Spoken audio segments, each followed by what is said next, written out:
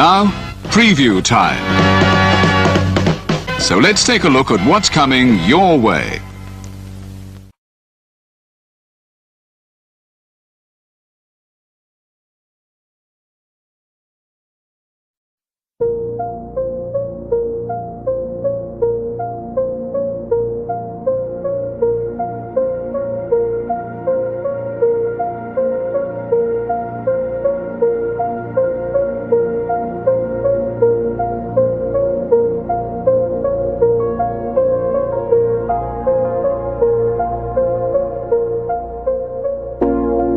It's out of my hands, but I'm still in control. It's out of my hands. You can never take away the power of my soul.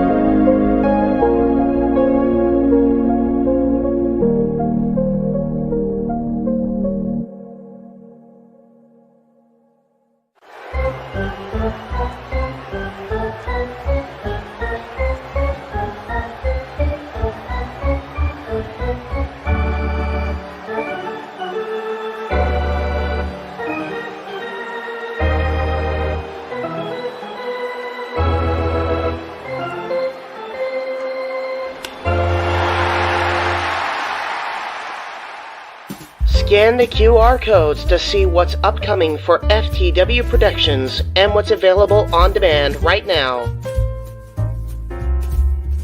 Button Master Stable Wars entire playlist. AEW Revolution Go Home Week, Dynamite and Rampage watch parties. Mistress Audio dramatic readings featuring voice actors from Weymouth Youth Wrestling. Elimination Chamber retrospective. All WrestleMania-themed retros by Wrestling Fortune 44 Incorporated. Star Wars Jedi Fallen Order Let's Play series. WrestleMania 19 Revenge Mode Let's Play series. All of A Simple Man's Brand Simply Predicting panels. Both episodes of The Don DeMarco Show. AEW Spark, WWE Aftershock, every show week by week. The entirety of the NASCAR Thunder 2004 Let's Play series. Past and upcoming Jeff Meacham Network watch-along coverage. FTW Productions watch party for WrestleMania Go Home Raw. A Simple Take, WWE Simple Takes featuring Cassidy 18 Studios. Super Mario Bros. Z voice acting. Episode 3 coming soon. Breaking news. ATW View Impromptu. WYW Intro and Immortal Stream. Wrestling with Idiocy Episode 7. Our favorite WrestleMania matches. Plugs have concluded. On to the video.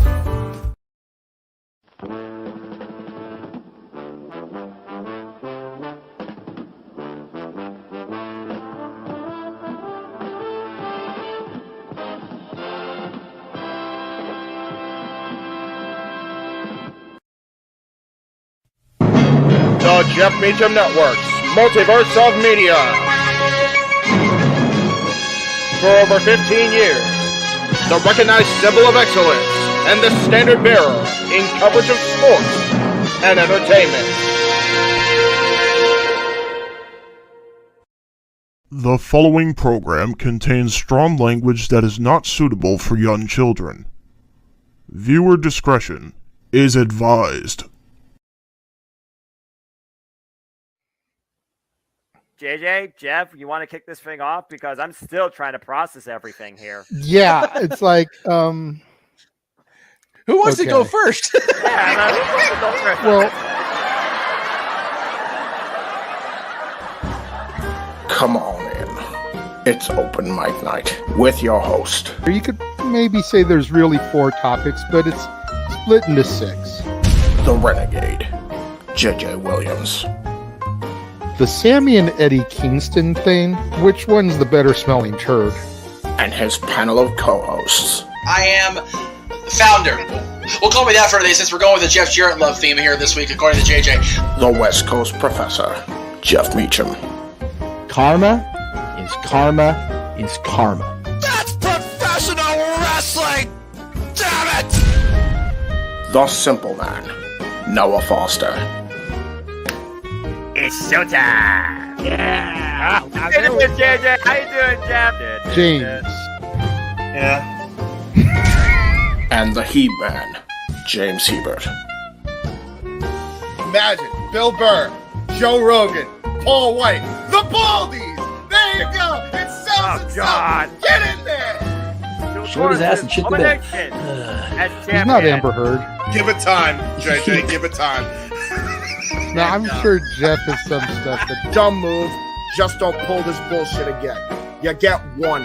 Tony needs to stop caring about the ratings. Bradshaw said as long as the ads are in place, we're not going to lose that third hour. Ring of Honor does not have to be AEW Live. They don't necessarily have to coexist with each other. We kind of saw that tonight to a degree. Along with a panel of guests. He is no longer glorious. Don't you bring that up. You want me to rant about what my NXT used to... No, we are done here for the night. I swear, James. Because you never know who may show up for open mic night. I leave our company in the capable hands of an extraordinary group of superstars, employees, and executives. The first thing that came to my mind was, it's about damn time. Amen. I literally touched everybody in the state's trash.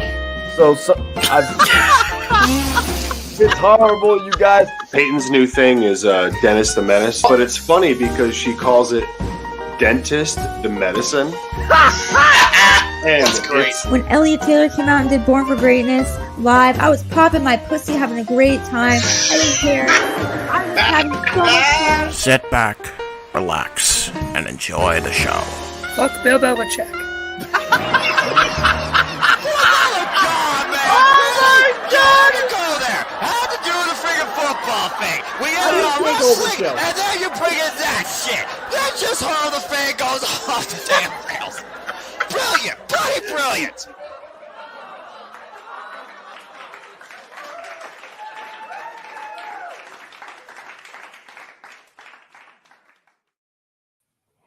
What is going on, everybody? Welcome to the Saturday Night Shenanigans that are Open Mic Night. I am your host, your moderator extraordinaire, the Renegade J.J. Williams. And I just want to throw this out here really quickly for all of you guys out there in the chat room that may wonder why we have such a long introduction package. It's because if we drop any naughty bombs before the 10-minute mark, boom, we're done.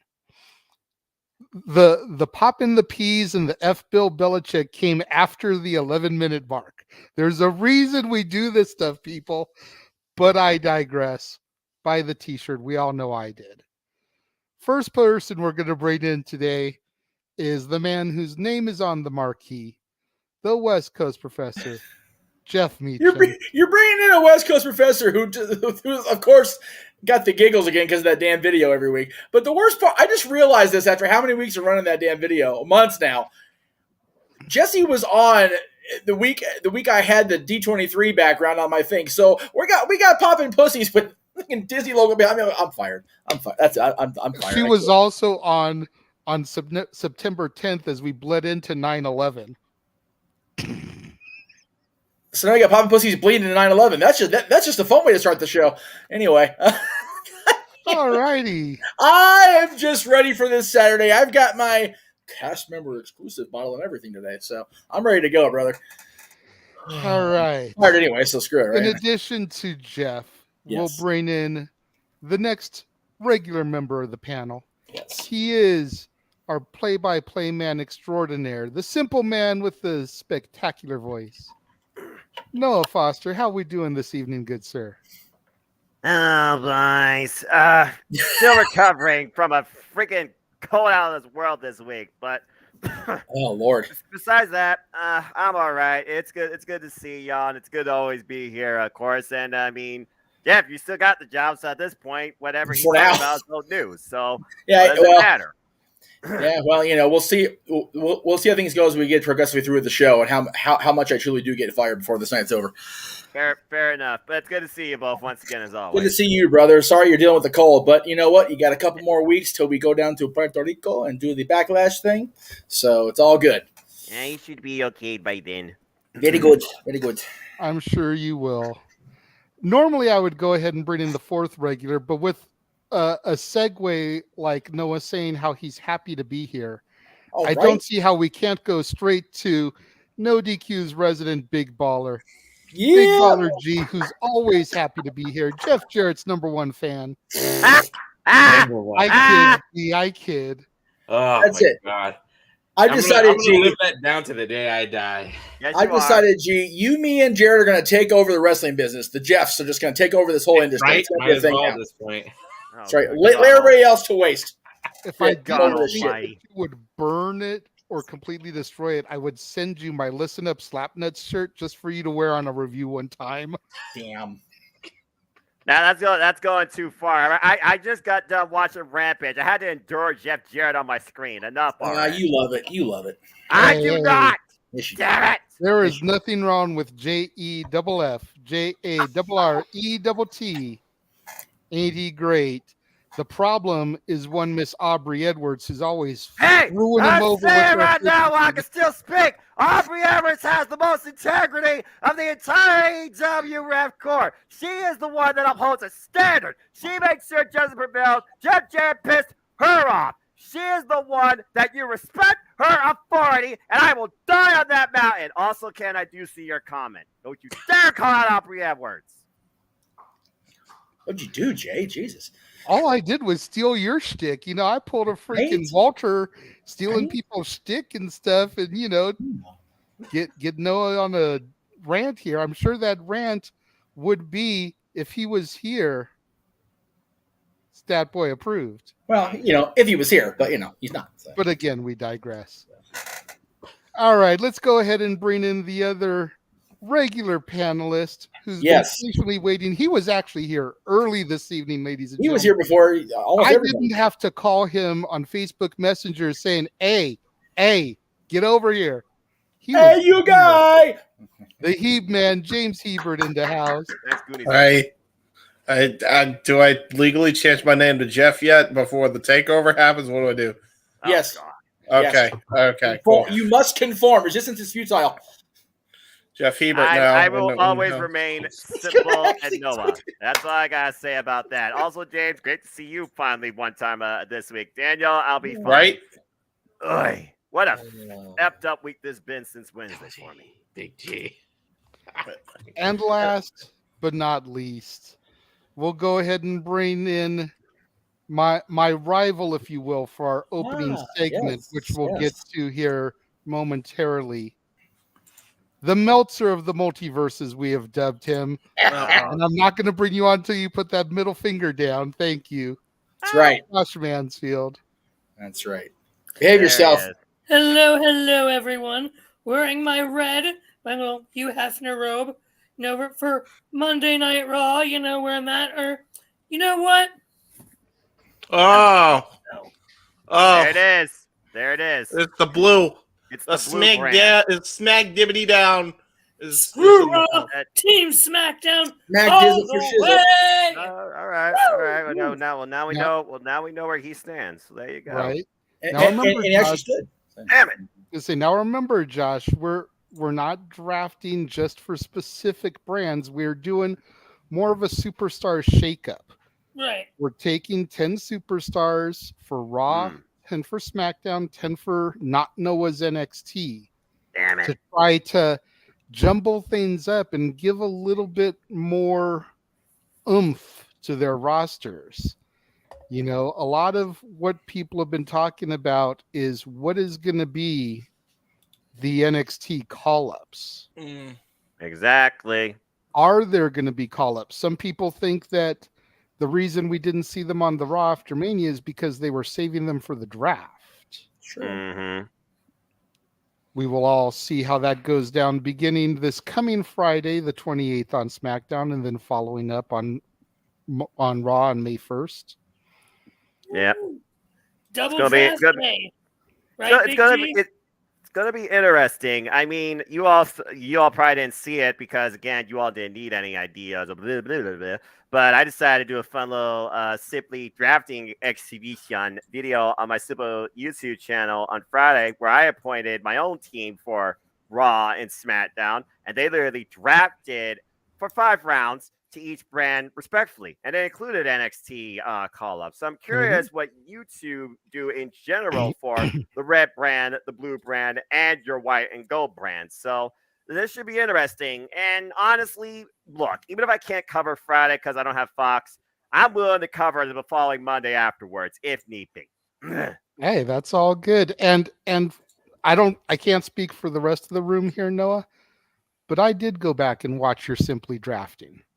Oh, not because I needed ideas, because I pretty much had an idea of what I was going to do, but I wanted to see what your regulars were going to do. Chris Rotz, Jeff Chadwick, Dwayne Atkinson, and Tim.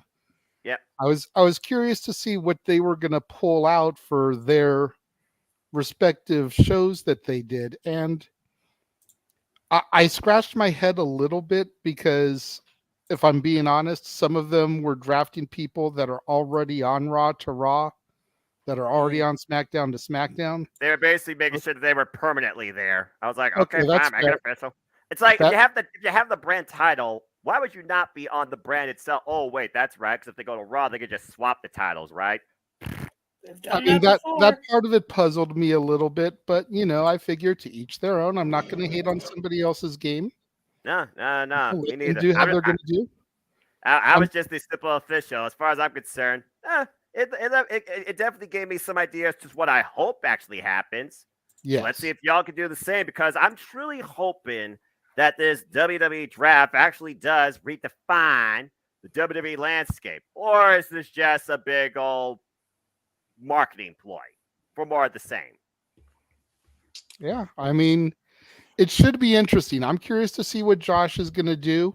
And I did throw it out there to the rest of you in the group chat. You know, I knew James wasn't going to do it. Jeff, G, did either of you come up with people that you wanted to draft? Are you going to participate in this, or is this just going to stick with me and Josh? I don't know if you were glitching or I was glitching, but I am actually not going to, only because I wasn't home for the week to go through it, number one. Number two, I'm going to be covering enough of the pre-draft shit on No DQ reviews, No DQ recaps this week anyway, so I figured I would just put my 2 cents in throughout the week. God help me.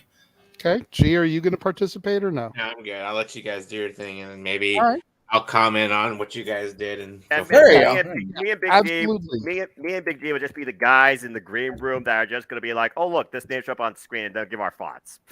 Yeah, absolutely. I'm open to and eager to hear. Somebody all better of your draft guys' this guy, the American Nightmare. That was the #1 overall draft pick in my draft by my teams. I'm curious and eager to hear your guys' thoughts about what we do here. Mm-hmm. Josh, I'm going to let you go first. Who are the 10 names that you are bringing to not Noah's NXT? Damn it. Damn it. So the 10 names I'm bringing from Raw and SmackDown to NXT. Mm-hmm. Let me start with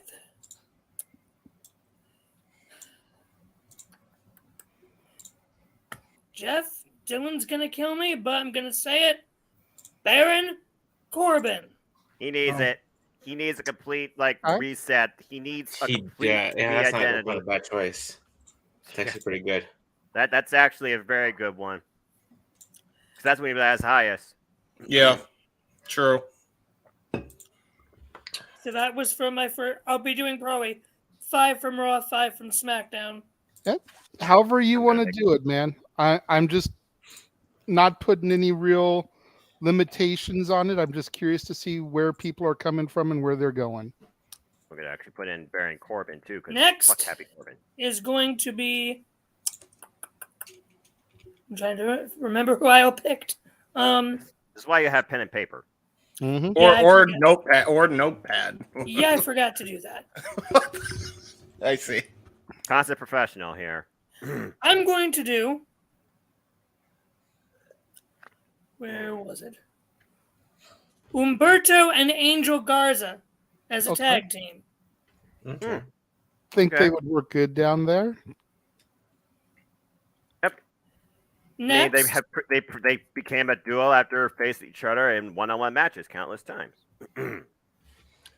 next from Raw, because she's actually on the Raw roster. Tamina.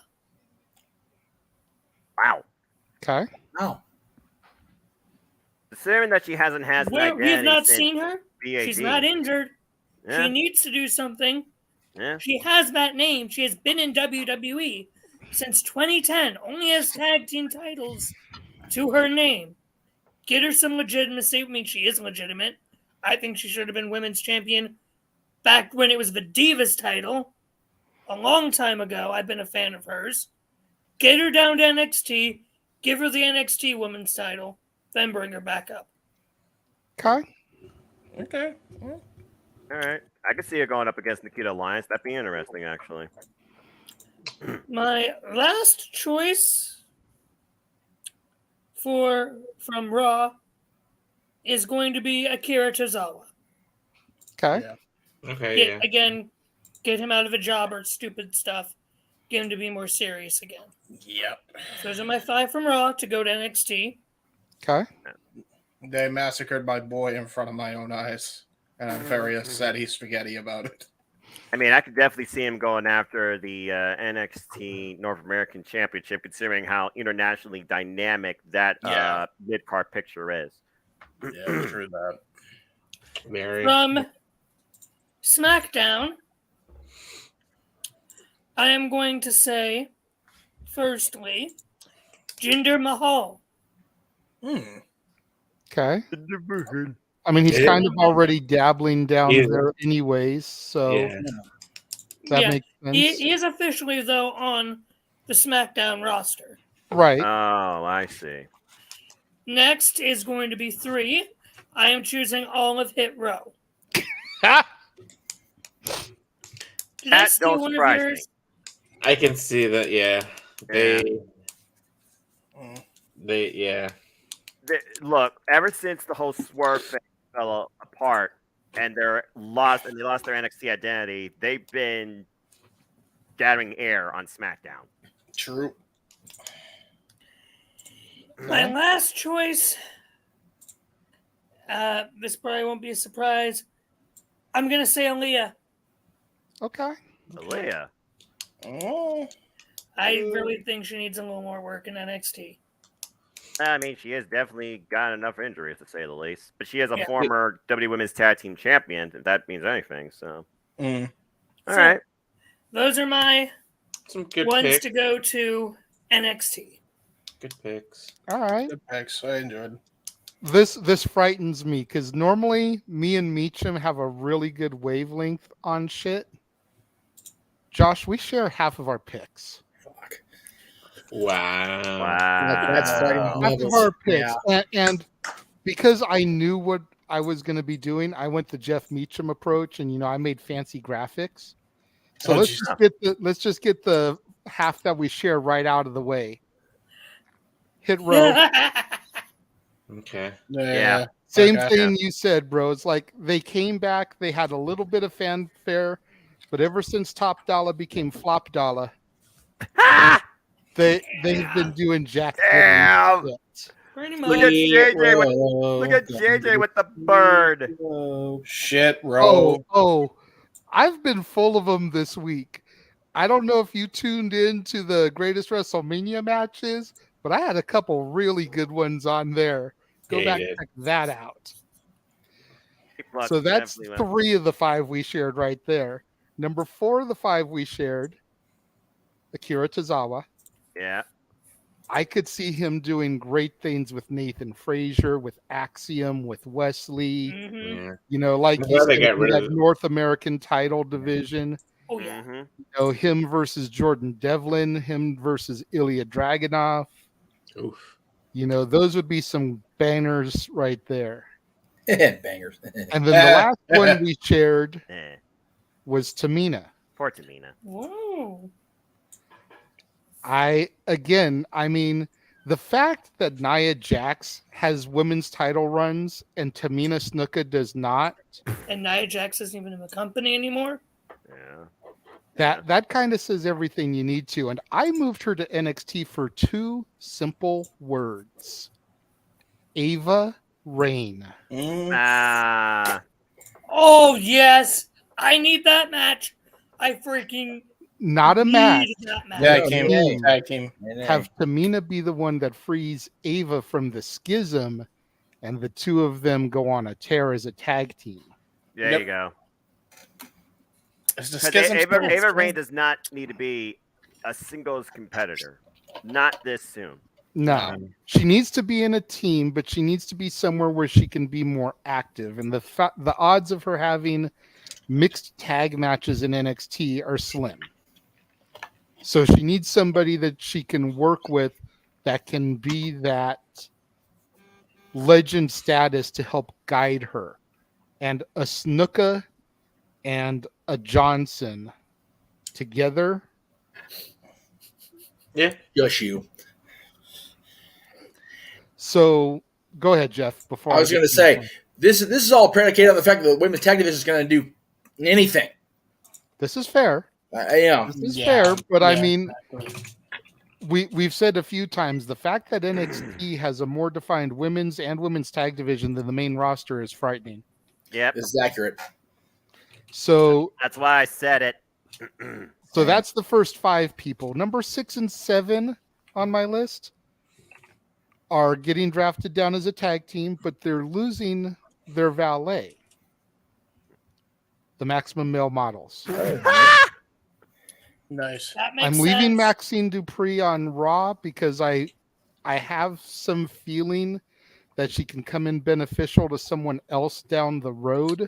Otis. But I haven't seen these two do jack diddly shit other than pose backstage since I started watching. Yeah, I don't even know at this point how you redefine them, but if it means that I no longer have to look at modeling gimmicks that make Vogue look embarrassing. They really lost something when they had Mace go up against Lesnar, and Lesnar pretty much beat the crap out of him back then, and they didn't do diddly squat with that. What they should do is move Mace to NXT, change Dijakovic's name back to T-Bar, and Mace's name to Douglas. That way you had the middle names of the Meacham Riff combination. Boom! Take over the tag team division. That's Douglas and T-Bar, the tag team champions. That's not gonna. That wouldn't work for creative. I'm sad that you disliked my idea. No, I'm gonna go pout now. Anyway, so yes, Josh. I like. Wow, that was nasty, Josh. You're wrong for that. Anyway. So that's my first 7. Now 8, 9, and 10 are being drafted individually, but I think you'll see a pattern here. Ruh-roh.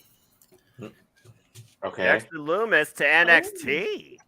Okay. Yeah. Candice LeRae to NXT. Yeah. Johnny Wrestling NXT. You're trying to recreate the way. This is the way, folks. I am. There is no secret that there's no love lost between me and Candice LeRae. Of course. None. However, what sold me on doing this was the fact that Johnny looked like he was home at Stand and Deliver. Ding, ding, ding. And the moment that they shared on stage after Johnny won his match against Grayson Waller, with Indy having just become the women's champion, leave Theory on Raw. He's doing gold, but put the four of them back together. You get Index back together. Yeah. You get the Way minus Theory back together. Yeah. You get a formidable stable back on that show again. Yeah, Dex really hasn't done anything since The Miz. Yeah, and Loomis ain't done shit since that whole Miz angle. Like, Right, for real. yeah. He, Right. he is True. there for nothing. Yeah. Absolutely. And Theory's so far beyond that. I mean, no disrespect to any of the other members of the Way, but Theory is in another level now, thankfully. So Yeah, he is. Yeah. He is. I can't argue that. Yeah. The chat room. While we talk a little bit about other thoughts of our picks and everything, to the chat room. Do you want us to do Raw or SmackDown next? Let us know. Audience participation here.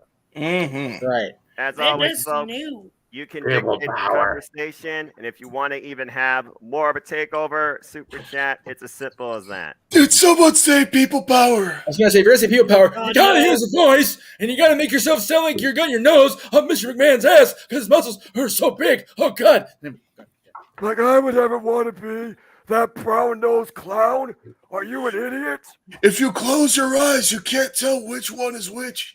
We all sound like Johnny Ace. All People are saying- of us. Anthony, People are I saying do, SmackDown. believe, Anthony, that the draft is just for Raw and SmackDown. That's why they're doing it on SmackDown this week and finishing it on Raw next week. Yes. But we wanted to try to include NXT because if you're going to purge and pillage from a brand, you need to replace their stars. Mhm. And I don't know True that. the process at the Performance Center, prior to making it to NXT television. So I don't know how many people are ready to come up to television, from the Performance Center. Exactly. So you got to replace some of those people with other superstars. And there's some people that have just been dying on television and could really use a drop down to NXT to kind of boost their career and rejuvenate it, like a Tamina Snuka. So it looks like we got 3 votes for SmackDown, 1 for Raw. So we'll do SmackDown next. Josh, you're representing the blue brand. You've got the shirt. Let's see who you're drafting to SmackDown. From Monday Night Raw, I am drafting to SmackDown. Big G, you're welcome. The American Nightmare, Cody Rhodes. Wow. So you Speaking made of Cody Cody Rhodes Rhodes. the face of SmackDown. That's No, an they're not interesting. doing it, That's but an interesting. Gentleman in his soul. Yeah, Main that's event match went down the hole. All right. I mean, again, he was the first overall draft pick in my draft too, but he was still staying on Monday Night Raw. And without Raw having like the superstar, I would say Cody Rhodes has been that guy without the title. But now he's on SmackDown, so I'm curious what else you got in mind. Very interesting. Well, my next pick is from NXT. Okay. Dang it. And that would be Ilya Dragunov. Ungba Sigma, the okay. former NXT UK champion, Man, and the that's one a of good might choice. I add, one of the only people in WWE history to beat Dunning General Walter. In fact, handed Walter his first defeat in WWE. No doubt. I would love to see a program with Ilya Dragunov and him, but Ilya could rule SmackDown with an Iron Fist of Mother Russia. Yes, From Monday Night Raw, I also, even though he is currently injured, I draft to SmackDown the phenomenal AJ Styles, and the Good Brothers. Oh, see? Yep. Okay. As a unit. Okay. As a unit. I forgot that the There you Good go. Brothers were even part of Monday Night Raw, so there you go. Yeah. But yeah, the OG who once ran roughshod over the Red brand. Of course, Good Brothers are former Raw Tag Team Champions. AJ Styles, a former WWE Champion. And SmackDown was literally the house he built in the original brand split in 2016. Good By the stuff. way, before you go on to the next pick, Josh, I love how he says NXT, dang it, instead of damn it, but he says fuck with Belichick in the opening. I just find that tremendous. He's not swearing certain words. Dang it. Yeah, double standard. Just Josh. throwing that out there for shits and giggles. Anyway. I mean, you know, just all the facts. From NXT to SmackDown, I am drafting the Creed Brothers. Ooh. Now that's a collegiate tag team I could get behind. That gives me shades of the greatest tag team with their background and drive. Former NXT tag team champions. And of course, foundation of the Diamond Mine. Exactly. And to complete that unit into a new faction, I split up a tag team on Raw to draft to SmackDown. Shoosh! Chad Gable. Thank you. I would love to see that. That's good. I like that. And again, Chad Gable, former Raw Tag Team Champion, the only accolade actually in his illustrious WWE career. He could be literally lead as a mentor towards these two guys, and you could see these three collegiate athletes definitely try and take over. I like it. What about my boy Otis? Are we just going to leave out Otis? He's a collegiate athlete too. He'll be fine on his own. Hey. He can still be a part of the group. Really quickly before Josh continues, Elizabeth, AJ is injured. Yeah. And I believe the Good Brothers were in the Andre Battle Royal. They were, and I was trying to mention this during the No DQ review, but you know, I don't get to talk much because Aaron and Virtue know better. Quite frankly, the fact that they had all this big tizzy about Anderson participating in that at Tokyo Dome, and they ain't done shit since Tokyo Dome. Yeah, I find that hysterical. Anyway, continue, Josh. Just wanted to point that out to Liz. Yes, the freaking logic. LOL. Now, I have my 5 people from Raw, got my 3 from NXT, so I'm going to draft 2 female stars from NXT as my last ones for my 10. Okay. And that will be Cora Jade and Nikita Lyons. Now, you know he picked one of those 2 at least, my brother. What? I said, you know JJ picked at least one of them 2. Oh, yeah. Well, I bank on that JJ picked a lot of those ones for SmackDown. Or Jade, resident mean girl, of course. If I would have known that JJ was doing graphics, I would have picked mine ahead of time and sent them to Jeff or JJ. Yeah, well, if we're picking graphics of NXT females, I'm about to make sure I censor both of y'all, causing problems for me. You know, swear words are bad enough. I will say, as far as just SmackDown goes, we only share 2. Okay, good. Oh, you did draft to SmackDown some people that I drafted to Raw, but as far as just coming to SmackDown, we only share 2 people. Okay. And that is the Good Brothers. Oh, there you go. Okay. So Carson, look out. Okay. I figure separate them, get them away from AJ. No disrespect, but the wannabe Bullet Club thing just isn't really working in WWE. Throw them on SmackDown. They can feud with the Viking Raiders. They can feud with Legado del Fantasma, the LWO. They can feud with a bunch of other teams. Like they've got a good stomping grounds over there on SmackDown. I think they'll do really well. They've got Imperium over there. The first female I'm moving to SmackDown from Raw. From Raw. Oh, Asuka. Yeah. Okay. According to Wiki, Xia Li is on SmackDown. I'm thinking let's put them together. Asuka could try and redefine herself like she did through that one stint, going through all that pain under Tian Sha and Asuka, of course, now Kana. Two could Mhm. definitely be an interesting force to be reckoned with. Okay. And of course, Asuka is a former SmackDown Women's Champion. Also coming over from Raw officially. Now, this person's been seen on SmackDown a few times the last couple of weeks, but she is technically a Raw superstar. The hot mess, Chelsea Green. Ah, all right. Well, I mean, they just literally challenged as well for the WWE Women's Tag Team Championships. Recently came back, of course, at the Royal Rumble. We've seen her and Sonya Deville come together as a duo, but Chelsea Green also, given the opportunity, she could surprise us on the blue set on the blue brand. I think let's I'm gonna be put them starting with that. together full time as a team. Let's give her Rhea Ripley to challenge because she ain't beating Bianca. I'm not saying she's going to beat Rhea, especially right now, but I think that if I was betting, I'd bet on her to beat Rhea before I'd bet on her to beat Bianca. That's a fair take. Just throwing that out there. Again, I'm fair not take. saying Rhea's losing now, but over the two, I could see her beating Rhea over Bianca. Yeah, gotcha. With that in mind, my first NXT call up, also a female, and this one might surprise people because I am not her biggest fan.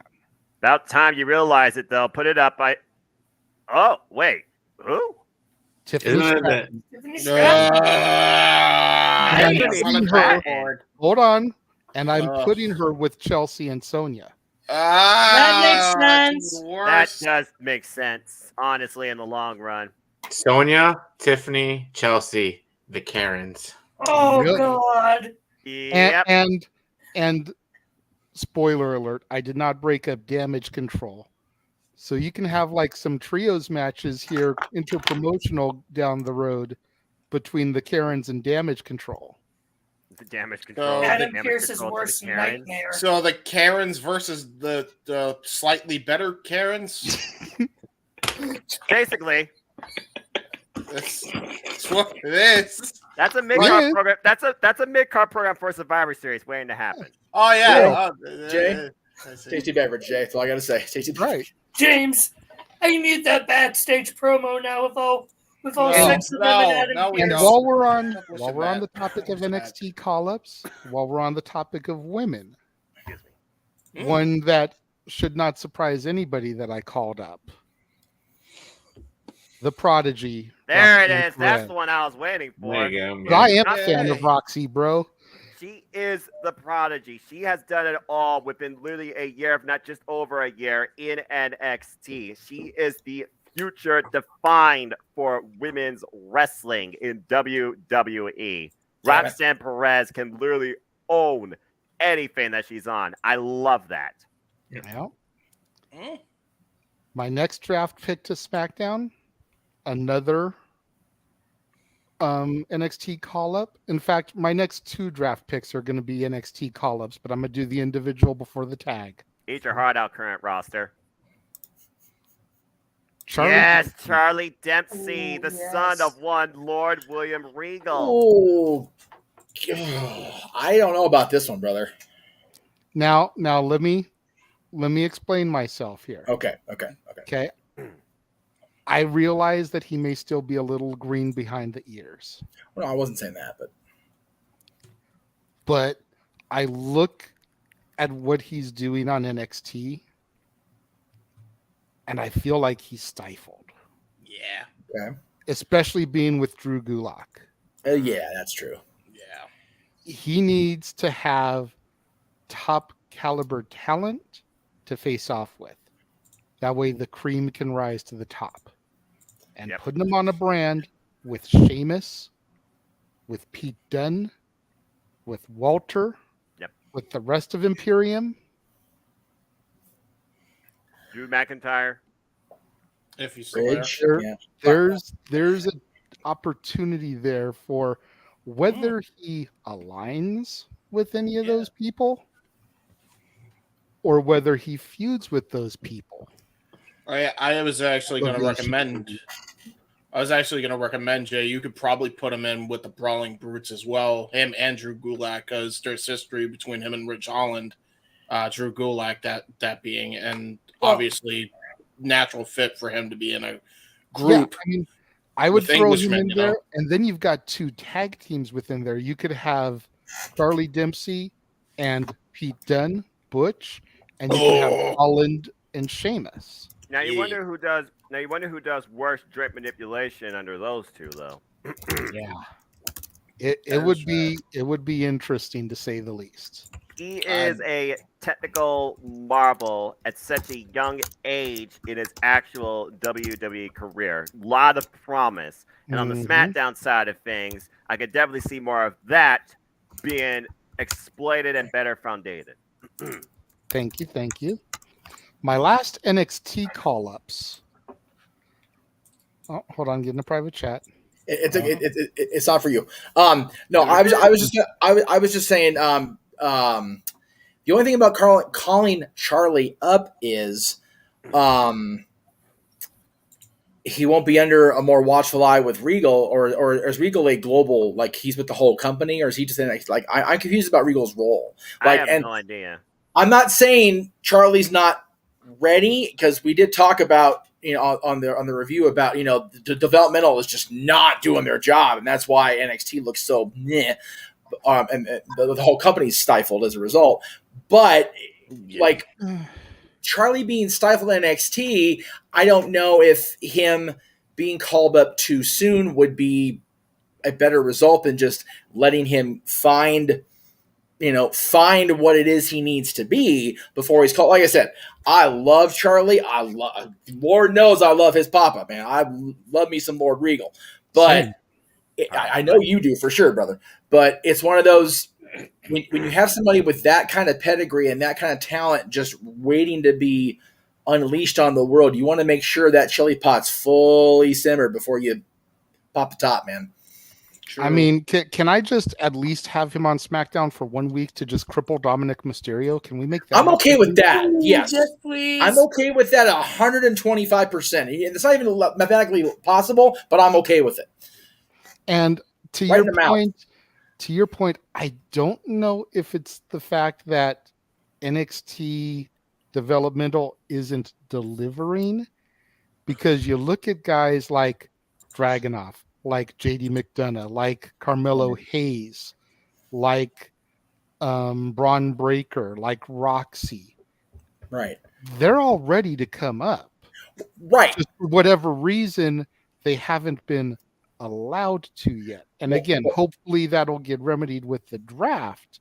But it's like we said, as far as drafting people to NXT when we were questioned about it, it's like you've got to replace those people once you do. And like, I don't know about the people within the performance center yet. Yeah. And see, I think it was Tito that was making that bitch in the review. Forgive me. I'm sorry if it wasn't. He was going off on that diatribe. Whoever the hell it was. So it's one of those, he's not wrong in that the current crop on Raw and SmackDown that were bred out of the NXT and before at FCW system, and even the older guys out of OVW, they're just not delivering anymore. So you've got guys on the roster that did go through developmental and either hit pay dirt right away, or they've just been kind of treading water. These kids that are ready to come up, they're ready to come up. But as you said, we have no knowledge of the current crop of PC people because they haven't released a lot of that information anymore. They had the last class that got talked about, but it's been a lot less indie people and a lot more, these, whatever they call it, the college athletes. The college athletes on that one show. NGL, yeah. Got one from my college coming in. And it's one of those, I don't know these guys from Adam, so I don't have confidence either. So I get why WWE hasn't called the kids up, because you said if you call the kids up to TV or to Raw or SmackDown and you're still, that's the biggest problem they have with having NXT be a weekly show. They should have never friggin' done that. At least not on USA Network. Yeah. Ding. Mm-hmm.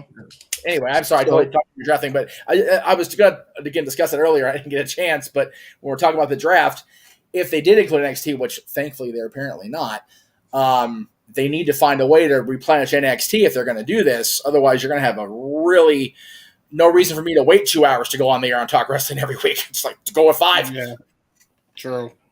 Yeah. So my last NXT call up to SmackDown. Oh, boy. There you go. Right on. Yes. I'm all right with it. Yes, The- boy. Pretty Yes, deadly. There's a boy. reason I got rid of Maximum Male Models from Raw. Send them down. It's essentially the same gimmick at the Yeah, it's end of straight the up. day. Yeah. They just do it a hell of a lot better. And they're So former much better. NXT and NXT Yeah. UK tag team champions. And that was Noah and I's NXT UK. Damn it! Damn it! And Crack your wrist a lot, Big G. my last pick for SmackDown is only last because I wanted to show Pretty Deadly before I showed this individual. Trust me, there is no reason for this man to be last in anything. Oh, okay. But he is being brought over to help manage these guys because he hasn't been doing a whole lot lately. And I think managing these guys will help reinvigorate his career. Dolph Ziggler. Yes.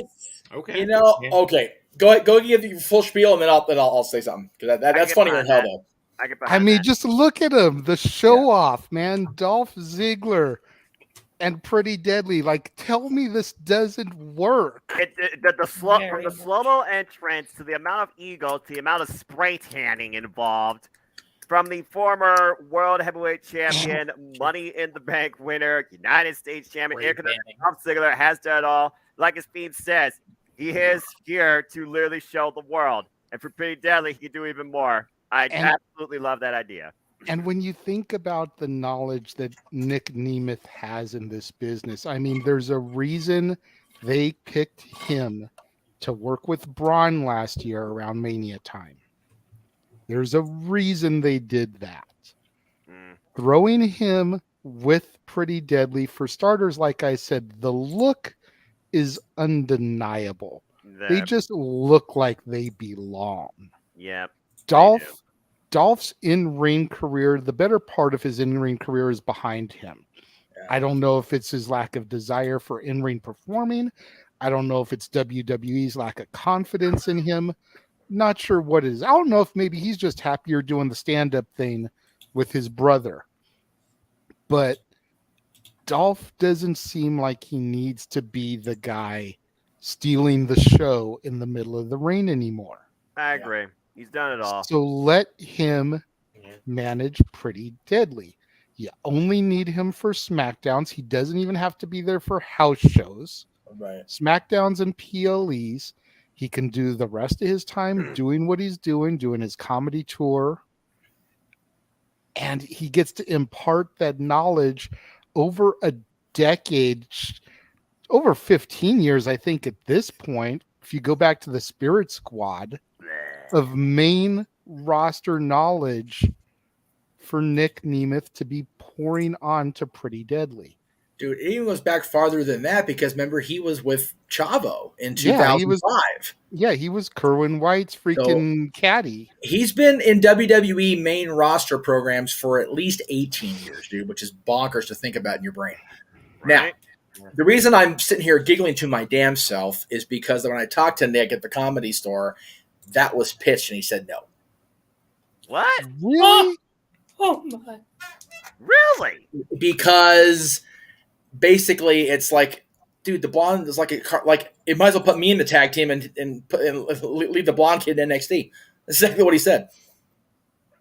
Damn. Because he looks just like the guy. It's like I mean, if you put them side by side, it's like clones. So yeah. Hot damn, you're right. And number one, number two, SmackDown's on Fridays. What are the hottest comedy nights of the week, Jay? Friday and Saturday, rather. It's he did it. Okay, yeah. So such You just burst Renegade's bubble so bad. I wasn't trying to. Thanks, I was. Hey, all I'm saying is I love the idea, and when I actually, he didn't say it to God and everybody. I asked him, I'm like, are they bring back to TV? And he's like, well, they wanted me to work those the Yes Boys, and I'm like, Pretty Deadly goes, yeah. And I'm like, well, why are you gonna? No, I don't want want to work on Fridays if I can help it. I said, oh, okay. Hey, man. It's because Dolph didn't want to work Fridays. Okay, yeah, no, I don't blame Had to get that Oh, joke it's in funny, there. Jeff. I was thinking the same exact. Except Pretty Deadly, I will say, is better than a JBL single run, but oh, that's too funny. You're not wrong, Josh. I'm in agreement. I am a huge Hogan mark, and that is what it is, and that's why when the original proprietor of our NoDQ.com Instagram put this logo on Hogan's chest, I went ooh and then we had the shirt made. So. There you go. Anyway, yeah, sorry to burst that Dolph bubble. I would love to get Dolph back on TV every week, but or at least to the SmackDowns and the PLEs. But it's you literally made the pitch for me. He's very happy doing the comedy stuff. We had a blast WrestleMania week, and I from what Paradise Kitty told me the night after that, they had an unbelievable time with him and Ryan doing their shit. So, yeah, he's like, you need me on TV to come do a job, I'll come, then I'll go back and get paid more elsewhere. So, wow. Wow. At this point, let him go to AEW. Yeah. He doesn't want to go. He has no desire to be on that AEW thing because that would totally burn Ryan's momentum completely and thoroughly. Ryan gets that shit enough as it is. I gave him shit at the Viper Room when he came to get the Kitty show and Nick didn't. So, just saying. Yeah, Ryan has no desire to have Nick there and vice versa because they would totally take away what little thunder Ryan does have. Yeah, that makes sense. All right, Josh. Honestly, for that. All right, Josh. Yeah. Who you drafting to Raw? Okay, let's get to Monday Night Raw. Put the jacket back on. Put the jacket back on. Put the gimmick. Hold up, we're not with it. Come on. Monday Night Raw. Hey, Renegade, I got technical difficulties. Looking for his jacket. He lost his jacket. Oh, there He lost his jacket. So you need the freaking. I'm too tired. By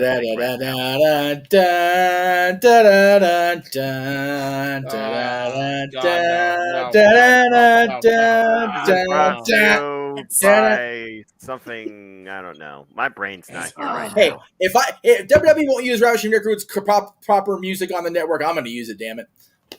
You're better off using the Wingman's music here. Good grief! And all they have is a 3-piece sax band. I'm going to try to get the belt loop, which is coming undone. Whoa, we're losing belts. Cut his camera quick. Right. Well, there you go. Oh, there it is. This show was TVMA, folks. We warned you. I mean, there was a disclaimer in the beginning. They didn't watch the beginning. That's their own fault. Okay, there we go. All righty, let's see here. That! Woo! All right, Mansfield, who you bringing to Raw now that you got your Hefner robe going? Okay, from Friday Night SmackDown, God Almighty. I draft to Monday Night Raw. The reigning, defending, undisputed WWE Universal Heavyweight Champion, Roman Reigns. So that he can show up for 3 shows over the course of a year. And Fox will be pissed off with you. And promptly drops the WWE Championship to take the Universal title with him to Raw. Get a new belt. So that way, So we go back to the red Universal title. We go back to the red and black, basically. And then keep the WWE title on SmackDown. Or can we WWE champion? I mean, I guess that could be something special that could happen at Night Champions. I don't know. I think he should. I think Cody should at least dethrone him for the WWE Championship at MSG at least. Yeah. We'll see. Yeah. I'm sorry. Elizabeth, you're on point. That shit. That's my fault. That wasn't really anybody else's fault. All right, Jeff. 9 more to go, Josh. From SmackDown, my first call up is Tyler Bate. Oh, there we go. I like that. Big strong boy on Monday Night Raw. But he's a counselor for Chase U. He's great. Fuck that. Because what I'm going to do is this. With my next pick from SmackDown, I split up the Brawling Brutes to draft Pete Dunne. Wow. Back together. The two that began the NXT UK brand in the first place, the two inaugural NXT UK champions, and 2/3 of the group that was known as Strong Style. Yep. Noah, you're welcome. That actually might make me. That actually probably would make me tune into Monday Night Raw almost. What if he could be? What if he could be both Butch and Pete Dunne? Then he could be Butch on SmackDown and then Pete Dunne on Raw. That's like an identity crisis. That's like having King Nakamura on SmackDown and Shinsuke Nakamura on Raw. And yeah, why not? It would be like having Ezekiel on Raw and Elias on SmackDown. Ah, God, no.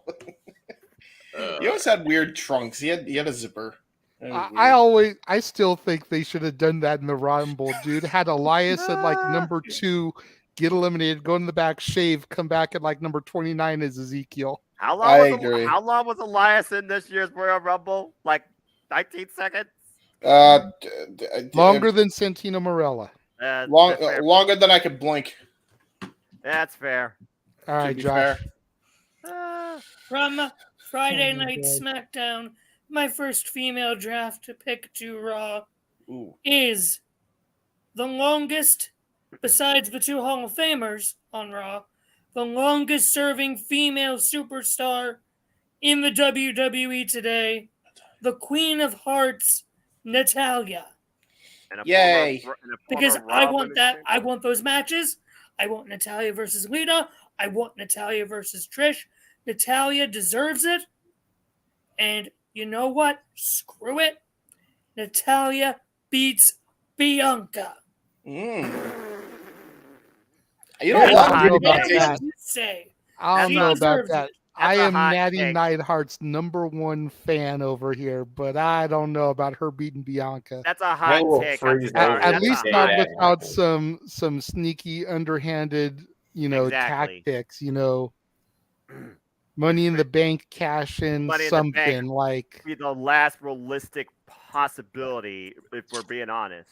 If that match ever does happen for real for the championship, I want eyes and cardiac monitors on JJ at all times. I will call. You got Natty and Bianca in the same match. He gonna lose his shit. I will call it personally, just to make sure JJ is forced to call it and pick a side. For real, welfare check, like on this boy, like the whole match. Yeah.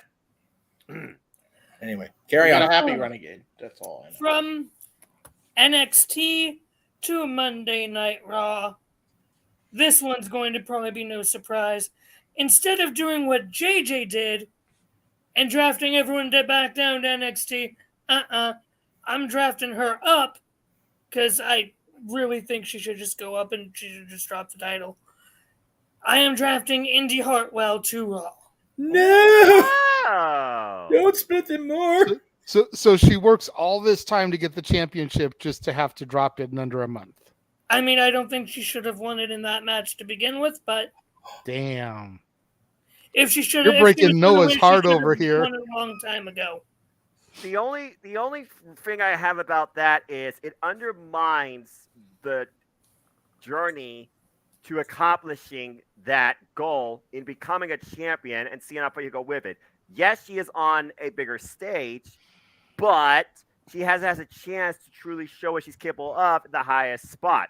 Putting her on Monday Night Raw, you're putting her in an entire pool of mess that she has no idea what direction she's going to go with.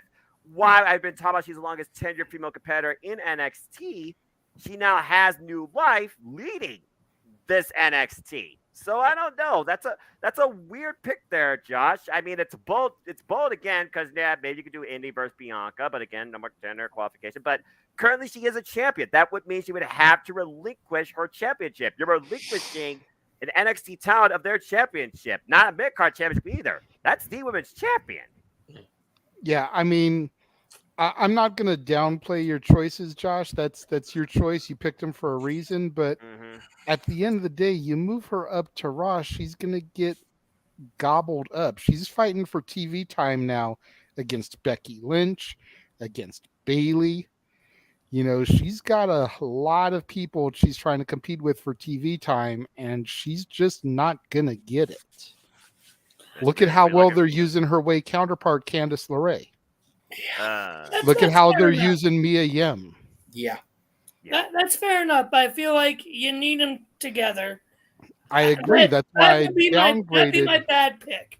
That would be my one bad, stupid pick. Well, I mean, the draft has botched people up before, and somehow, like, oh, never mind, we're going to put him back down there, put him on the other brand. So, I mean, you know, weirder things have happened, supplemental and, you know, switch up. So, to be fair, also, Indy never actually had a journey. She just lost a bunch of matches on Level Up for no freaking reason, then won somehow to get it into the ladder match and then won the title. She was on level up. Yeah, for a long while. Oh, I'll uncover those matches and everything. Like they exist. I don't know why she was just on Level Up doing nothing, but she was there and winning. She won. I think she lost some matches and then she was doing nothing, and then all of a sudden she won, and then she got the belt. So Josh does kind of have a point there. Like, she was really doing absolutely nothing until she just won randomly and then won again. Well, either way, if you put the way back together, she can be protected if she has Tyler or not, because she has her axe building husband with her again. So there is that. You know, that is true. Yeah. Continue, Josh. Continue. Okay, from SmackDown, I am going to draft Xia Li to Raw. Yeah. To put her with Asuka and Io Sky. He's forming a Black Lotus triad. No, I do not care. All right.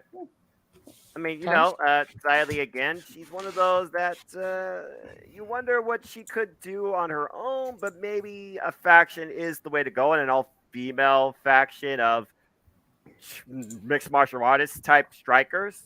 That could be something. My next pick from NXT.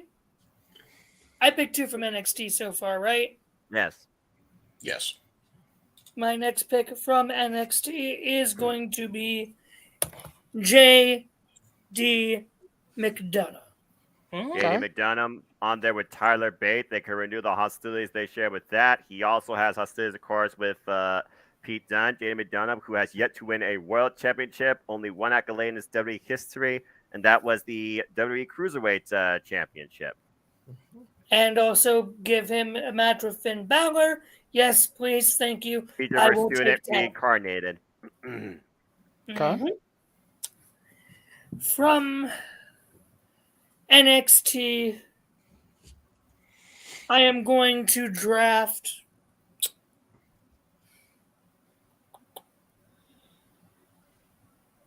you know what? What? I'm going to say it.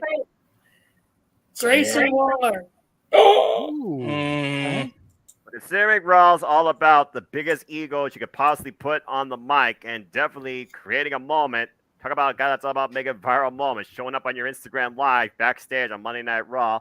Grayson Waller formerly challenging for the NXT Championship twice, and is going to challenge for it again against Carmelo Hayes. He is somebody that makes sure that you recognize him as must-see. And maybe that could lead to something else from another star in particular. So, not a bad pick at all for the red brand. So I have 2 picks left, one from NXT, one from SmackDown. My last NXT pick is not going to be who you expect it to be. And who do you expect it to be? You guys all expect me to say Bronson Breakker. No. Sure. Yeah, sure. I choose Cameron Grimes. Cameron Grimes. To the moon. Former $1 million champion, former NXT North American champion. There you go. I will say Breakker has a little feud going with Chase U. I don't think you call him up just yet. Have him get his feud there. Have him do a couple other little things. Bring him up after SummerSlam. And why is he feuding with Chase U? I have no idea. I don't know. That's weird. I really don't. Yeah, I don't really know either. Like, it doesn't make sense to me. The only thing I can think of is it's a filler feud until they can bring him up to the main roster, probably with the draft. Is he a heel? I mean, he turned heel after losing the belt to Mello. Yep. I don't think you should draft him up as a heel. That's why I'm saying give him a few months, turn him babyface before SummerSlam, then send him up. Yeah, fair. Or if Cody wins, you've got a ready, and Cody wins, and you get one of the secondary titles off a heel. You've got a ready-made feud for him either way. Now, either way, I figured Braun Breaker would just put in his contractually obligated rematch or whatever. So I mean, there you go. Well, anyway. My final pick then, from SmackDown to Monday Night Raw, is Bray Wyatt. Okay. All right. We haven't heard high nor tail of that guy since freaking Royal Rumble and that program that was being developed and just went. But again, Bray Wyatt, also a former WWE champion, and also he and the Wyatt family, they were a mainstay of the Red brand for a time being. So again, no stranger to the Red brand at all. Not a bad pick. So interesting list there, Josh. In the meantime, before we move on, we got a super chat from Emmanuel. There's the cue. Do you think NXT gets some help drafting superstars that are hurting in the main roster? We addressed this in the beginning because someone pointed out that they don't think that NXT is participating in the draft. I think WWE is not going to have NXT draft people, but NXT talent is available to be drafted to Raw or SmackDown. At least that's the way it appears to be with the way Triple H is saying things in the commercials and his promos and whatnot. Yeah. Otherwise, they would be doing part of the draft on Tuesday, May 2nd. Yeah. As opposed to just Monday the 1st. Right. Mm-hmm. So, unfortunately, Emmanuel, I don't think NXT is going to get to draft superstars that are hurting. Although Josh and I both started off our little mock draft here with drafting for NXT and giving them Raw and SmackDown superstars that we feel could benefit from going back down there. Mm-hmm. Mm-hmm. And real quick before I pass it off to JJ for his drafting to Raw, well, celebration here for getting through that. Little Undertaker would be proud of this. Well, maybe not completely. Jack Daniels and Coke. There you go. Cheers to you awesome motherfuckers. Yeah, more of a pride from Lemmy where he's still here, but we'll give you the Tornado with the hot take of the night. Draft Vince to the retirement home. Please. I agree. I don't think you're going to get argument from anybody on that. Go ahead. I only say no because Vern Gagne was in home. He ended up killing some poor motherfucker, so we don't need to Vince him. Everything else. I'm just saying. Okay, I agree with Jeff. Then jail. Okay, cool. I'll second that one. Come over here, Vinny. Go ahead and drop the soap, Vinny. There we go. Oh God! All right. Oh God! No! Oh no! It's Bradshaw! It's Bradshaw! No!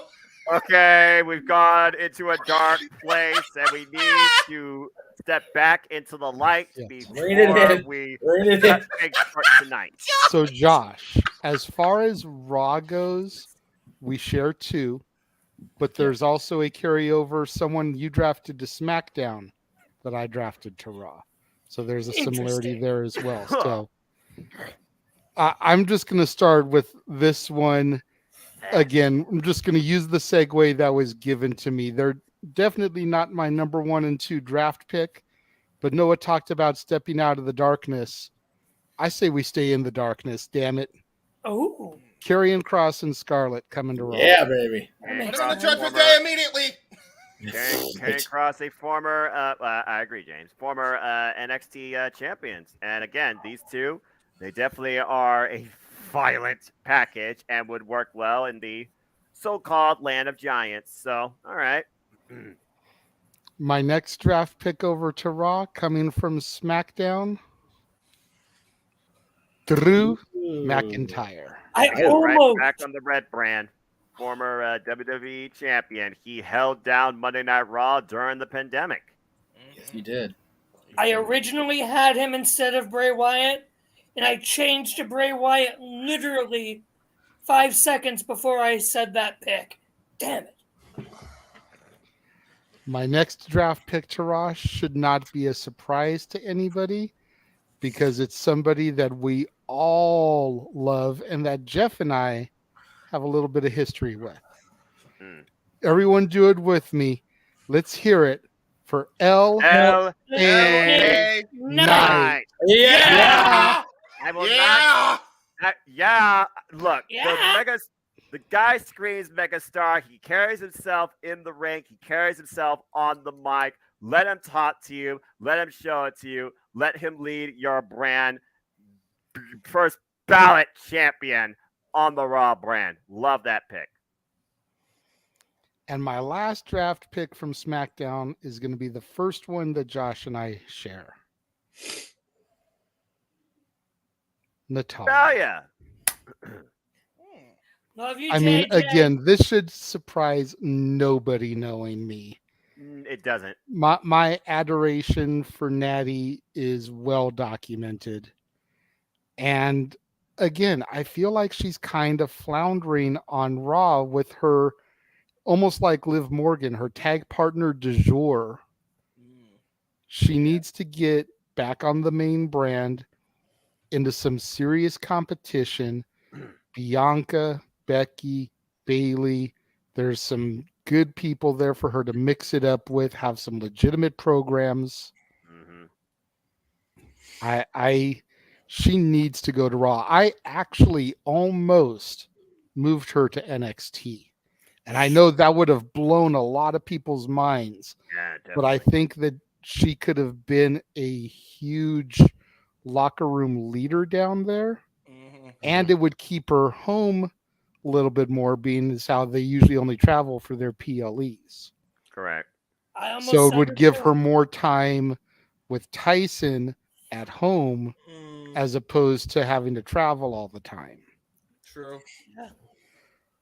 And train, because she helps Tyson with training in the new Hart Family Dungeon.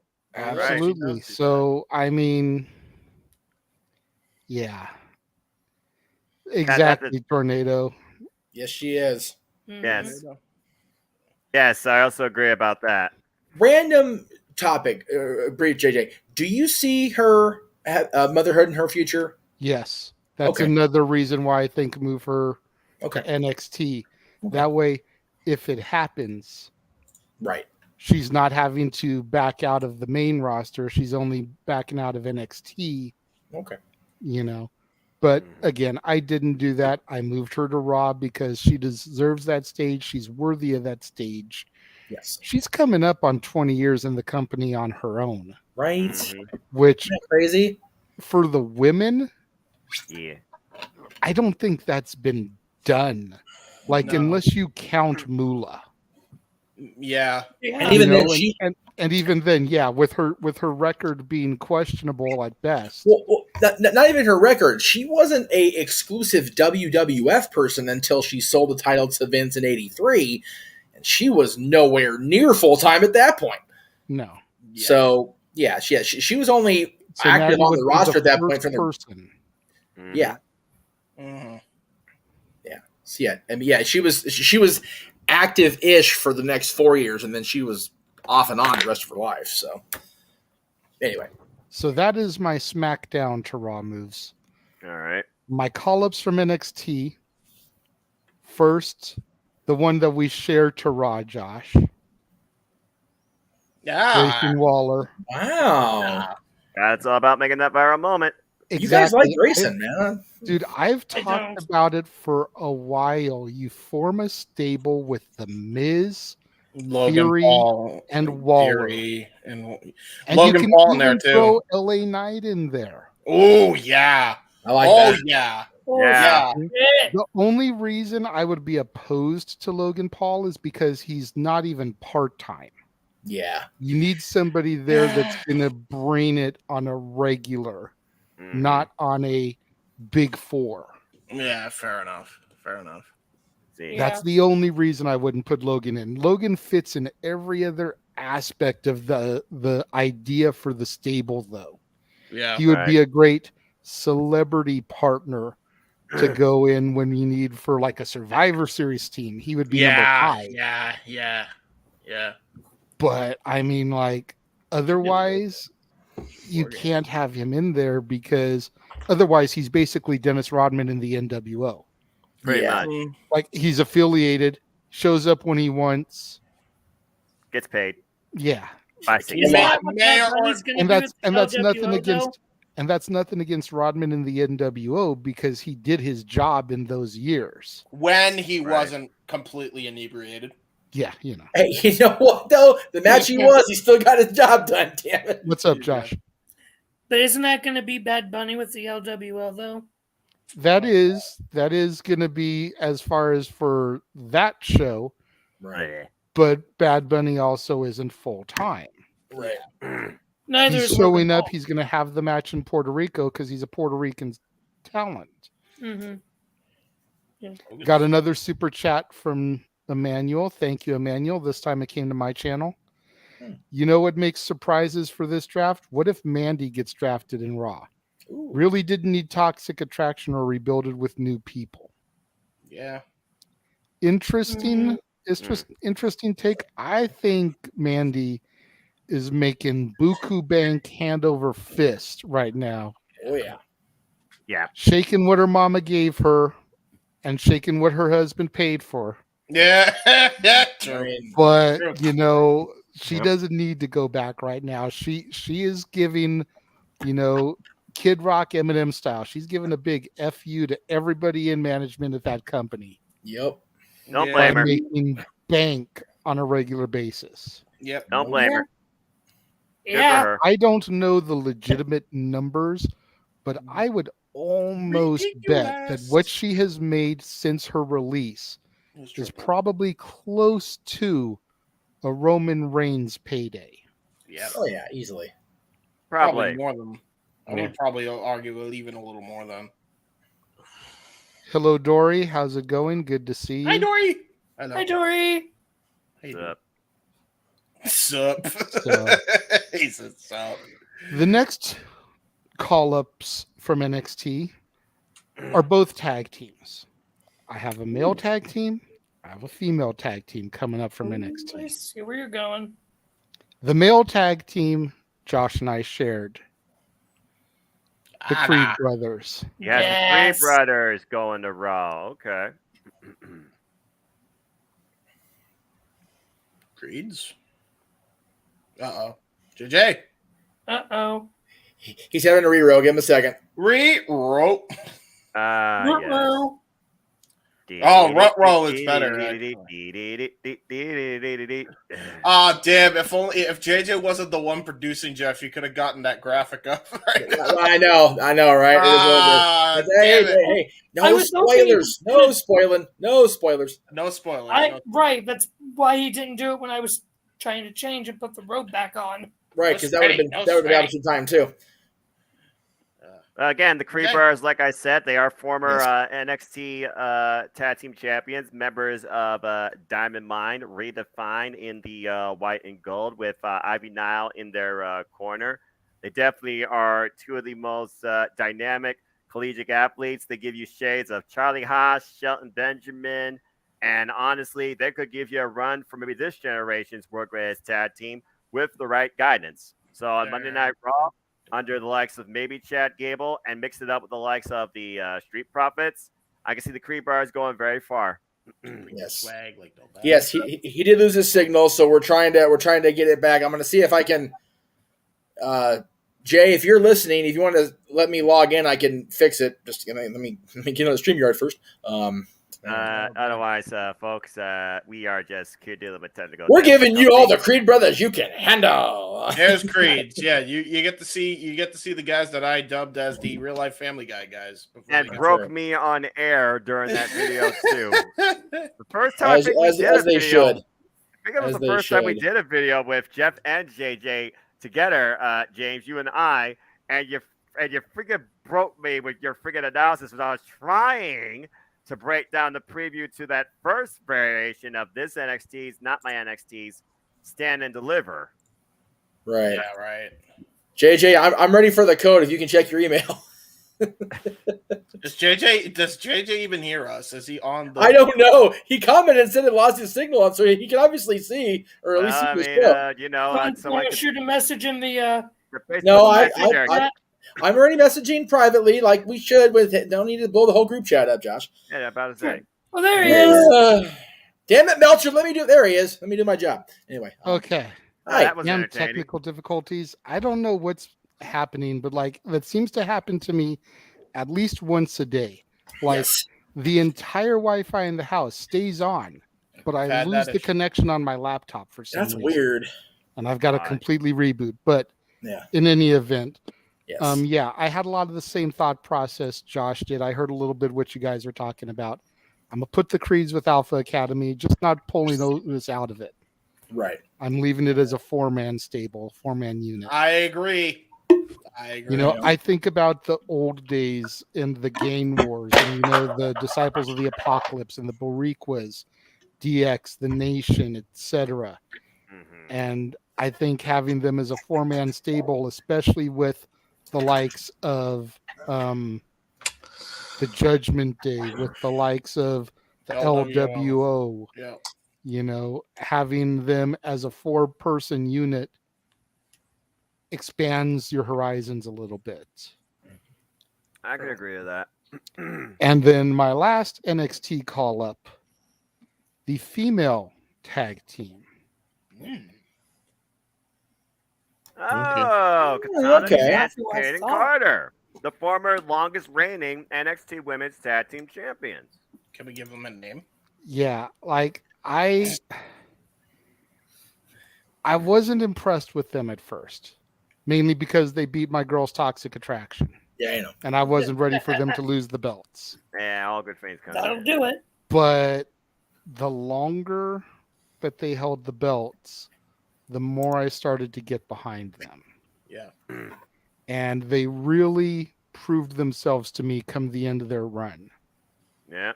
Where I think they would be a great asset to the floundering main roster women's tag division. Yep. Can we give them a name? Do you have a name in mind? Existence thereof.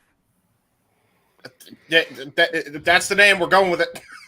Existence thereof is their name. I was talking about the division, you idiot. Oh, that's true too.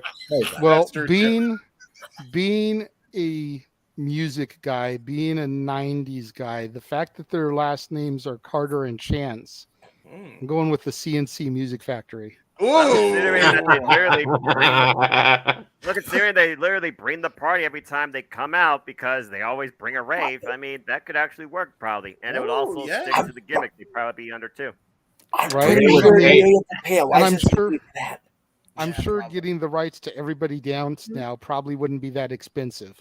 Everybody Dance. They would make I get the Chance part. I don't get the Carter part. Yeah, because Carter's C, isn't it? Mm-hmm. Katana Chance and Caden Carter.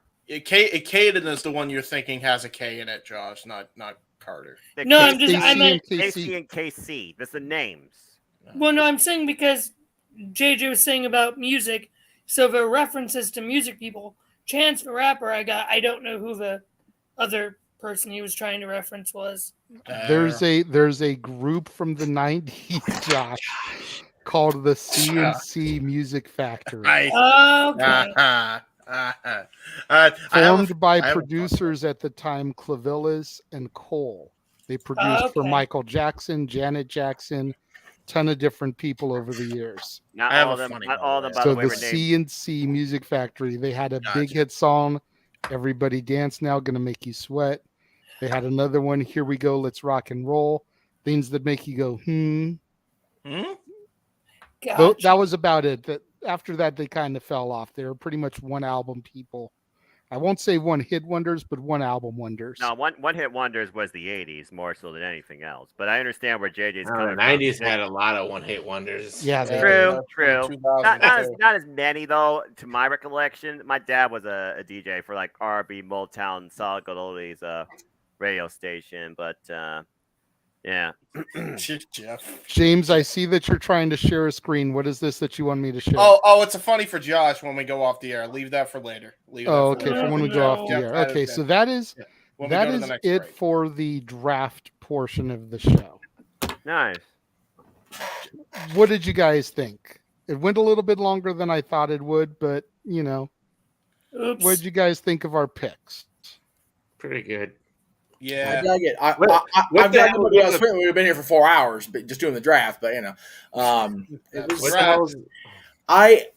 I would like to think, knowing that WWE watches our stuff, knowing that we tend to be pretty clued in on a lot of things, whether we know we are or not. I would think some of these will line up pretty accurately come a week from yesterday, hopefully. And, Lord knows Aaron gets to cover it all on No DQ because that's his dumb ass for doing it. So, hey, good on you, brother, for watching that shit on purpose. You know what I know won't line up, thanks to Jeff over here bursting my bubble? Pretty Deadly and Dolph Ziggler. That's right. Yeah. Hey, to be fair, that's not going to line up because Jeff. That is a Jeff Meacham breaking exclusive that nobody else is going to know. And now WWE watches the shows and knows I know it. They're going to come after me with the Mask of Mafia in tow. It's going to be a thing. Never going to be after Dolph.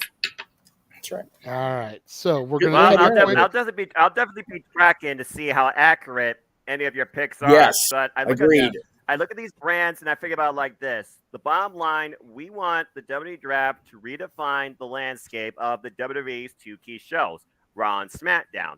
When I look at what you all did with Raw, you put a lot of strong wrestlers and some entertaining personalities that can carry themselves on the mic. You're trying to redefine particularly the women's tag team division. When I look at your SmackDown, you're more so trying to redefine the women's division and a little bit of the mid-card division. So for each brand, the way you guys kind of did it, you kind of did give each brand their own identity as far as what should they more strongly focus on or where the strongest growth could be or might need to be. So I think y'all did a banger of a job. Nice job.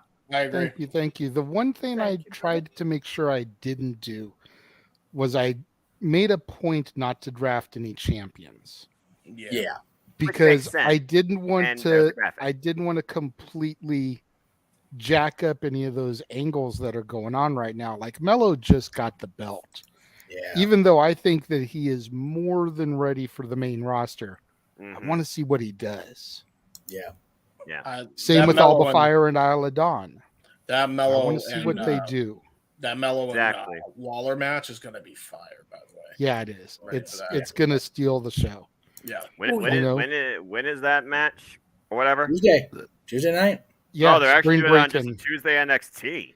It's an NXT special. It's NXT Spring Breaking. Oh, that nonsense.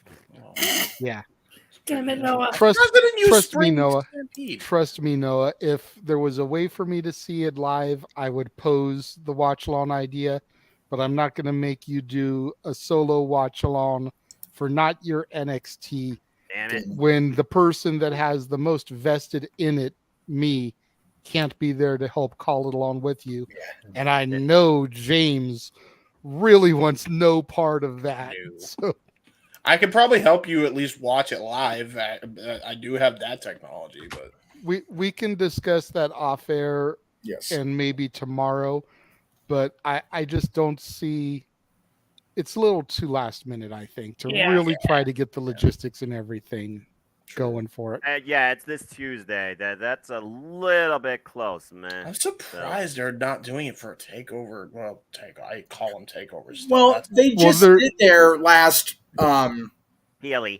They just did their last PLE or whatever you want to call it. So experience. Thank you. They're probably not going to have another one until SummerSlam weekend or close to it. I don't get the joke from Tony. Tony D'Angelo. No, I understand who he's talking about. I don't understand why he's saying that to me. I don't get it. Wait. Isn't Battleground technically their next one? Yeah, the same day. I forgot about that shit. Yeah, because we're not covering it, we're doing Double or Nothing. That's why. Damn right. Okay, so we're legitimately. Oh wow, there you go. I legitimately forgot about it because we're not covering it, so it is what it is. Sorry, Dory. Yeah. He's just leave him alone. He's just a baby. Well, I have something for Josh, and Josh would appreciate this. Like I said, we're gonna show him off here later. Mm-hmm. Right? No, this is something different. Oh, okay. Yeah. This is the thing I have screen shared, JJ. We just don't have anything, format or anything the rest of the night. We're good, Right. Actually, just being sarcastic. We have to cover. Yeah. This is specifically just for for Josh. Josh, you like? Yeah. Don't get too hopeful, Josh. Oh shit! Fuck. That's terrible. Blow your quad, not your cash. James, you motherfucker!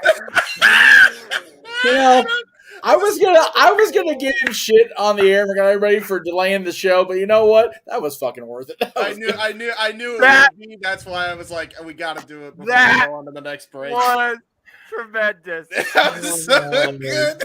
God. I thought you were going to give the line, Noah. Shout out to Kenny. No, that was fucking brilliant. All right. I was gonna say that's not a freaking idiot. That's brilliant shit. You want me to go off on you for my Shane McMahon like Noah goes off about his NXT? No, I may not have my regular voice here tonight, but damn it, I will freaking endorse what James just did. That was freaking hilarious. To be fair, get well soon, Shane. Well, of course, yeah. I mean, we don't. It's still funnier than hell. Okay. Noah, when we do our Disney karaoke, I'm gonna do even more punishment for you for that one. Oh, shut your broke ass up, boy! I get paid $100 an hour. There you go. If that's what it takes, boy. Okay, so who you calling boy? Anyway, go ahead. We're gonna go to commercial here. When we come back, we've got a few topics that Jeff kind of came up with for the week because, it was a slow week. Jeff came up with a few things to talk about. Yeah. Yes. You want to elaborate on that a little bit, Jeff? I mean, there was some stuff in the news. I was just trying to find stuff that wasn't all depressing because, God, the stuff about DiBiase is just depressing as hell. But yeah, this is more of a. It looks bad on the surface, but when you hear his statement and you read it back, it's actually there's a lot of good in there with FTR ending or Dax ending his podcast. We do have an update on Big E that he provided on another podcast that we're going to read the quotes verbatim, and then we'll talk about Mr. DiBiase and his shenanigans. That's all coming up after the break. All right.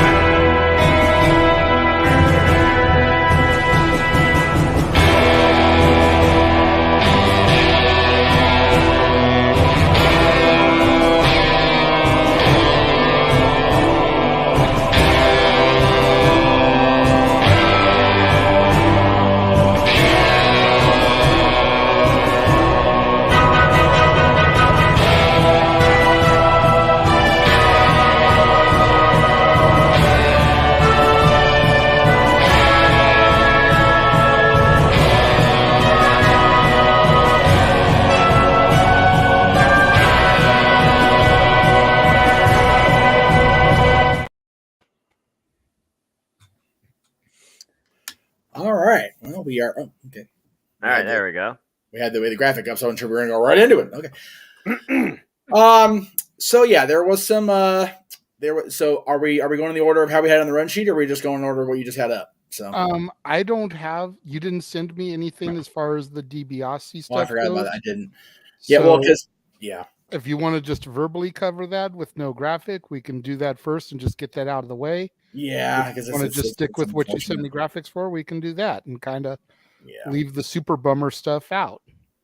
Well, the DiBiase thing is unfortunately a big story. It kind of is what it is, and it's kind of been getting a lot of coverage, and it does affect people that I know, and at one point it affected my own family as far as what he was doing. So, all right, go for it. Back on, let's see, this was on Thursday. This actually got released in the news, and I know it was on Thursday because I was at the happiest place on earth when I got this crazy ass news. Don't bring it up. Don't bring it up. Wait, no. Get in trouble.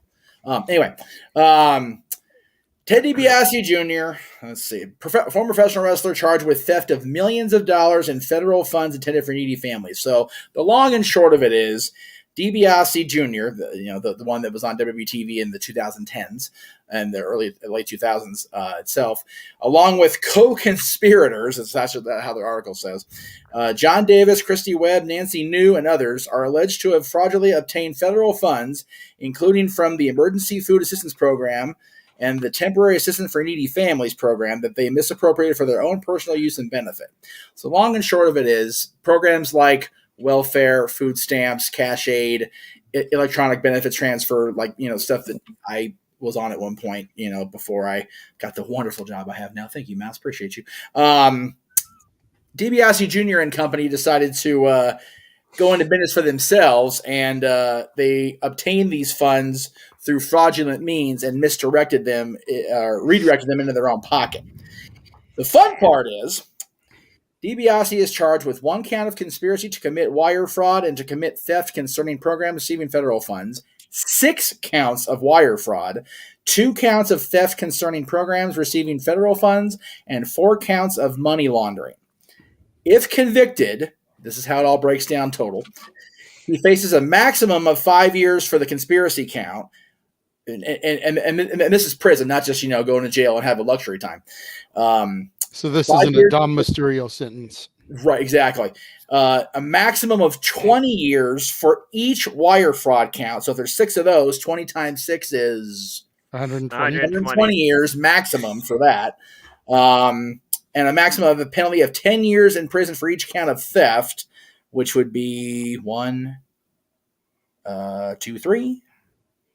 Yeah, 3. So 10, 30, 120. Yeah. He's looking at the rest of his life in jail maximum for doing this stupid shit. Good God. Now, it broke. I think the news broke last year, or maybe even earlier this year, about Teddy Sr. and Teddy and Brett being involved in shit like this. I will just simply say everybody has a price for $1 million man, except the federal government. Because that's having been on those programs, that is fucked up. Very. Of this to be going down. What really hurts, and I was gonna have the graphic go up there, and I didn't want to put the picture up because it would depress me to look at it actually. But Teddy was the first wrestler, and I mean period, not independent, not the first wrestler ever that Dylan got an autograph from and a picture with. Oh, geez. Period. End of sentence. Damn. And I have long been a fan of the DiBiases. I love Senior. He still should be a recognized WWE champion. Damn it! I say that till I die. I agree. Fucking hell. And the irony of Ted being the first wrestler, period, is the first female talent that Dylan got a picture with or autograph with is the Bellas, who I've harped on for years, and now like all of a sudden we're besties and shit. So it's just funny to me that in the same year the fortunes just when it comes to the two people, the two parties that Dylan fortune. I see what you did there. Yeah. Fortune. Yeah, it's just an unfortunate thing, and if anybody else wants to comment within reasons of not going off on too much of a profanity-laced tirade too much, that's fine. I just wanted it to be known that I am disgusted and disappointed, and I hope that whatever defense they happen to come up with, that there's a valid reason, or there's a reasoning for him doing this. But it's disgusting to me as somebody that benefited from that type of benefit when I needed it, that somebody that in theory wouldn't need it would pull that shit. That's that's really screwed up. So it's really gross. It is. It's gross. It's gross. It's wrong is wrong. But for the love of money comes out all things evil. I mean, at the end of the day, the almighty dollar rules a person's soul, I guess. There's no justification to why you do it besides the fact you just truly decide to do something cruel and wrong when it comes to the fact that you have no need for this and you're taking it from those that do need it. My mom, for example, literally, we use SNAP benefits and Medicaid. There are countless families throughout this country that use those for their own families. Yes, he is. Absolute just hunger, well-being, and mentality. There's no excuse for that. It's sad, but it also goes down to, since you talked about it with your son, do you regret the day you meet your heroes? I mean, and that's the thing. It was mentioned that Brett Favre's also involved in this. You can't tell me Brett Favre ain't got money. Yeah, like you can't convince me of that shit. So this is just one of those. It's just like, wow. And people wonder why people that aren't celebrities get so wrapped up in celebrity gossip, celebrity news, and shit on celebrities when they do something like this. It's like, oh, well, the celebrities, they get special status. No, they don't. They're human beings and they fucked up too. So anyway. Exactly. I mean, I'm on Social Security disability. I have Medicare. Yep. So this is absolutely just and it's funny. I'm reading the comments on the No DQ post, and one of them just stands out to me. Remember when everyone was talking about DiBiase was going to be the big star and Cody was going to be jobbed out? Yeah, and it makes me remember back to those days, back to 2011, when I remember really wanting Junior to beat Cody for the IC belt at Night of Champions that year. And look where he is now. It's just like, we're not getting any sort of legacy reunion unless I don't think Randy's going back at this point. You see now who rose from legacy and who fell out of it. Yeah. When you think about how revered Cody's father is and always will be, you think about how many people, even as a swarmy, obnoxious, disgusting heel, people love the $1 Million Man. Yeah. Man, the offspring just fell. The apples fell far from that tree in opposite directions, man. Cody has just become this blossoming, still even now blossoming superstar. Teddy Jr., who, I look over here on my video shelf here and I see the DVD that JJ reviewed during Wrestlers on Movies Month on Dad's Renegades Reviews with The Price of Fame. It's like, man, you talk about the price of fame, brother. This is the ultimate price of fame now. Yeah. Sad. But JJ's right. I do want to get on to it's a bummer in that it's happening, but I think there's a better message with Dax's podcast coming to an end based on what he said in the interview. Before you even start, I'm glad you included this because I more than likely we're probably going to be on the same wavelength when it comes to how we interpreted it. Okay. But I'm glad this is being covered.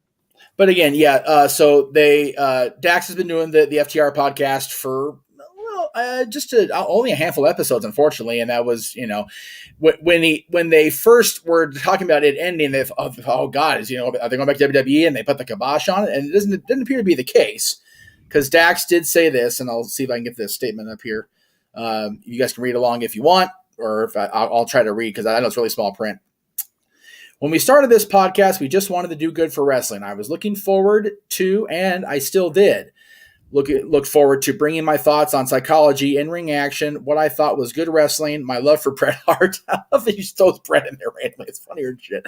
And you break see down. them fight all the time with their entrance. They do. They love Bret. And break down some of the things that we had done in our career and some of our biggest moments. Never in a million years did I knew that we would probably ruffle a few feathers. I know that I can. The only thing I should apologize for now is how the journalists and the news sites took a section of something I said and made it seem like I was such a bad human being. I want to apologize to not only my fans, I want to apologize to the people who already didn't like me and fans of, for example, the Young Bucks and Kenny, fans of MJF, or anybody else who I may have upset. I want to apologize to them because I never wanted you to hate me so much that you would say some of the things you said to me. Going into this podcast, I never thought that would happen, and I hate that it happened. Again, I thought I was way more mentally tough than I am, but I admit I am not. And I don't think I can handle some of the things that are said. I also don't know if I want my daughter 10 years from now to read some of the things that are said about me. But ultimately, we all wanted to do good for wrestling. I don't think that this podcast, as much as we tried, as hard as we tried, I don't think the podcast was reflecting that for whatever reason. One thing that was included, I think, in his quote as well, Jeff, at one point, some of the stuff that was said, he said up to and including death threats. Oh, yeah. Which is like, dude. So, again, them having a platform to say whatever, we all know in this room can be great or could be deadly, right? Yeah. Like literally in some cases.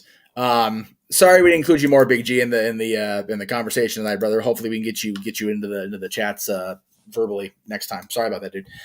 The draft went long, like we didn't know it was gonna be that long. So I appreciate Dax's honesty. I appreciate that he realizes that it was going to continue to spiral as long as this thing with the Bucks and with the Elite and Punk refuses to die. Yep. It's just going to get worse because they are not going to shy away from being Punk's friend. They are not going to, underplay or undermine their association with CM Punk at the expense of their friendship with him, because that's not fair. They shouldn't have to do that either. Like I've been saying, every podcast panel I appear on that this damn thing is brought up from Brawl Out, everybody needs to grow the fuck up already. It's ridiculous. Like, it's so stupid at this point. So many people are saying it now, yeah. So much goddamn money on the table to be made if they just grow up and do it.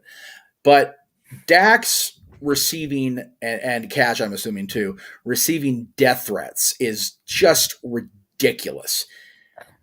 Yeah.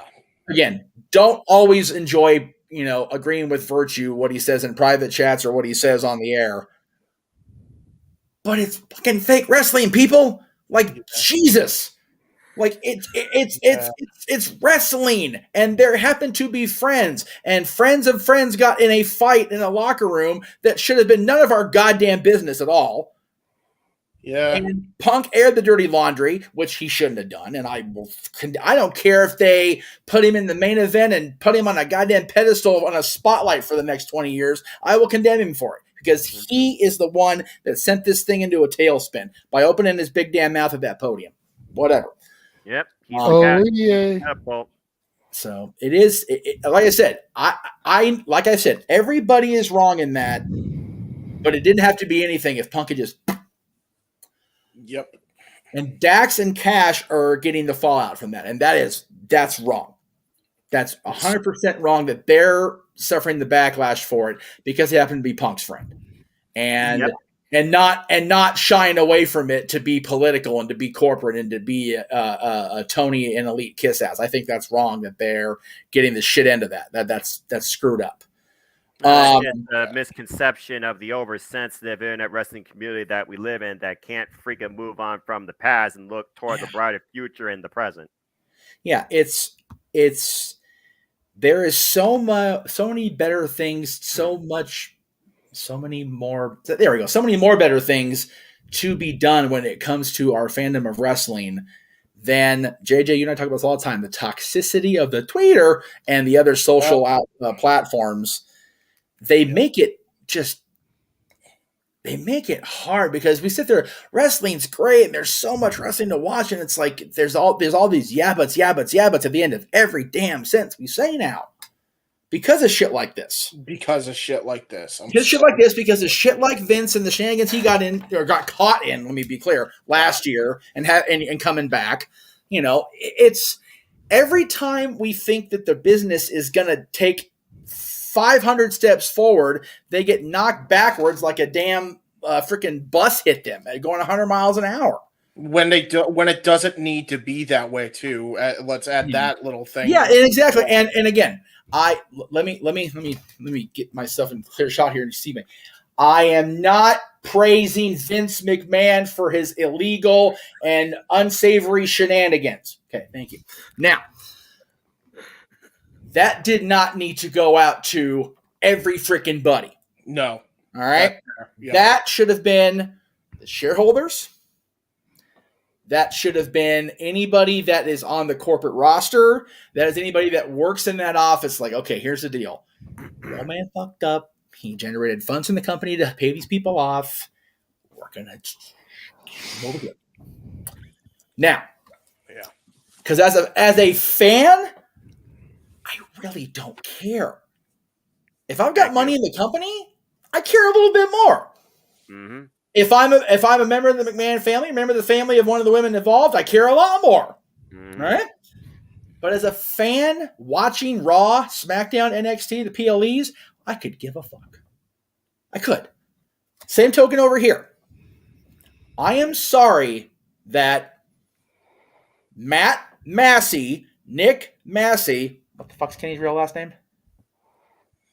Kenneth by Gareth Omega. We just Kenneth by Omega. Yeah, we'll go with it. Kenny Omega, Bill Brooks, Ace Steel, whoever the hell else was involved in this little lovers quarrel backstage in Chicago.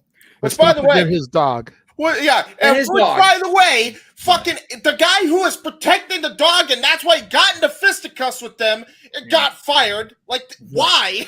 Yeah, right.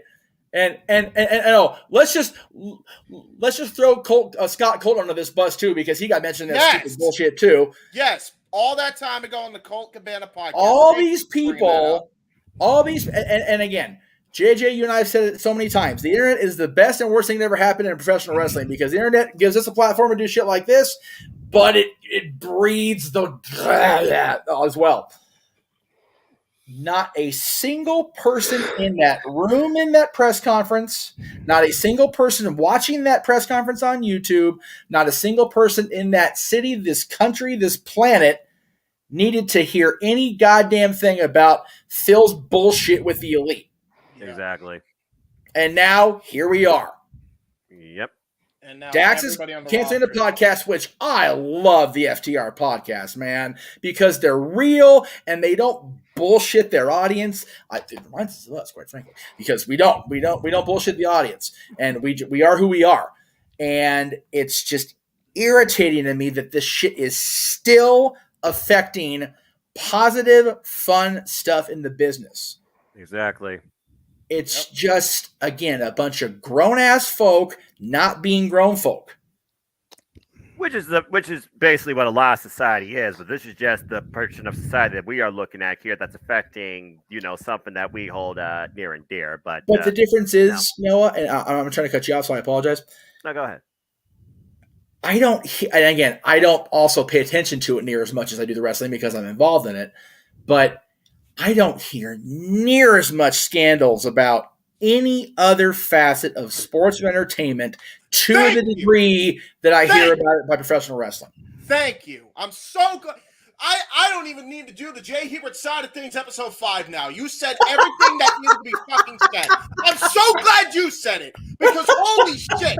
It is true. The only fucking fandom that's worse than this is fucking My Little Pony, and we know fucking why. All right? What the fuck? Yeah, we don't need to get into What the fuck? Hold on here. Whoa. Wait. Flying on the plane. Wait. What do we got against the bronies, dude? I was going to say, I'm these My Little Pony fans, so please elaborate. Besides the select few Edophilia Pay X-Nay, that shit. That's why. But that's that exactly. Thank you, Josh. I'm you gonna make sure that I so never. that's learn the what the fuck you're talking only about. one that's that fucking bad because of that shit. Meanwhile, you got some of that in wrestling. I won't even deny it. And then you got all this other horse shit that's going on, like you said, Jeff. It's fucked beyond belief. The fact that we are still dealing with this shit on a constant fucking basis. We had to talk about Rhea Ripley last week getting shit on by some asshole fan on Twitter because she fucking talked about her dead grandma, which was so sad for her. Yeah. And then it fucking sent her even more into a tailspin. Thank God for the goodwill people that actually came out of the woodwork and support her, by the way. I was one of them. And again, to not defending the people that attacked her, but again,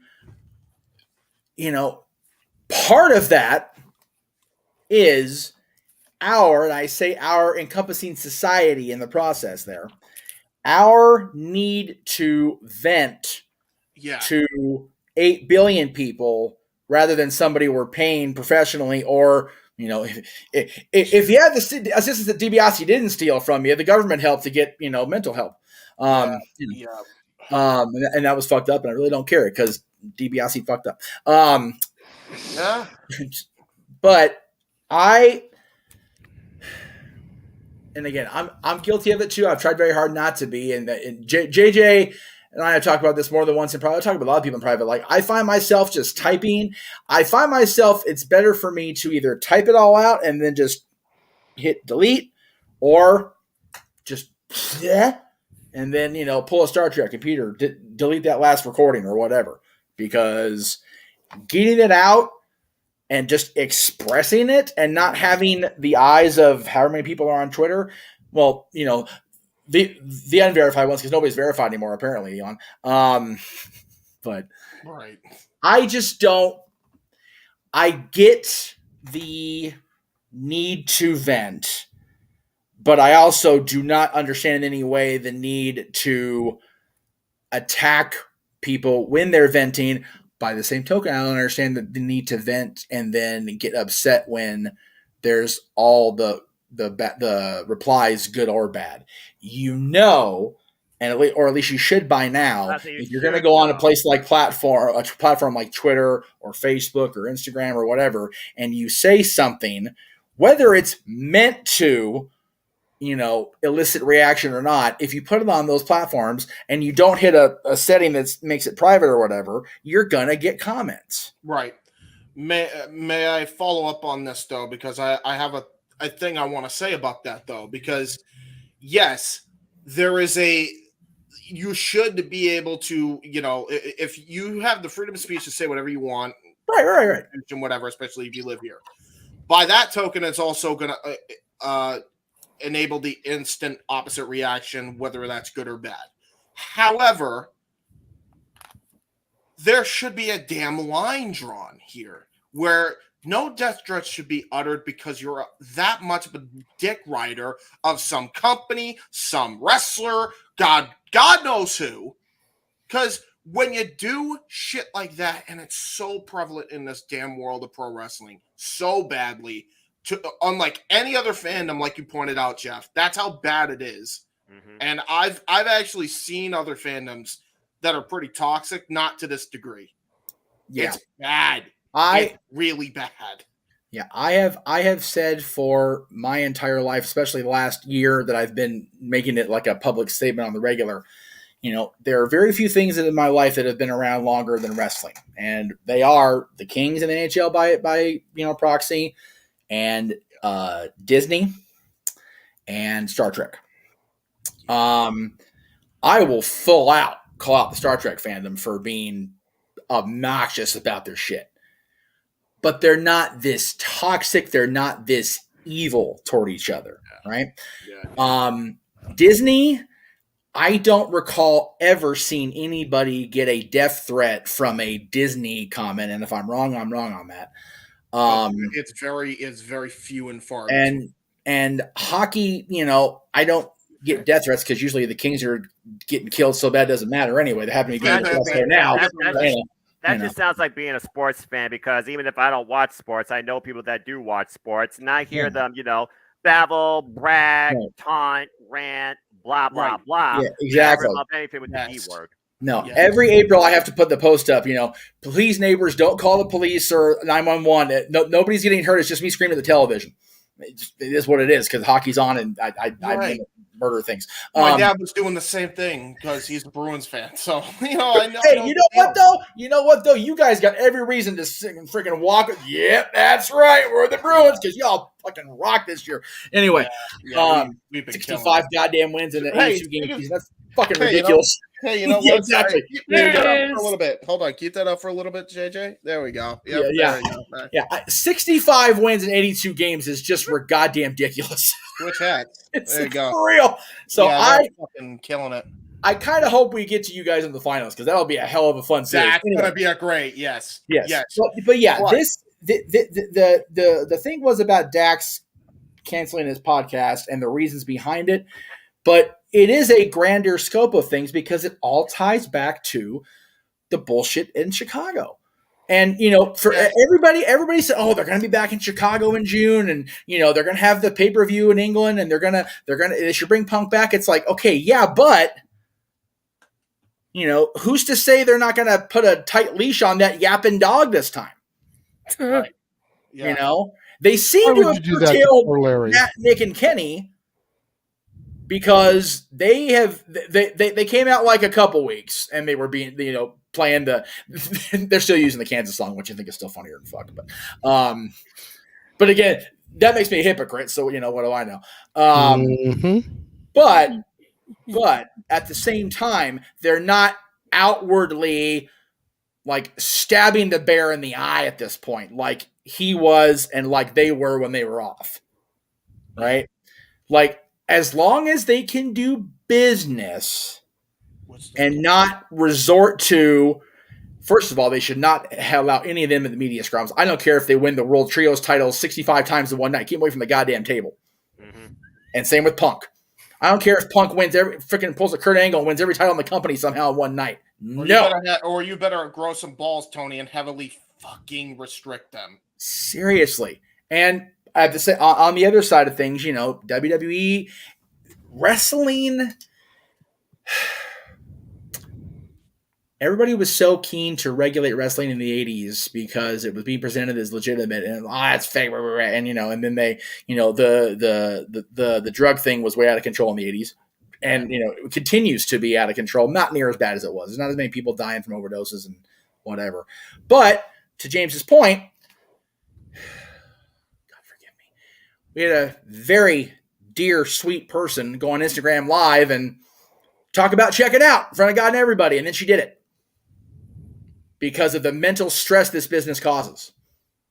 And this world causes people that can't handle it. Yep. There's no reason we should be having to mourn Daphne at this point, and we are. And yeah. And it happens a lot more often than we want to freaking admit, because we are so numb to this shit now. And it shouldn't fucking be that way. It actually angers me that it's that fucking way. And maybe that's the wrong fucking reaction, but sue me for giving a fuck about human beings that actually put their bodies on the line for our entertainment, and for social media and people on social media and the fandom, the toxic ass fandom of social media being this toxic. And you brought up a point about how it ties back to the Chicago shit. I think it brings a whole different point that I feel like nobody else addresses other than maybe us and our varying podcasts. The nonsense that is the toxic ass IWC and how it drives people fucking bonkers. Mm-hmm. Yeah. It's fucking ridiculous. Protect and in no other fandom, not even fucking sports, is this fucking bad. Well, I mean, depending on region, I guess. Yeah. Riots and that. But about to say, you're talking in a broad scope when you figure about, we're talking about one aspect. We're talking about a globally effectively viewed aspect as well. And then you got your American sports, like, JJ, please put Tony's comment up. What? 1 second. Okay. Yeah. And anyway, but again, why do I like I tell you all, I don't scroll, I don't have notifications, I don't stay on the socials, not even the Twitter. I'm like, hello, by click. And that goes just simple as that. You could tell Tony Khan was uncomfortable opponent was telling during the scrum. Oh, absolutely. Now, and that's the whole thing.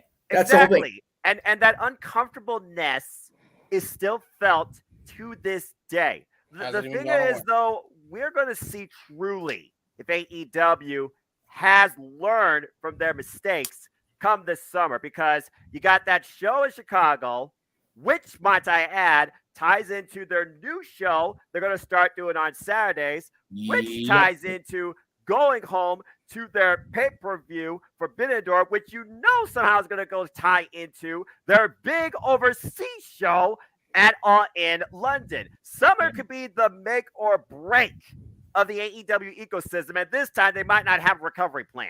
Yeah, and the thing with I wanted the comment put up because I know, Jay, I just want to make sure I get this in before I forget, because my brain is just not happening. If he was that uncomfortable, if that happened at WWE and the person Mara was uncomfortable, there would have been an escort and walked off and dealt with it later. That's the difference, and that's what pisses me off about Tony. Yep.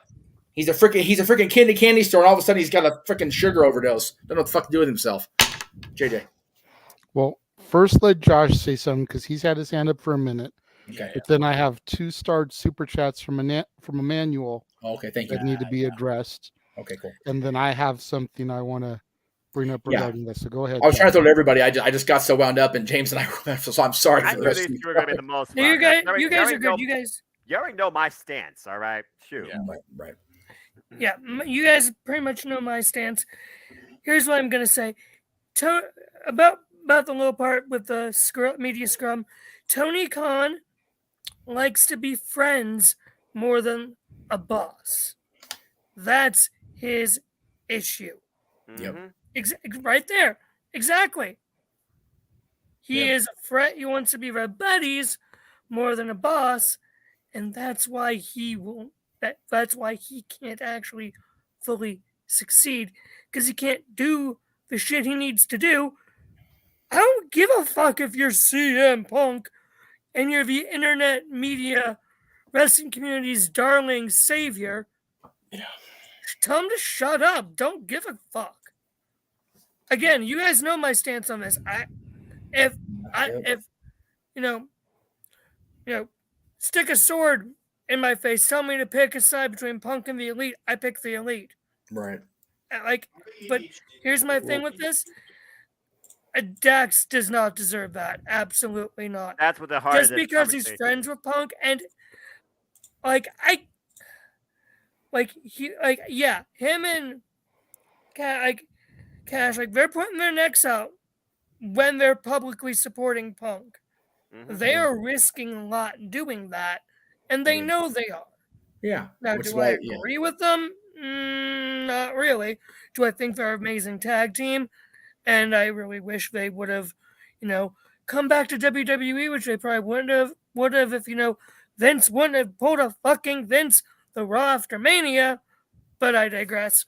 Yeah, that's still up for debate, but I also agree. Yeah, but I digress. But they don't deserve the crap they're getting for supporting Punk. I don't support Punk whatsoever. I really think, if they were smart, screw whatever money would be made. He's not worth the headache to bring back either way. But Jackson and Cash, they don't deserve that.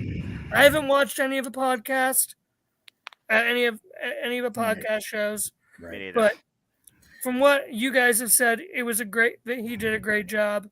So I feel bad that he's having to do this because of idiotic, stupid people. Yes. And entertainment fans can be pieces of shit. Yeah. I'm a Star Wars fan. Yeah, which counts as Disney. Jeff, I know. So trust me. The last trilogy that came out, Yeah. Granted, I will say I am no Kathleen Kennedy fan whatsoever. All praise be Dave Filoni. Whole other show. Trust me. Yeah. Yeah. JJ, All praise be Dave Filoni. But the crap that was around those movies, didn't need to be in them. Just like with all this. Yep. People suck sometimes. That's pretty much it. Yeah. And I feel like JJ's ready to go off on me. So, oh dear. I would say, JJ, before you start, it was mentioned about, Tony wanting to be friends with anybody. There's a reason Vince McMahon is actual friends with Undertaker, Austin, his son-in-law, to a lesser extent, Shawn Michaels and them. Because Cena, because he knows they're not going to go sit at the table and Anyway. Okay. Online. Dax. Don't deserve it. No, he doesn't. Hi, JJ. Hold on. Wait. I have a few things that I need to say, but first I'm going to get to Emmanuel's super chat that's on topic. Yes. He says he misses the good old days when the internet wasn't a thing. No spoilers. He wouldn't know what wrestlers are doing. That's fair. Agree. Mostly I don't until one of these yahoos or my friend Paul tells me something. So there you go. It's simple, folks. Turn off the damn notifications. Don't scroll. Don't always be in your damn fucking phone. I'm sorry. That's to you and Jeff. Emmanuel, I do still have your other super chat starred, but being as how it's not on this topic, I'm going to wait until we finish this to bring it up. But as far as what Josh said regarding Punk and the Elite. Yeah, I think I'm going to need to down the rest of this one. Okay. Again, everyone's entitled to their opinions. I'm not going to sit here and try and tell you your opinion is wrong. Any of that stuff. You're entitled to feel the way you feel. But for me, it comes down to one huge point as to why I will pick Phil Brooks all day, every day, 15 times on Sunday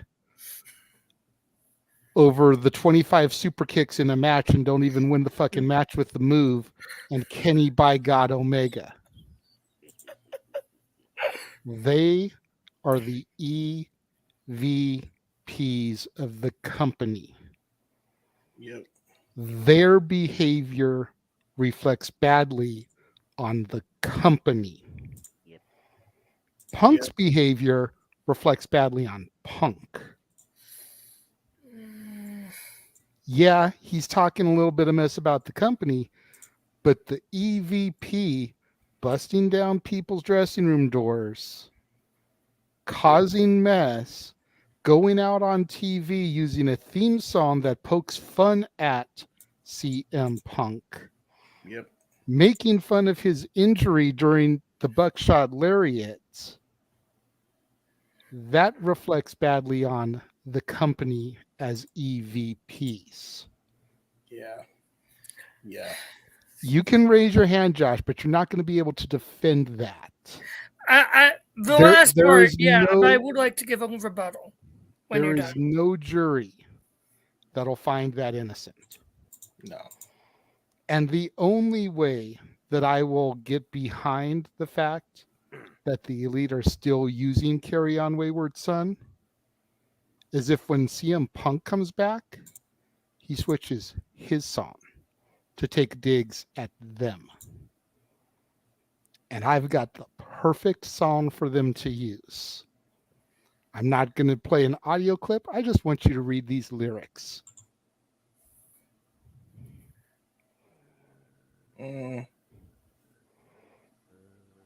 The time is right to take control. We got to take offense against the status quo. No way, not going to stand for it today. Fight for your rights. It's time we had our say. I say fuck authority, silent majority, raised by the system. Now it's time to rise against them. Yeah, that's sick of your treason, sick of your lies. Fuck no, we won't listen. We're going to open your eyes. Let CM Punk come out to that shit. I'm good with it. Yeah. 2 wrongs don't make a right, but goddamn, it wouldn't be funny. Especially at least for that initial return. Yeah. You want to try to defend the Elite and their actions, considering they're EVPs? Go ahead, Josh. The puck's in your zone. Here's the thing. Dang. You say what the EVPs did, going to Punk. I don't know how much I buy the busting down doors, etc. stuff. But here's the thing. You say what they did, going to see Punk after Punk called them out and told them to come find him.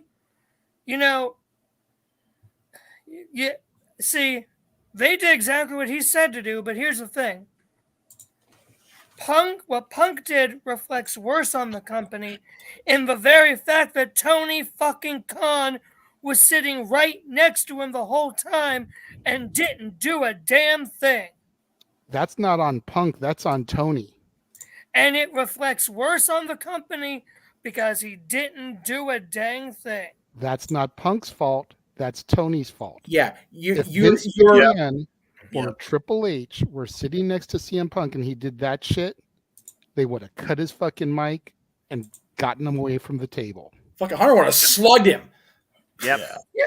Tony Khan sits there looking dumbfounded because he just did 5 lines of coke before he went out there with fucking Punk. All right. Let's not go that far, JJ. You're supposed to be the mature civil one here. I know it's a running gag, but let's be serious.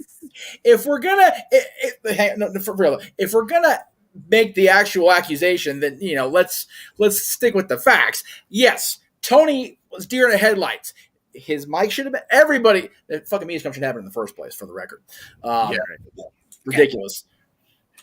But yeah, Josh, you are making a defense in the wrong way because the EVPs retaliating verbally in their music, in their actions in the ring, looks bad for the company at large. As EVP, hang on, just nod your head and just sit there and be a good little boy and stop it.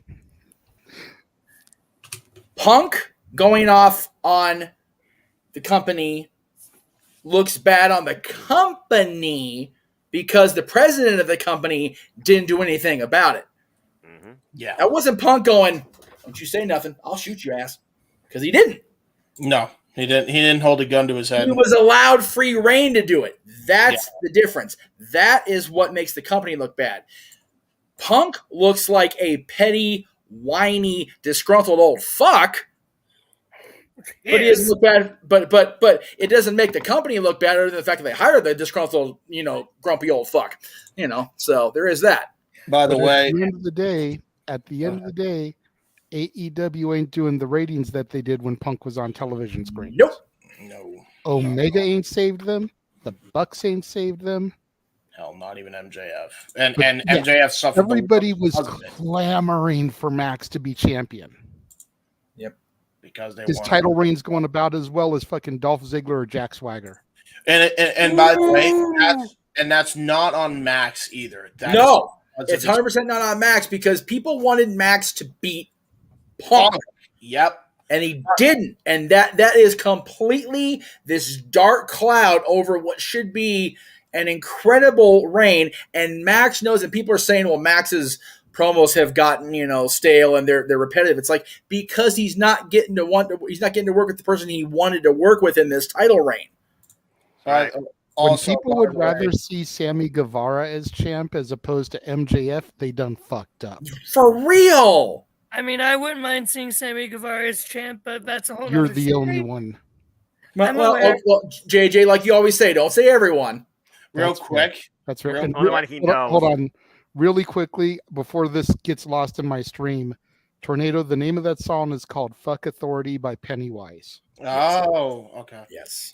That's my last thing I'm gonna say. No. Hold on, James wanted to speak. And I cut him off.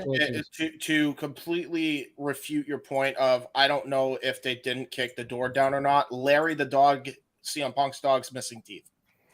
Mm-hmm. So there you go. That's all the proof you need there. That was documented by people that are impartial either side. So that did happen. It did in fact happen. 100% happened. Fair enough, but. Okay. Only other thing I'm going to say is the in-ring stuff, that can't defend. The song, I mean, really, You guys, I don't buy that was a shot at Punk. It's 100% a shot at Punk. It's 100% a shot at Josh, just think about the opening. Carry on, my wayward son. There'll be peace when you are gone. Lay your weary head to rest. I'm tired. I'm sore. I work with kids. Yeah. Don't you cry no more. Yeah, that's exactly what it is. If it's not a direct freaking firing squad, it's definitely a sniper rifle. But yeah, again, I think we're wrapped up in the whole. This is just on the elite, or this is all to do with the brawl out stuff. It's all everybody. It's a thing. It's the problem. Ultimately, is what the IWC fucking caused as a whole. The toxic ass motherfuckers that caused this. Yep. That's and still brew it. That's what it is. You have people behave them goddamn selves. Punk doesn't do what he does. The elite don't do what they fucking do. And everybody would get the fuck along. But now, because of fucking social media being how bad they are when it comes to the wrestling fans, now it's fucking bled into the goddamn locker room. And it's made everybody a goddamn children in that scenario. Yep. So, well, James Hebert, this isn't a John Lennon song where you could imagine everything was a blank utopia. Yeah, I know. Yeah, I mean, I'm not saying it needs to be, because you know what? Nobody's perfect. I recognize that. Hell, I'm not perfect. I've made mistakes. Everybody has. Mm-hmm. It's one thing to make the mistake, admit that you made the fucking mistake, apologize for said mistake, or not, depending on the severity, and just move the fuck on and get over with it. Yep. And make some fucking money or make some fucking use of your time to get better. And the fact that Punk is able to work with them, but they're not willing to work with him, says everything. Again, yes, they are the EVPs. To be fair, also they should set the example for the locker room by saying, right, hey, we're going to go ahead and work with him and try and make some money out this, because this is what y'all need to do with your issues. Yeah, that shouldn't be Britain on Thunder Rosa. Yeah, well, this is what all of y'all need to do. So we're going to do it to set the example. And real quick, JJ, to be fair, Kenny is willing to work with Phil. He's even said as much on podcasts. So that is okay. Well, it's mainly the Bucks. It's not Omega, from what I've heard from other people online. And again, I have met Kenny a grand total of one time. I have no proper assessment on Kenny. Yeah, I have met the other three more than once, consider myself friends of Matt and Nick at one point. And it's ridiculous that Matt and Nick, for all they fought, and I know they did, they fought and they struggled to get a buzz in this industry. And now they run a damn company and they can't just, okay. We realized that Punk was disgruntled and went off, and he sat on timeout now. We were allowed to come back. And if you believe everything that's out there and the Bucks are the ones that, in fact, putting the kibosh on this, that unfortunately makes me have to say they're more wrong here at this point. Mm-hmm. Mm-hmm. Bottom line, wrong is wrong, but to own up to your mistakes, the whole nother thing. And Yeah, and all parties aren't doing that. Yeah. What is the most ridiculous about all this, Jeff? And hopefully we can tie this up with a bow here. Yes. We're still talking about this shit 9 months later. I'm so over it. That's the most ridiculous part. Yeah, and again, bringing up Dax's podcast, that's the reason he's having to cancel at the end of the day. So it's and it goes back to the bigger problem of how toxic the IBC is, which is what caused all this to be fucking begin with. But there is something after this next little teaser trailer that hopefully. Wait, hold on. There's one more. Before you go throw into that. Okay. We do have one more super chat from Emmanuel. Oh, yes, you did. That's right. You did. We needed to get to. Okay. And this goes back to the DiBiase thing. Shit. I mean, this is a joke, but can Ted DiBiase tell the IRS with bread money? Oh, that IRS. No. I think the Rotunda Wyndham kind of has enough problems this year without having to deal with DiBiase's bullshit. Anyway. Leave the poor Rotundas alone. That one was on your channel, Jeff. Oh, okay. Well, thank you, because I think with the 2 5s, I'm back over 100. So yeah, we'll Emmanuel, to his credit, has been bouncing back and forth with his super chats. He'll give 5 to you, then 5 to me, then 5 to you, then 5 to me. Which he does every week, and I do appreciate Thank you very much, Emmanuel. We do appreciate that. Yes, I am very grateful for that, because like I said, as long as JJ and I keep getting paid every month, I ain't got to worry about discussions later at the end of each month. Now, throw to which trailer you were going to throw it to, Jeff. Yes. I don't remember which trailer we were going to throw to, but what I was going to say was we have a much more positive story after the next teaser trailer break, because a certain former WWE champion who likes to scaringly wiggle his hips and his ass when he's champion and was part of the New Day, gave us an update recently on the podcast. And we will read and hear what Big E had to say after this.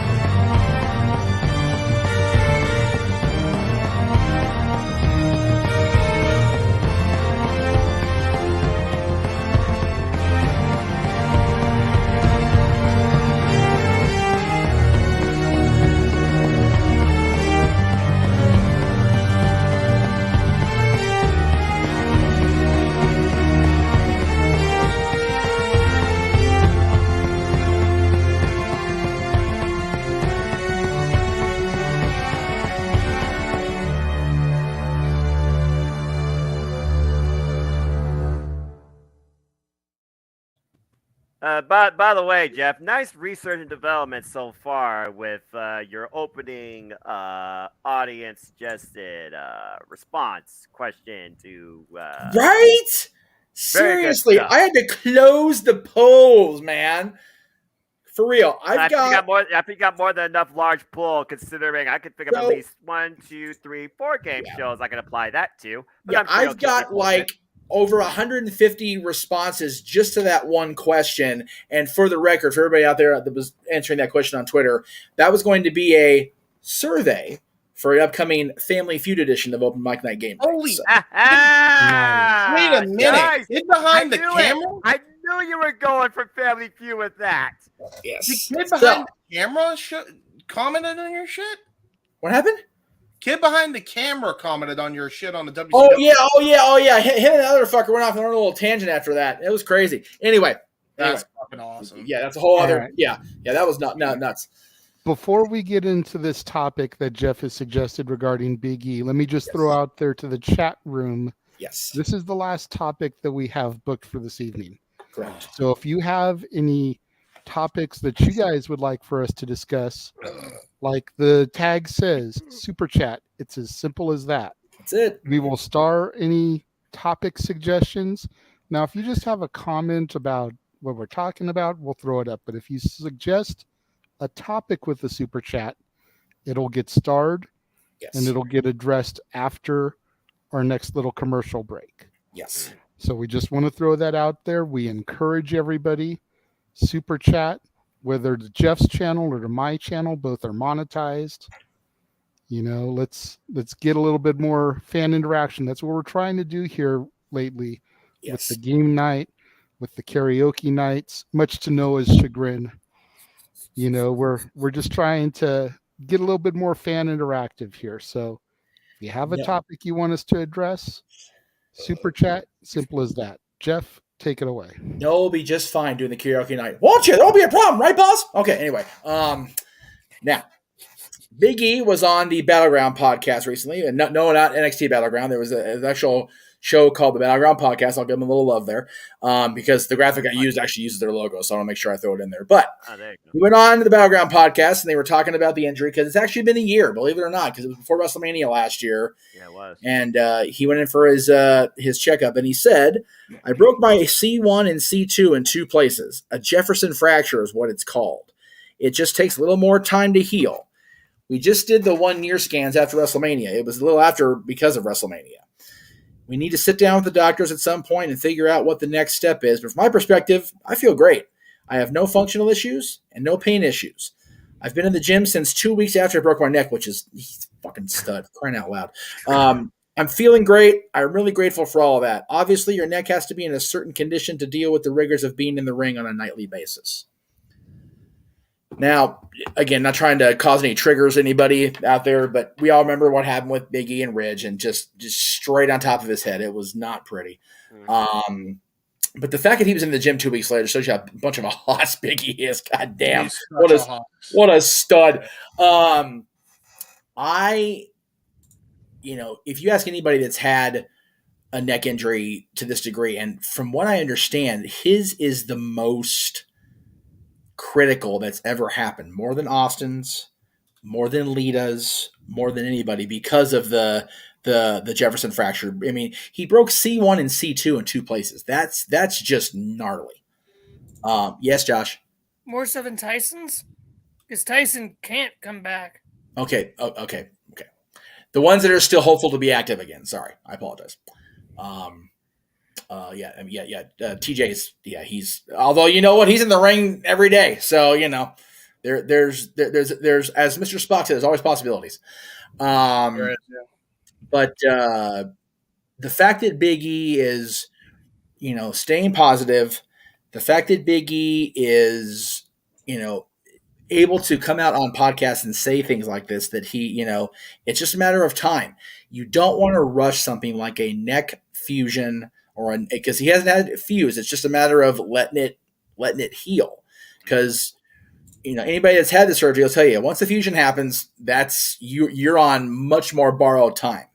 Had a family member that had to have fusion surgery recently in his spine, and it's still kicking his ass right now, a lot. So and he's not even an athlete. It just is what it is. So I commend E for the patience, man. I would be losing my damn mind right now if I had to sit out for a year and just wait this out. And the fact that he's staying so positive, I mean, living the New Day gimmick, right? That power of positivity stuff is commendable. And I, for one, hope that he does come back, because I think that with Kofi being where he's at in his career, this is not a knock on Kofi because I love Kofi. He's the older statesman of the group, if we're being honest. Yeah, sure. Woodsy's been around longer than even Woodsy will admit, right? He was a TNA champion freaking 15, 16 years ago with Pac-Man Jones. My God, I can't believe I should remember that. I'm ashamed of my damn self on that one.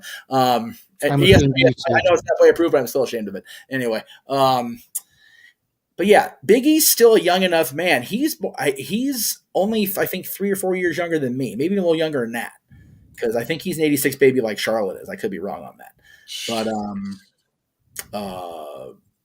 so I would say if he comes back, maybe not the WWE Championship again, because I think the title and this is going to sound worse than it means to, but the status of the title has kind of gone beyond where Big E's gimmick is or will be, but he can definitely still be an effective player in the business. Yes, sir. Big E shares your birthday. No, I'm talking year. Yeah. You're 1986, right? No, I'm 83.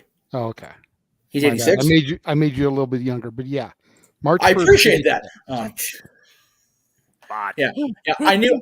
I was pretty sure him and Charlotte said the same year. It was just she's an April, but she's an Aries. He's a Pisces. So I just couldn't remember where his actual year was. 86. Cool for him. And there you go. He's exactly March 1st. So he shares your birthday. Exactly 3 years younger than me. Okay. I knew he's 40. I didn't think Big E was 40 yet. No, nobody's listening to anything anybody's saying. He was born in 86, correct, Jay? Yes. Yeah. Okay. He's 3 years younger than me. He's 37. He's still a relatively young man for wrestling. 37 is not what it was at all in wrestling. You get people like AJ Styles who are doing what they're doing. The fact that he's still young enough in a physical shape where that pop on his head didn't completely debilitate him the rest of his life is a testament to how in shape and how young he is. So I, for one, hope he comes back, and I think that was a cool little thing that he put out there. It's like, hey, I'm still here, and I'm not. There's no distance in my career just yet. So I thought it was pretty cool. Yeah, I mean, I've been waiting for Big E to come back for a while. Yeah, I know that type of injury takes a while to heal, and he can't really be doing the bumps and the banging around and the in-ring action. But when I saw him showing up to things last summer, like the Star Wars premieres and the red carpet stuff, it's like, why can't he at least be doing a fly-in or even a drive-in or a Big Four show just to be ringside with the New Day? Right. Just to add that little bit of oomph to the big shows for them. Yep. Because his absence has been notable. Oh, yeah. Oh, yeah. The New Day has not been the same since he went down. No. And now Kofi's out too.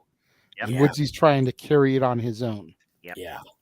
And nothing against Woodsy for doing it. No. But he's not near as entertaining as the other two. No offense. No. Well, he no. just doesn't have the charisma of Big E and Kofi. No. And to be fair, his side hustle with Up Up Down Down is hysterical. I love that show. So I mean, 15 years ago he had it. He had the charisma. Nowadays, not so much. Right. He just it's just not there. Yeah. I keep getting thrown off by Josh going, nah. I just don't see it. I'm sorry. I don't see the charisma in him like I did when he was Consequences Creed in TNA. Yeah. That's fair. I never saw his TNA run. Right. So I wouldn't know any of that. I just see what I've seen since Kofi's been out. And I think he's done really good. His match with Gunter, if you haven't seen it, you should absolutely watch it. Holy crap. I did see it. I enjoyed it. I'm glad he finally got an IC title shot. Took him fucking long enough. Right. Yeah. But that's not on him. Right. No. That's on the way he's been booked. Yes. In the grand scheme of things, he is the weakest link in the New Day. That's not a knock at him. No. But when you compare him and his charisma and his personality to that of Big E and Kofi, both of whom are former world champions, by the way. Mm-hmm. Yeah. I had heard that part doesn't of have it. Yeah. To try and hold it down. Yeah. I had gotten wind in it, and I don't know how much of it is valid or whatever, but I had heard that part of the knock against the New Day, at least why they weren't showcased a lot on TV and they were relegated to the internet, the gaming stuff, was their outward and not given the shit support of Mercedes going to the Star Wars stuff. Because you notice at that premiere, it was them, it was Trin, and it was the Usos who were in the Bloodline story. They're not going to take those guys off television, even though they were doing DUIs or whatever, and Mercedes. So again, I don't know how much it was valid. That's just something I caught wind of, and it's like, as petty as that sounds, at the time, people are running the company, it makes sense. Yeah, you're right. Here's the thing. I'll give my few. Start paying my royalties for that damn catchphrase, motherfucker. Sorry. I'm just fucking with you, Josh, because it's fun. Go ahead. Here's the thing. I want to see Big E back. I think how he got basically screwed out of a WWE title just because Roman got COVID absolutely sucked. Because let's be honest, it's the only fucking reason he lost that title is because Brock got put in that match because Roman versus Brock couldn't happen at day one because Roman got COVID. That's the only motherfucking reason. And it fucking sucks. So sorry for all the F-bombs. I don't fucking care. We're past the 10 minutes warning. It's okay at this point. Way beyond that. Here's the thing. I have to wonder when Big E comes back, when Kofi comes back, and they're all three together again, what do you do? They've done it all. That's fair. What do you... I would not be surprised, and I'm going to say this now, and I know that the Big Dub watches this, and if it eventually happens, you can call me a prophet, call me whatever the fuck you want to call me. You can hate me for this if it happens. I would not be surprised if in his remaking and reshaping of WWE with this draft, I truly would not be surprised if Triple H does what Vince didn't do and splits up the New Day. And they each go three, at least two go one way, one goes another.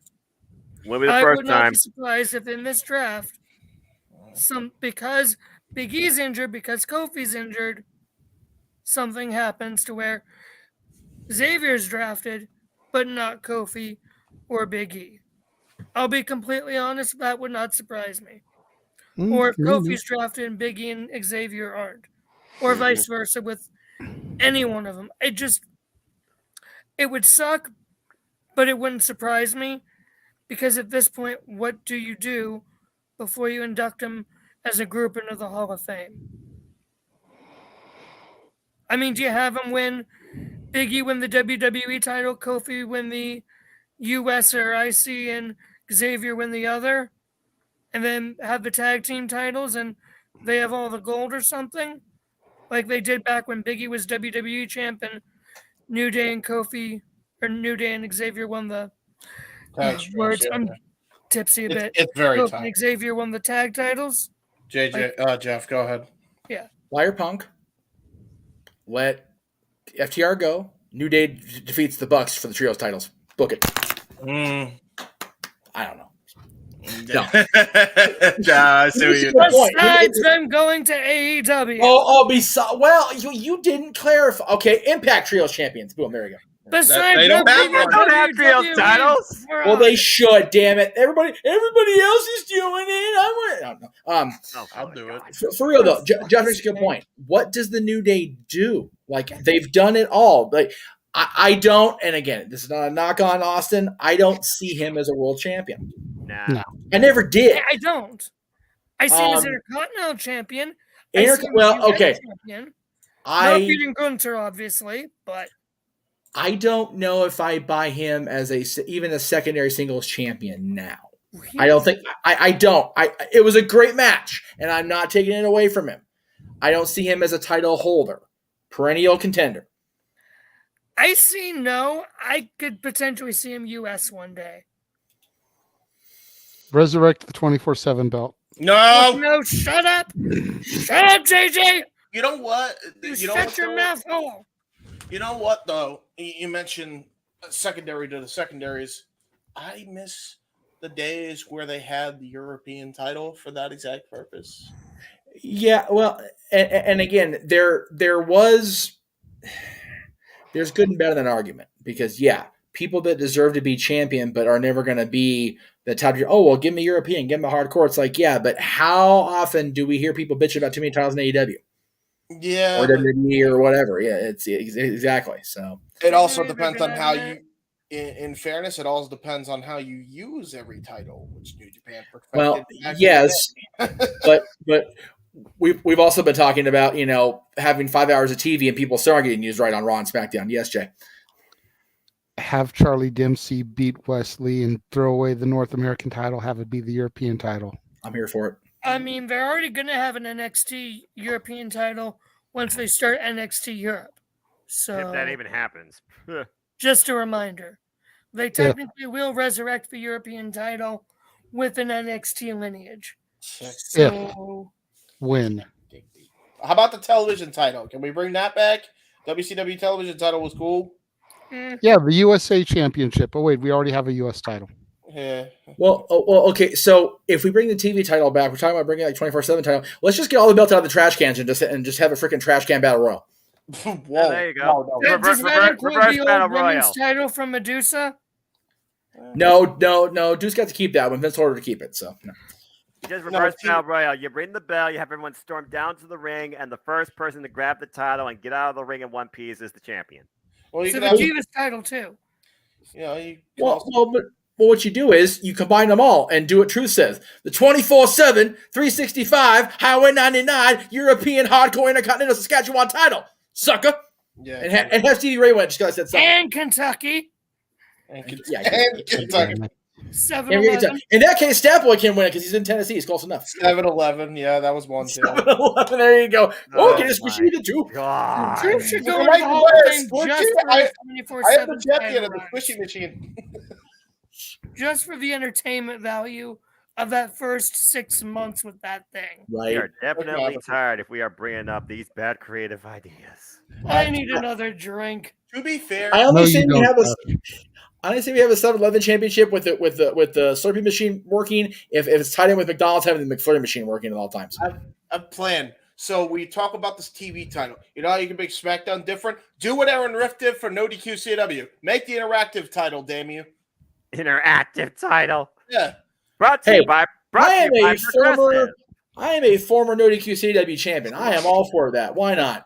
No, it's funny too because I think I'm not even saying that to be funny. Like, okay. But like, Aaron actually did a really innovative thing at the time because when he did, he didn't know. Like, I think he had a single secondary championship at one point. He did, and then I think it was the international title, and then he got rid of it, and he replaced it with the interactive title, and the interactive title was literally fan voted. Yes, which I'm like, yeah. That's actually really cool. Yeah, we've talked about CW. I mean, I don't discuss it seriously with Aaron because he's got some shit going on as it is. But we've actually talked off and on over the years with Aaron and with Wade about resurrecting the brand. It's just a matter of do we actually pull the trigger? There's unfortunately a lot of stuff involved. Why is Crash Holly's reign more? Because it was Crash Holly. It was 24/7. It was entertaining. Yes, it was the comic relief during the Attitude Era where it was all about Austin and Vince beating each other up and Undertaker sacrificing assholes. So it's a little bit and Choppy the PP. When you have to enlist the help of John Shaft to help you, damn right, you're a bad mother. Shut your mouth. Here's my question: Crash Holly and Hardcore title. Or R-Truth and 24/7 title. Crash all day. Crash all day. I love Ron. He's my homie. I've loved that man for years, but definitely Crash. 24/7 title should never existed. Truth made the best of an absolutely crappy ass fucking creative decision. The hardcore division was actually good. Like it actually got good to the T, like Booker says. That's right. I'll just say, you are legit and loved, and 100%. A great mainstay when you got Randy Orton retweeting and plugging your shit exactly on Twitter. Yeah, Ron. That's exactly what Orton did to Truth today. Yeah, Truth is right up there with Rob, with Kazarian, with Daniels, and the pretty much the entire X division of TNF. I'm going to be honest with the PWG people we met at PWG or whatever, but just solid people that just when they're allowed to not have to be on TV and being this serious character, they are so fun to hang out with and just kick back and just let things loose. It's funnier than hell, and I know Crash was like that. It was scaringly enough. We were actually Mike Lockwood, Crash Holly's last interview on a podcast before he passed away. What? Wow. Yep. We got to talk to Mad Mikey at length. It was like a week before, even 2 weeks before. It was like, what? It was really weird. Same with Jerry Toot, The Wall. Oh, the Wall passed? Yeah. A long time ago. Long time ago. How far away? I'll never forget Well, hey, yeah, there you go. So anyway, I think that was what. Poor Josh is trying to get a word in. Oh, go ahead, just finishing my quick thing with R-Truth. I'll never forget when I was in Cleveland. I think it was I don't remember if it was for Fastlane or if it was for SmackDown. It might have been for SmackDown. I think Either way. the last time when they were when I went in 2021. And once we were leaving the arena, we were passing by the actual arena parking lot, going to our car, and all of a sudden there were people in front of us are stopping. R-Truth, he pulled out of the parking lot, stopped his car, and got out to take pictures with people. Yep. I didn't get there in time I got close to him, but he got back into his car and went before I got up to him. But that's the kind of guy R-Truth is. So respect. Yeah, Ron. Yeah, Ron's a regular at that even now. So, all right, I think we got through everything. Yes, sir. Yep. So we're gonna throw to another trailer. This is basically just a hype video for what Statboy's been plugging lately. Oh, okay. I have to run to the potty real quick, so I need to go for something a little bit longer than the watch along trailer. I'm glad you did because I got to pee too. So we're gonna run this little. It's about 1:45 trailer for what Statboy's been plugging. The Heroes and Legends convention coming up May 13th in Pigeon Forge, Tennessee. Just threw this together today to give people a little bit of an idea of what's coming up over there. So if you are in the greater Tennessee area and would like to meet some of these legendary superstars, current superstars, and see Statboy and Dory Lou, this is where to go to find them. Yeah.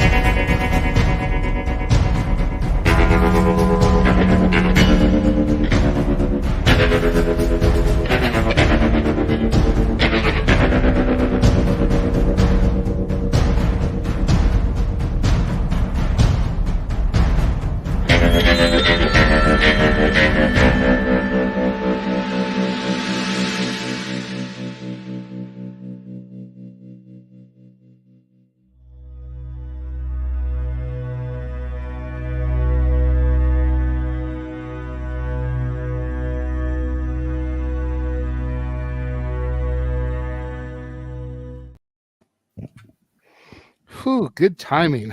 Right? Literally just got back and put my headset on. Seriously. Yeah, you good, man. So that is what is coming up at Heroes and Legends. There you go. May 13th in Pigeon Forge, Tennessee. Like I said, Statboy, Dory Lou will both be there. Yes. Walking around all day with their Statboy Sports Bar shirts. As they should. Damn it, plug the brand. There you go.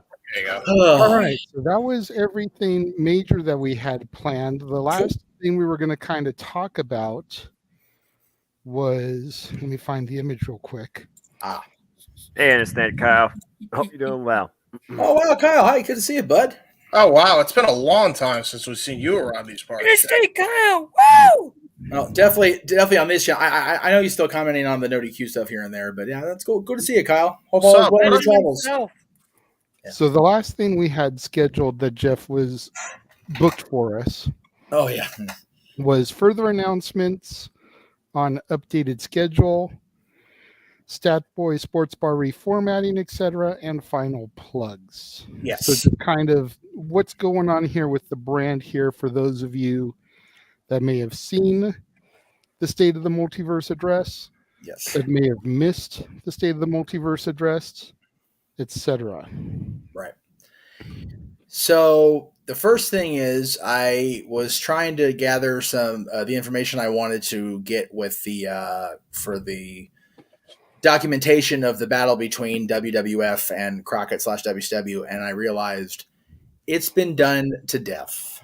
Everybody's talked about the war. Everybody, the history was written by the victors. It's like, yeah, but everybody knows both sides of that story at this point. So we're talking about this right here, right? Frontline flashback. Yes, sir. Yes, sir. So that is now not going to be a thing.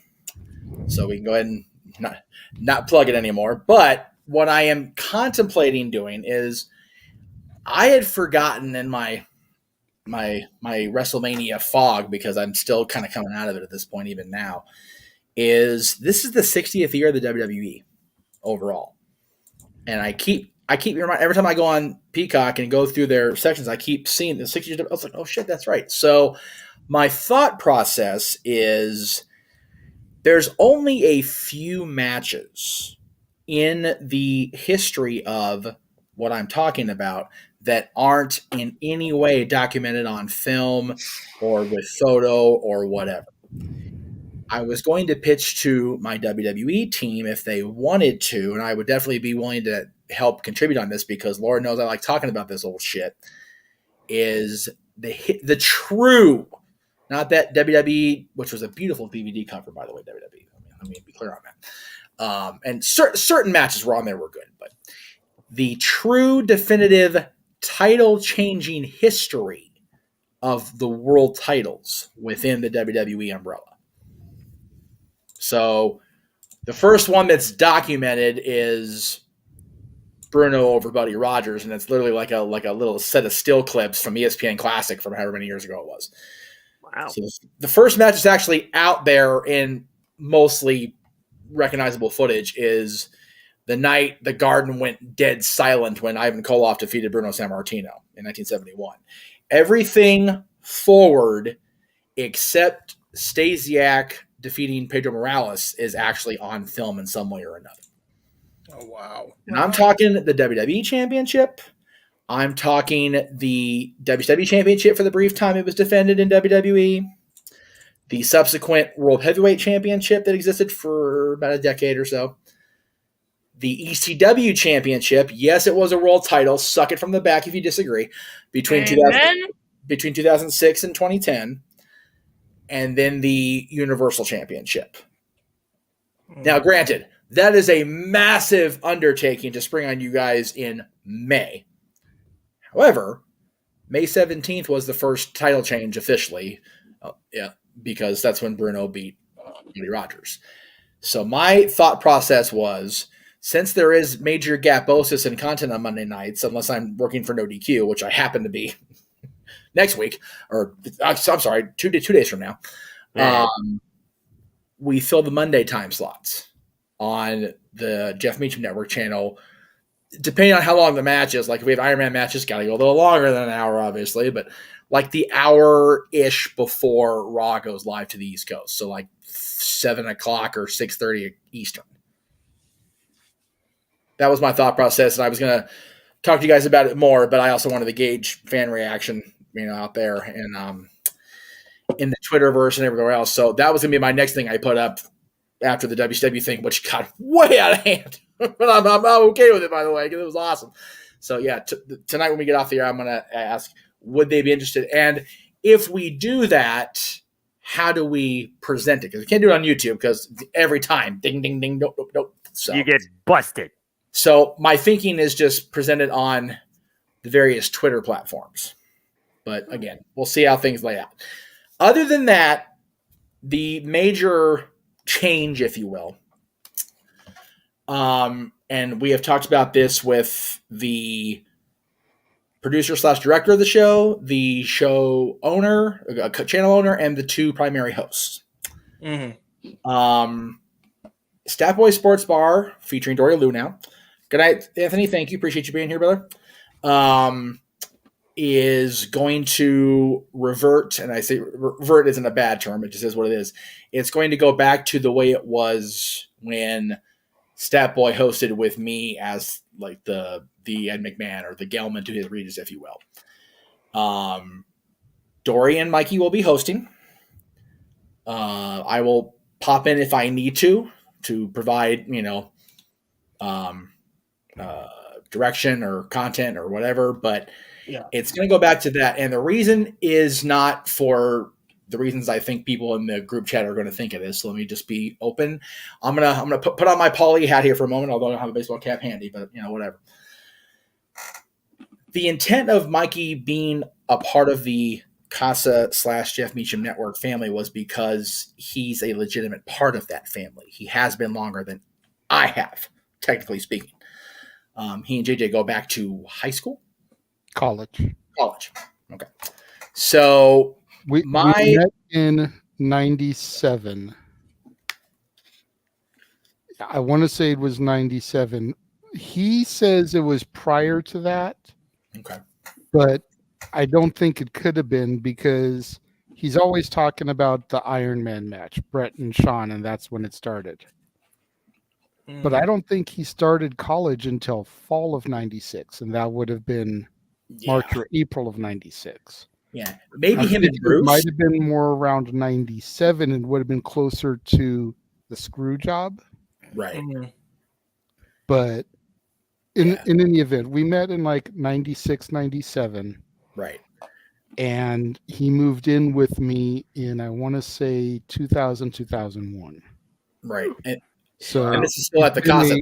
He's been a brother. Yes. For 22 years. Yeah. A legitimate member of exactly. A friend for almost 30. Right. So the thought process was when we started, JJ and I actually started, okay, we're going to go for this. Whether I was staying with ODQ or not, I didn't for a while. We wanted everybody in the house involved because it just number one, it was going to be unfair to, have that shit going on in the house and have content and have people that weren't involved having to listen to our obnoxious asses all day. And number two, they all were wrestling fans. So they claimed at the time. One of them, turns out to be a hypocritical bitch, but we'll move on with that and even go along anyway. So we wanted to include everybody.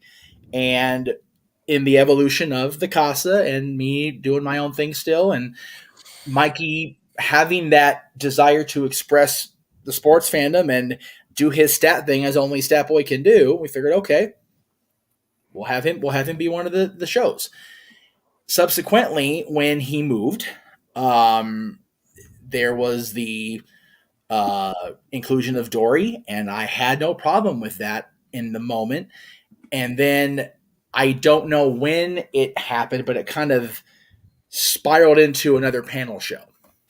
And I am a fan of this being a panel show, and I love this discourse, and I love being on the ODQ review. But I don't need nor require all that panel discussion every single time I do a show. This is wonderful. This is great discourse. This all started with me, James, and Noah just bullshitting after a TNA show or an Impact show. Yeah. And it's been a highlight of my weekends when I do get to be here and not have to work for the mouse. Hell, an NXT show, if you go further back than that as well. Right, exactly. So I enjoy that. It's just Stat Boy Sports Bar, I always felt was best when it was Mikey and they were just literally doing a Sports Center type thing. Whether it was me and him and Dory, whatever it was. So that's what we're going to do beginning, I think we decided on the end of May, Jay? I think we said the first Tuesday in June. Yeah, because after XFL wraps proper. So that's what we're going to do. So we will occasionally feature a special panelist if the situation dictates. And then once we get closer to NFL preseason, we will have more than likely a revolving door of a person. Yes, sir. I'm sorry. No, go finish your thought process. Just we'll have a door of, okay, well, this person's here this week to talk about NFL week fill in the blank here, and we'll keep going with that Yeah. through the preseason and the season and the postseason, NFL wise.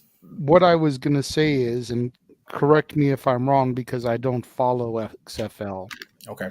I believe Mikey said the championship game was either going to be the 13th or the 14th of May, which means the championship game would be covered on the 16th of May episode of the Sports Bar. Yes. And rather than having it end there, we were going to give the extra couple weeks to round out the month. Right. And then start fresh with the first show of the new month. Right. That's that. Yeah. Because I offhandedly said, May 23rd is kind of a bummer day in wrestling as it is. I didn't want to have to be a bummer on the Sports Bar too. So, and the 30th, it's like, okay, well, the 30th is going to be my first day back after our first day where there's not something going on live that wrestling. So I figured, okay, just have the Stat Boy run bookend on the 30th, and then we go whatever it is, June, whatever day that is, the first Tuesday in June. That is the plan as far as everything else I said on the statement, the state of the multiverse address is still in effect. Talk Wrestling will be on Tuesday still. I'll be in the NoDQ review when I'm able. I'll be here when I'm able, which is more important. And try not to double book yourself on the day of, Well, I only do Saturday shows. Well, I only did it today because that way I could plug tonight there, and it was also, we wanted to make sure we got the synergy out for plugging. In fact, I'm going to be covering the recaps this week for Aaron because people are bitching to them. Oh, it's not going to be. It's like, okay, well then tune in and find out. If you don't like it, turn it off. If you like it, shut the fuck up. Yeah. Seriously.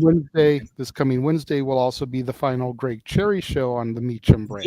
Yes. So this Wednesday we're having what I jokingly labeled, and ask Greg if I could use it, the 2-hour spin spectacular, or 2-hour super spectacular, whatever the hell I called it. He's also bringing in Kate Hensler, who I interviewed, 2 years ago now?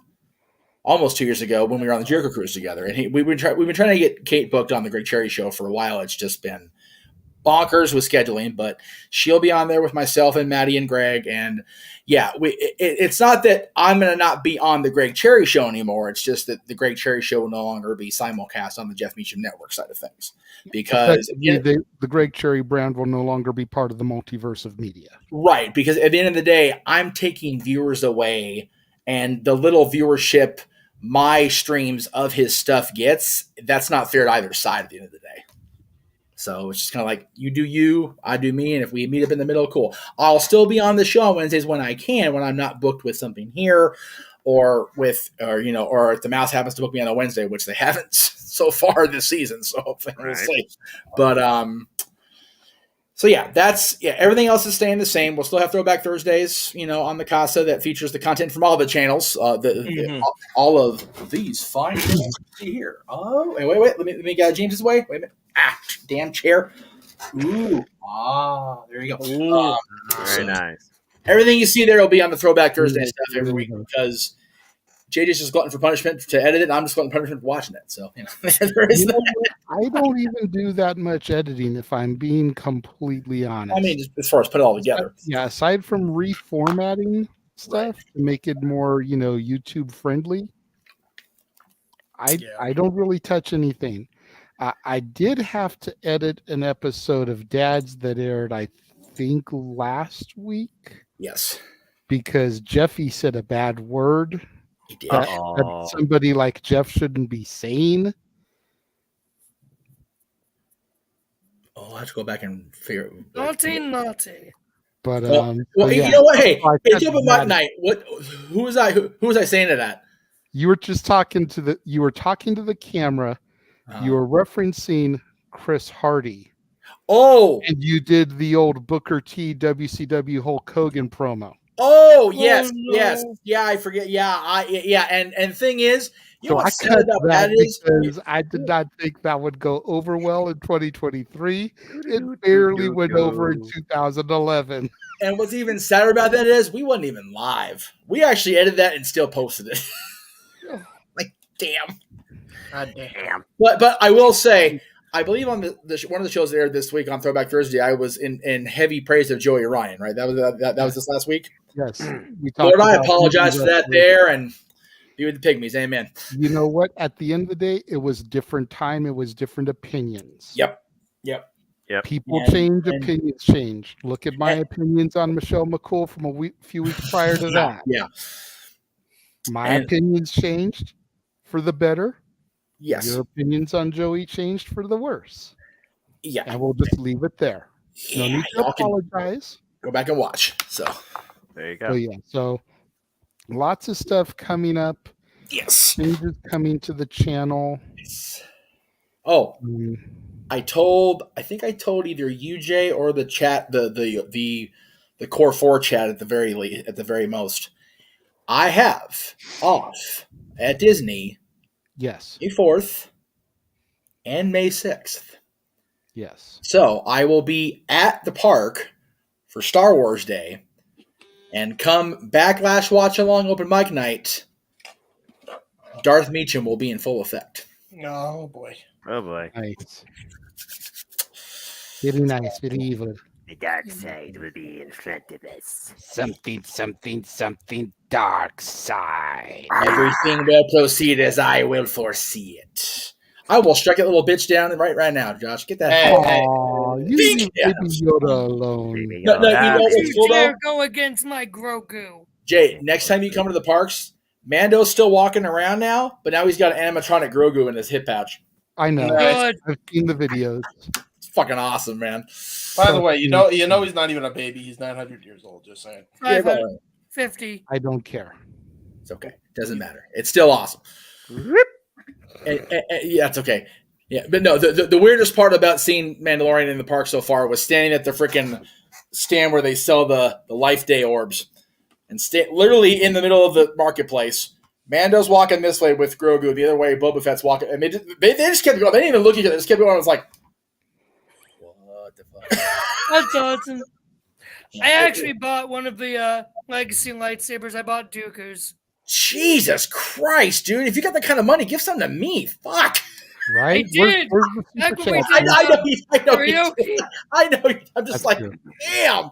Legacy lightsabers is no joke, brother. Yikes. Anyway. All right.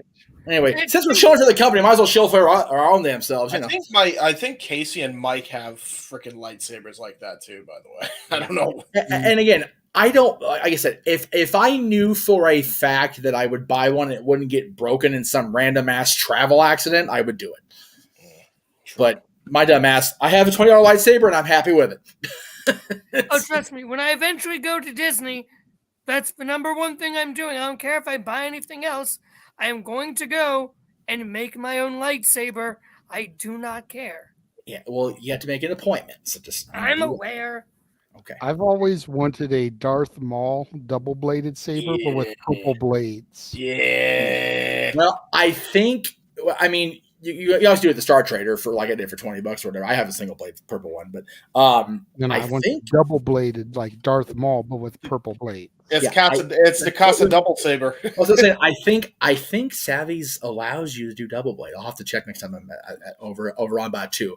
I rarely go off planet anymore because it's very far away. It's galaxy far away, but occasionally I do roam back there. So all right, we'll see. Yeah, I'll stay here on Earth. No, that's right. The most grounded member of the panel, and we love him for it. Yes, we do. He doesn't want to go down. Man. We are not worthy. Well, no. What's it's funny he says that as the super chat comes in from our buddy Emmanuel. Monique actually is having to go to a class next week because she works in Fantasyland now, and she has to learn to speak. There's actually a person named Monique. I always thought that was just some scammer name called. No, hey, is Monique there? No, but so yeah, she works at the Red Rose Tower, which is themed after Beauty and the Beast. So anybody that's not on Main Street, and well, because to be fair, I'm in Heart of House. I'm in the back of the kitchen. But anybody that's not on Main Street, that's in a themed land, there's this whole class for each individual land. You have to learn to speak. It's hysterical because trying to get directions somewhere from somebody in Batu is funnier than hell. How do I get to Critter Country? Okay. So we understand that the land inhabited by multiple creatures is down this way, and you have to just listen to them talk is just bonkers. It's great. I love it. Anyway, JJ, you're trying to do plugs. You're trying to do super chat. I'm just going off on tangents. I apologize. Oopsie, sorry. So Emmanuel's super chat says, first of all, I owe JJ money because this one went to your channel, Jeff. Oh, okay. Says, but I got to know one question. Bowser wrote a love song for Peach. Who would you sing for? Which I'm assuming goes back to his question he asked earlier of which female or male wrestler or personality would you write a love song to? Blah, love songs. Blah, nobody. Natalia Markova. You know what? See, there's the surprise, James. Well, real surprise there, man. I'll answer this. Well, we know Noah's is going to be the bunny. Yeah. You're damn right. Fuck that. No, love songs, man. You're that pussy bullshit that's only good for one day a damn year. And no one gives a shit about that because you just get chocolates and roses. Blah. I would guess Jeff would probably write one for Trish. Yes. I would write her lyrics so she could do it better than the promo she cut on Monday, actually. No, actually, nowadays it would probably be oh hell, I just lost it. You said Trish, and I got all googly eyed. Wrestling person. Come back to me. I'll think of it. Well, Arlene says, imagine Noah singing that. I would pay $50. Oh my Singing God. what? I ain't singing shit. Well, if you want Noah to sing, we've got it. We do have a karaoke night coming up relatively soon, JJ. Do we not? Yes. We'll get to that when we get to the shows. When we get to the shows. Let's pump the brakes. Okay, fine.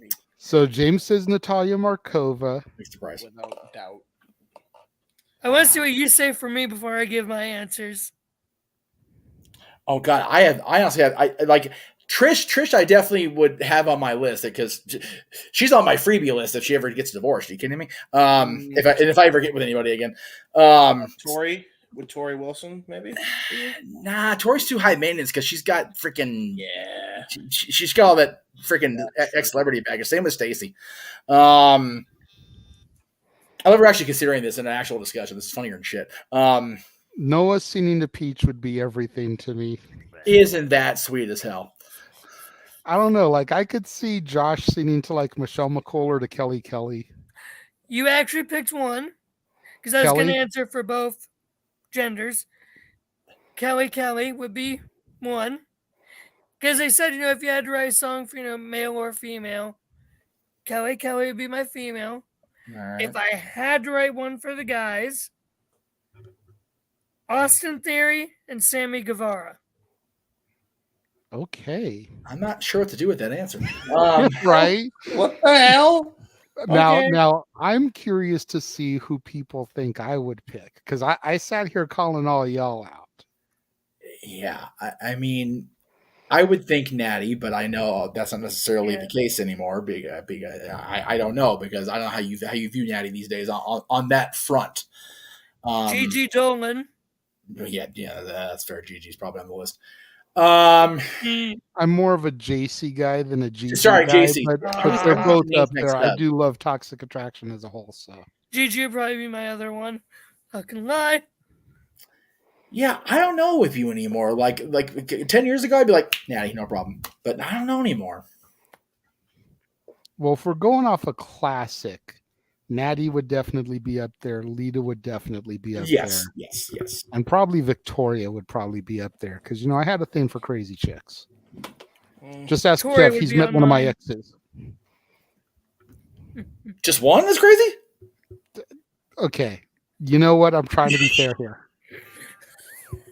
Try to be fair. I think that's not being fair enough. I think you should. I was gonna say hell, I'll say right now, all my exes is fucking crazy. I'll admit that shit. I'm crazy with any of them. Modern. I'd probably go with that bitch. She definitely would be one. Yep. Yeah. She might hurt you though, for real. Cora. Oh yeah, Cora. Cora would be one. Honestly, I think it would be fun to write one for Rhea Ripley. Just for the reaction, right? I'll do the reaction and the fact that you can use a lot of the whole mommy stuff. That's fair. That's fair. I would do that just for the lulz. Here's the thing with that, JJ. I guarantee that's already been done by at least 50 other guys already. Oh, I'm sure it has been, but the question wasn't to those 50 guys; it was to those 5. It's the 5 of us, yeah. Yeah, we're the 5 schlubs. And the manual says Mickey James was the Psycho here. too. Absolutely, but Victoria was the original Psycho. Yeah, and see, to be fair, Mickey James at the time we saw her in WWE, she wasn't batting for that team, so it was kind of useless. Although to be fair, Sensational Sherry was the original Psycho. She was just kind of before my time. You know what? For real though, when I discovered wrestling, if we're talking writing a love song, all mushy, Elizabeth, definitely. Oh yeah. God, like I don't know one wrestling fan that didn't absolutely love her. But then when she went to the NWO, it's like, oh, she got a dark side. I'm here for this. Here we go. This is gonna be some good shit now. That's right, baby. She was so naughty. She got with the Horsemen and the NWO. It's like, God damn, Liz, you ain't Demir no more, is you? You know who else got with the Horsemen in the NWO? Jeff Jarrett. God damn it! He's not even here, guys. Doesn't matter. He's a Horseman, damn it. It's a great gimmick to work. NWO, damn it.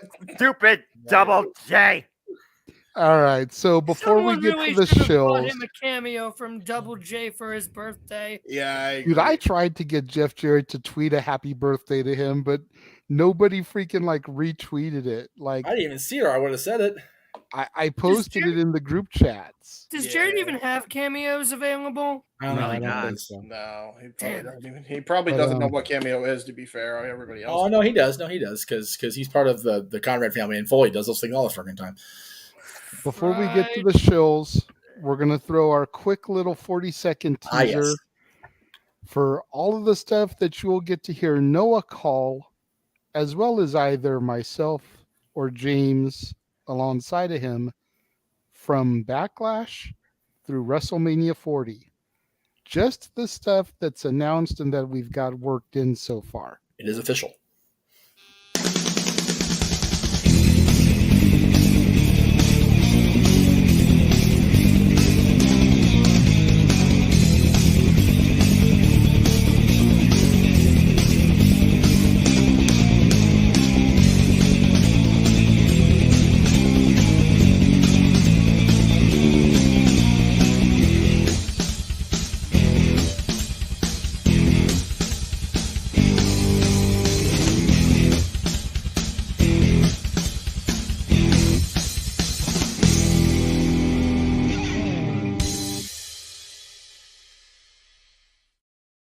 All the wrestling, all the damn wrestling, so much wrestling.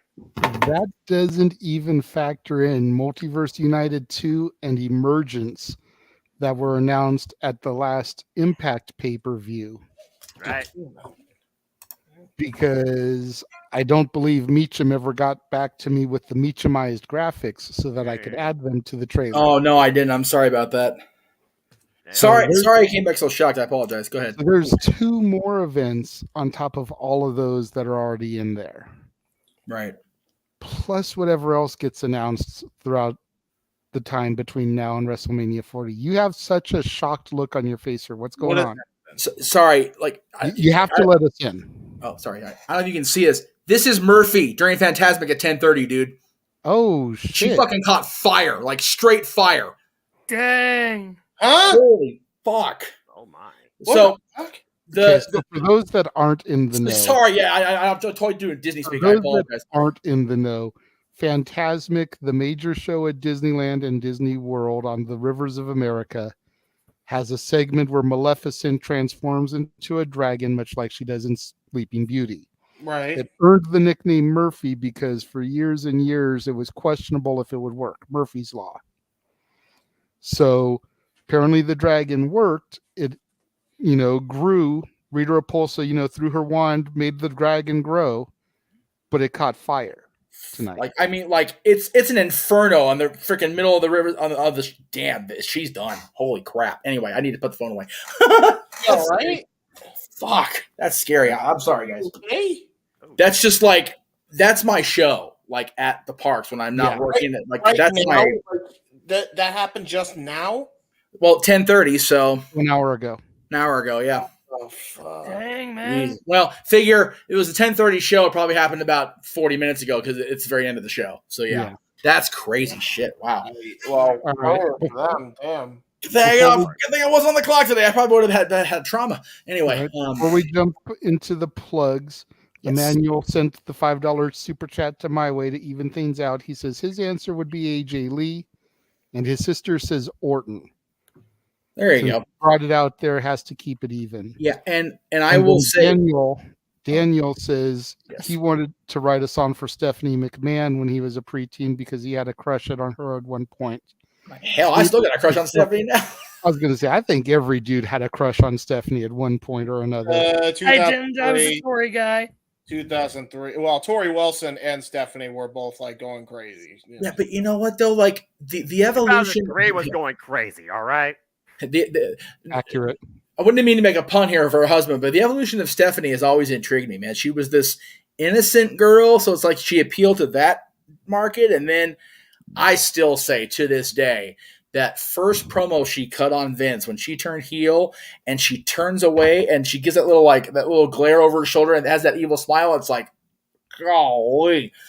From then it was like, yes, like take my damn money. Like I'll write the songs, I'll do the things because she's awesome and she's been a great character ever since. And I've never not liked Stephanie McMahon.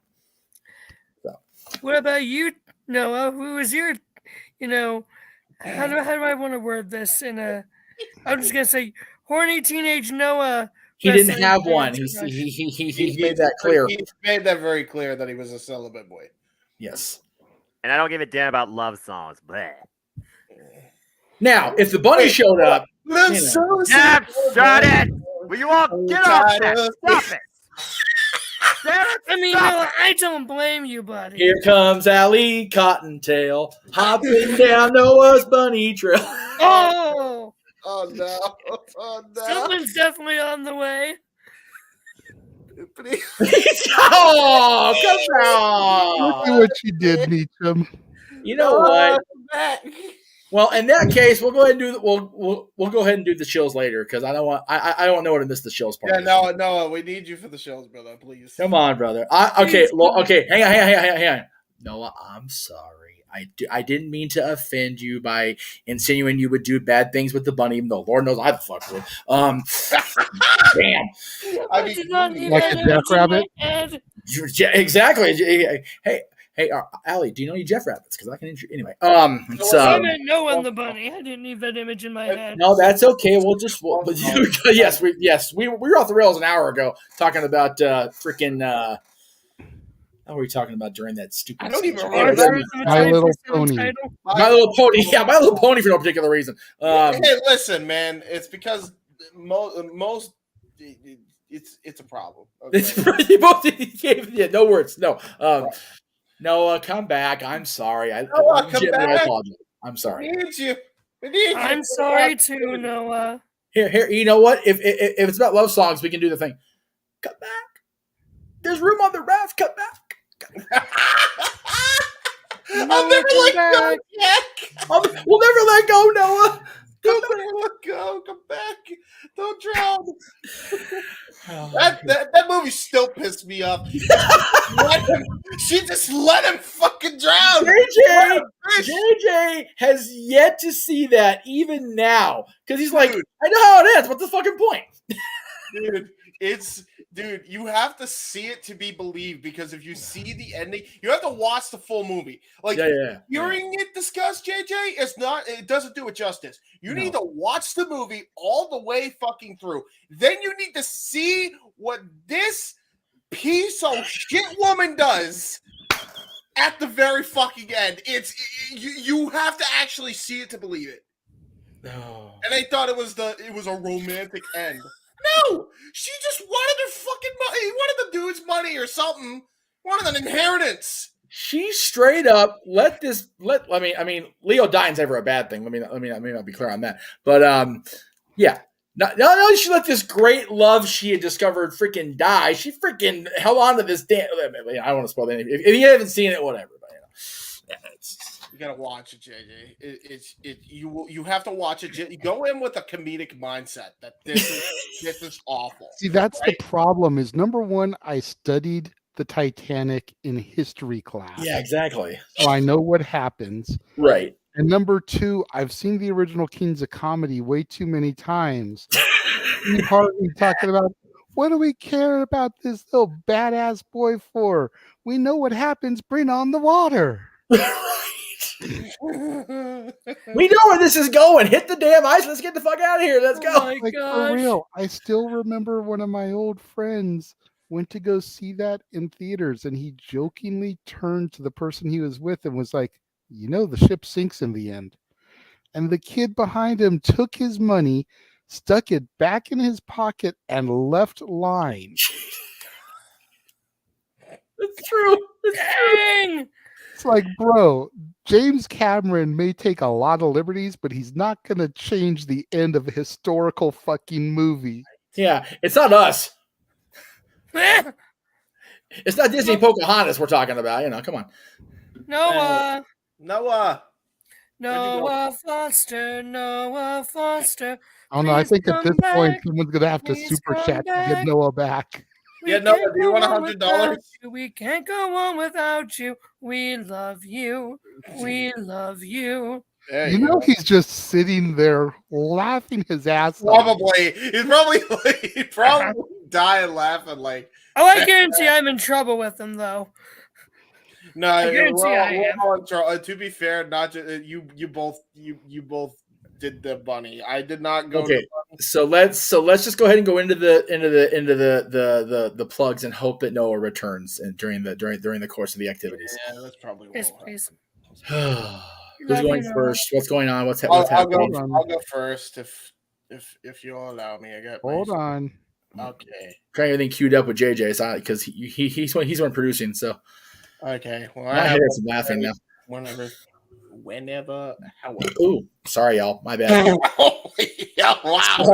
Sorry. That was an unintentional TJS moment. I apologize for that. Sorry. No, that's what makes it even better, man. This show's already off the rails. Just add a burp. It came from the. I didn't mean the. Yeah, I got on Tyler's case. I feel bad now. I'm a hypocrite. It's all right. There you go. Okay, here we go. So here we go. So the stuff that I haven't plugged yet, that's on that graphic that you saw earlier, which will be updated accordingly as time goes on, probably within the next week or so. Coming up for Retro Wrestling Review Series, back the Superstars Shake-Up SmackDown Live 2017, which these two schmucks were live for, so I feel bad for them because they got to see this guy drafted, and that would lead into him winning the title from this poor sap. That happened. Backlash 2017. That's coming up relatively soon here, as well as Backlash 2007, which I didn't make a graphic for, stupidly enough. Oh wait, no, did I? Yeah, I did. No, I did somewhere. But yeah, Backlash 2004, one of the best backlashes of all time. We're going to be doing a retro on that. We're going to be doing Backlash 1999. We're going to be doing. We already did a watch along for that on Casey's channel, but we're going to actually do the retro proper finally. So go check that out. And we're also going to be doing two retros we haven't been able to get to because schedules just didn't line up right. Royal Rumble 1998 and Judgment Day 2000. That's all coming up so far, along with a few other retros, including, and maybe this will get Noah back, I don't know, AEW Double or Nothing 2019. So there you go. That's what's coming up so far. That's all of our retro stuff. We're back to being busier than bees again. Good, man. It's awesome. Yeah. Yep. You said. Why yes. You bring him up? I'm sad now. We're talking about Brody and Noah still gone. I just feel bad across the board now. Yeah. All right. So I guess we'll. Do you want to plug the socials or you want to plug the other shows first, Jay? We'll just run through kind of everything because I kind of have everything just lined up here, including Josh's plug. Oh, okay. So we'll just go ahead and throw to that first. All right. Since he's here. There you go. No fucking Mountain Dew anymore. Damn it.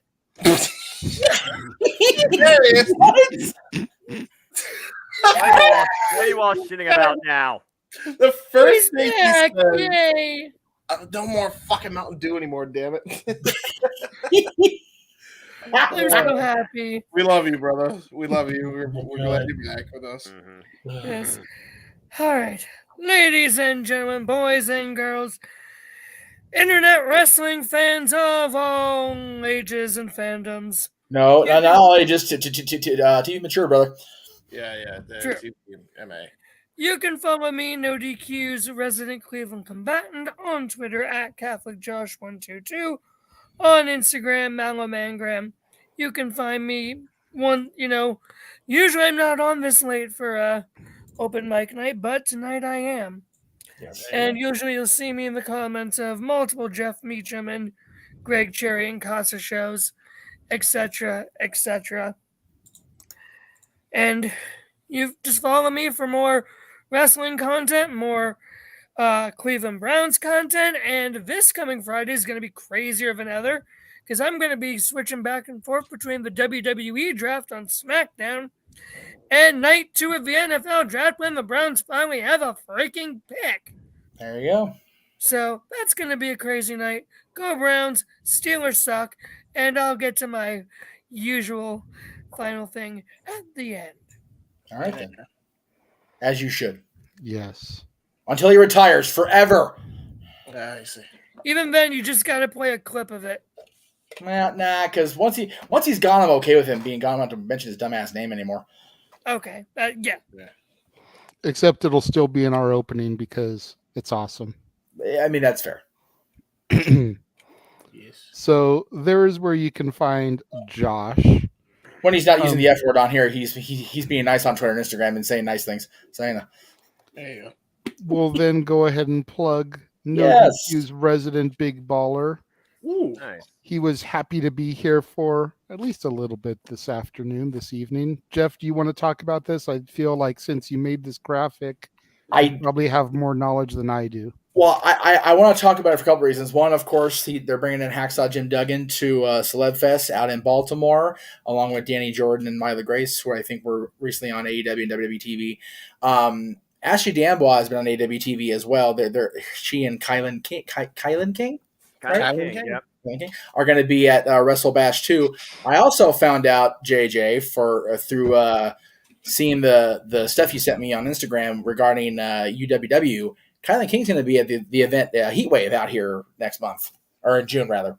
So I might get to be Kylan King, which I know is going to make Noah just even want to go away again, which sucks, but I feel bad. Yeah, she'll be part of that. Melina's going to be part of that too, so it's going to be an awesome thing. But yeah, you can check out Parker Kane Productions bringing in Hacksaw Jim Duggan, Danny Jordan, and Myla Grace into Baltimore Celeb Fest 7, and bringing in Ashley D'Amboise and Kylan King into Wrestle Bash 2. That is in August out in, I didn't see where that was and it went away before I could lean in further to read it. Sorry. That's okay. In New Jersey, that's right. New Jersey. That's why I didn't want to see it because it says New Jersey. I didn't want to read it on purpose. Anyway. That's fair. And then, of course, you can follow him on the socials as he do because his TikTok's funnier than shit. So there you go. Now bringing it home to the rest of the crew here. Yes. You can follow your barkeeps for Statboy Sports Bar featuring Dory Lou on the Twitter at Hathaway Lou, at LBStatKid1977. Of course, their tweets are, as always, Statboy approved. Yes. All their posts are Statboy approved, damn it. Of course, make sure you catch out Statboy Sports Bar featuring Dory Lou on Tuesdays, 4 o'clock Pacific, 7 Eastern. Yes. I know this week is going to be another Dory Lou Sports Bar. Yes. But I don't have those graphics, so I don't have a fully realized one because Mikey told me before, not too long, but I just haven't had a chance to make a new one. I will get that to you before future. I apologize. No worries. But yeah, so every Tuesday, Statboy Sports Bar featuring Dory Lou. Yeah. As I always like to say, the food is hot, the beer is ice cold, and the seats are warm. So pull up a bar stool and engage in some professional sports conversation with your barkeeps, Statboy Mike and Dory Lou. Love everything. And then, as we showed earlier in the little video package, Heroes and Legends 19 in Pigeon Forge, Tennessee. I think Mikey said that it's only about 20 minutes away from where they live. Right. So if you liked the trailer we showed earlier, if you like some of the names that are going to be there, or if you just want to meet Statboy and Dory Lou, and you're in the greater Tennessee area, come out to Heroes and Legends 19 with the King of the Mountain match. Check them out. Like I said, they'll be walking around with their Statboy Sports Bar shirts on. So if you don't recognize faces, you'll recognize the shirts. That's right. And they will pose for pictures. They've said they'll sign autographs if anybody recognizes them and wants an autograph. That's right. So just show them that love and support. Speaking of showing love and support, show some love and support to our buddy, the Frank Sinatra of the Spanish Mafia, Mr. Gino Rivera. Booking inquiries at Gina_Rivera@yahoo.com. Instagram and Twitter, Gino Told You So, all one word. Facebook, Gino space Told You So. Yes. Gotta make sure you got that proper characterization there. Well, because he had to have a last name on Facebook, so it's just Told You So. There you go. That makes sense. Longtime friend of the channel. Absolutely. Make sure you check him out. And Sam Knight, a longtime friend, will be at Heroes and Legends. So definitely check out our boys. Willie Mack. And Willie Mack and his googly blue eyes on that graphic they made for some reason. That was the weirdest shit. Like, yeah, they're a bit of a very blue-eyed man. I was. It's like he is a beautiful blue-eyed soul, but it's like what the fuck? Like, a little bit odd there. Just saying. A little weird. Well, you know, when you big like your friends, kind of shit gets messed up. Anyway, it looked at the gamma radiation and they're like gamma for the picture, and they're like, yes, brought that shit all the way up. Yeah, no kidding. You know, it's funny Emmanuel says that, and I say that because when I went to the second night of Mania, it was like the old days when I would go down and hang out at the Casa over a weekend. On my way there, I would get stopped at the train station or a bus stop because I get recognized. I was in the suite level of WrestleMania. I was approached by like 6 different people. I'm like, what the fuck? Did we go back in time 20 years? It was weird, but it was wonderful to see everybody. And again, I would love seeing Emmanuel Arlene. We got the picture with them. We all got a picture of the Undertaker, which was fucking awesome. I was going to say what you should do, Emmanuel. What you should do, Emmanuel, is print out like an 8x10 copy of the photo of you, Arlene, and Jeff, and the next time you see him, have him sign the 8x10 for you. I will gladly do that. Absolutely. There you go. It still weirds me out. No, like you're stalking me. It's weird for me to think I'm a person that should be signing autographs. That's still like the fuck. So really, Jeff? It does. It really does. 38 speech again. No, you know what? Because it's true. I still don't think of myself in that way because I get a reality check every time I come back from the House of Mouse and I come where I am. It's just like I'm just me. So it's just weird. It is weird to a certain degree. I can understand where Jeff is coming from. I mean, I was watching on YouTube, and I normally wouldn't give a plug to a completely different channel, but I was watching Brian Zane's Wrestling with Regret. Right. And he did a video blog of his experience for WrestleMania weekend. And, showed him going to WrestleCon because he had a booth set up there with the Wrestling with Regret title. Right. Him at WrestleMania both nights, him working an independent show with one of our old buddies, Levi Shapiro. Oh, yeah. So, it was kind of cool watching that and seeing Levi pop up multiple times in the video. Yes, no, but it's like, it's weird seeing that happen, and it made me wonder if we had a booth at WrestleCon like him, would we have gotten the same type of love, or would people have just passed us by like, who the fuck are y'all? Yeah, I know him, but who are you? Right. Yeah, I considered it. I did, and you and I talked about it. Yeah, it was just. The thing is, though, even with the generous super chats we get from you guys like you, Josh, and everything, it was just not happening. It was just getting too pricey. And had I, and again, I don't want to undersell the importance of this because it was awesome. Had I not sold the ticket to Travis and then bought another one for myself for both days because I ended up being able to go, I probably would have had the extra for at least a smaller set up at WrestleCon. But again, we have the big stadium here in LA now. WrestleMania will be back. Yeah, So absolutely. I'm not tripping on it. Now, having said that, with Mania going to Philadelphia and the very high likelihood of Dylan and I both going, even if JJ is unable to join us for financial reasons, if we're being honest, because finances are going to be a muckerfuther, with Big G, who, again, I'm giving him the big baller plug because he's generously offered to let Dylan and I stay with them for Mania week. So, and I found out through staying with Monique this weekend that I can deal with the cats as long as I have the Benadryl on hand. There you go. So Benadryl will be a thing WrestleMania week. So I'll wake up groggier than hell, but I'll get through it. There may, if WrestleCon is in the price range it was this year, we may have a presence at WrestleCon in Philadelphia. We'll see. All right. Then. Yeah. As we continue with the plugs, yes, this is going to be a lot to take in, folks. Yes. So, Jeff, please just try to, as quickly as you can. Okay. Oh, Christ. Oh, dear God. This one. I can do it. That graphic Now, always. Now again, for the record, we know King of the Ring no longer exists. Right. It's been replaced with Night of Champions. Yes. Correct. But and Frontline Flashbacks now off the table. But we have, as of now, 15 and 2 more that aren't graphicked out yet. So 17 watch-alongs plus WrestleMania week next year, which includes the NXT and whatever Impact and Ring of Honor shows and whatever, all scheduled on the watch-alongs. Talk wrestling, dads and always on wrestling. I did not put up dads this week. I just fucking realized that right now in this moment. Holy shit! Sorry. Yeah, major botch. Sorry, Jay. Damn, I gotta get that up. Talk wrestling, dads and always on wrestling. Open mic night all throughout the year. Open mic night every Saturday, whether we have a PLE or not.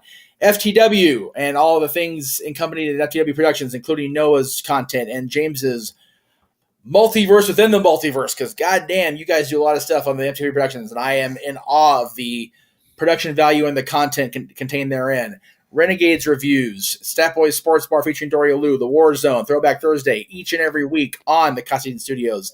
NoDQ.com will have recaps of Raw, Dynamite, and SmackDown, hosted, at least Raw and SmackDown, Raw and Dynamite this week, hosted by yours truly, as well as the predictions for the PLEs and the pay-per-views for AEW, WWE, and the recaps of the premium events. So that's within the multiverse and our partnership with NoDQ. If you have a day where there's not wrestling content, it's because the world has ended. Yeah, pretty much. Yeah, pretty much. Yeah. Because that's an accurate statement. if none of us are showing something, it's because one of us has died and we're going to a funeral, or the world has literally busted. Bye-bye. Internet's dead. Long live Y2K or Y2K. Right. Emmanuel, we did talk about King of the Ring being at least replaced. Right now, we don't know what's on the card for Night of Champions. They haven't said if it's going to be still containing the King of the Ring tournament. I would think the name change was necessitated for 2 reasons. One, because there's a crown prince in Saudi Arabia, and they were like, excuse me. But the other thing is, and we've talked about this, that is the 1,000th day for Roman Reigns. So, and since Allie's out here, we'll go ahead and throw it. There we go. So I don't know if that was the primary reason. I would think so, because they're going to, like I talked about for a month, market the shit out of this. So anyway, King of the Ring we don't know yet. I would like to think that it's still going to be a thing, and maybe it'll just get repurposed into September or October between SummerSlam and Survivor Series. Right. But we'll find out. Yeah, because no official announcement has been made. Yes, Zelina was hot about not being able to defend her crown. So whether she's getting this title shot, which is like she's going to beat Rhea Ripley, give me a fucking break. I mean, we all know she's not going to win, but it's good to have her on the card because, like the point she made in her promo, she's Puerto Rican. Yeah. So give her the little bit of shine in Puerto Rico. Exactly. Might be her only chance at the title. She could even win via DQ. Right. Because Judgment Day gets involved. That way, she still looks strong. Rhea still looks strong. Yep. She gets the victory, just not the title. Yeah. can do the rematch on SmackDown. A week later, Rhea can just decimate her there. Right. But, not have the riot factor in Puerto Rico by just jobbing her out. Right. Random ass question that was brought up during the review. And I know, JJ, you were watching. Do you bring Carlito in for that show? I say yes. Yeah, right? And the way I do it is I have Gunther issue an open challenge that gets answered by Carlito, former Intercontinental Champion. Yeah. I'm not saying have Gunther destroy Carly, but at least the pop would be ridiculous. That's an interesting match. I would have said, if he didn't already have a triple threat match to deal with, I would have said Theory. Yeah, no. Yeah, Theory's already booked. Gunther is not. We know Roman probably isn't going to be on the show because they would have advertised him. Yeah. They wouldn't be building the 6-man tag for the Bloodline. Right. So you can't do Carlito versus Roman. You do Carlito versus Gunther. If nothing else, you just hear that theme pop one more time, and then the crowd just explodes. I mean, it'd be a pretty cool moment. I mean, and I honestly, that'd be cool. Yeah. And the other thing you could have done, if they weren't in the 6-man, is you could have done Carlito and Primo versus Sammy and KO. Right. Ooh, Or I like that a lot. There's But they're in the 6-man also, so Yeah. Oh, for the love of only Christ. belt that is available that can literally be defended against him is IC. Pull the trigger.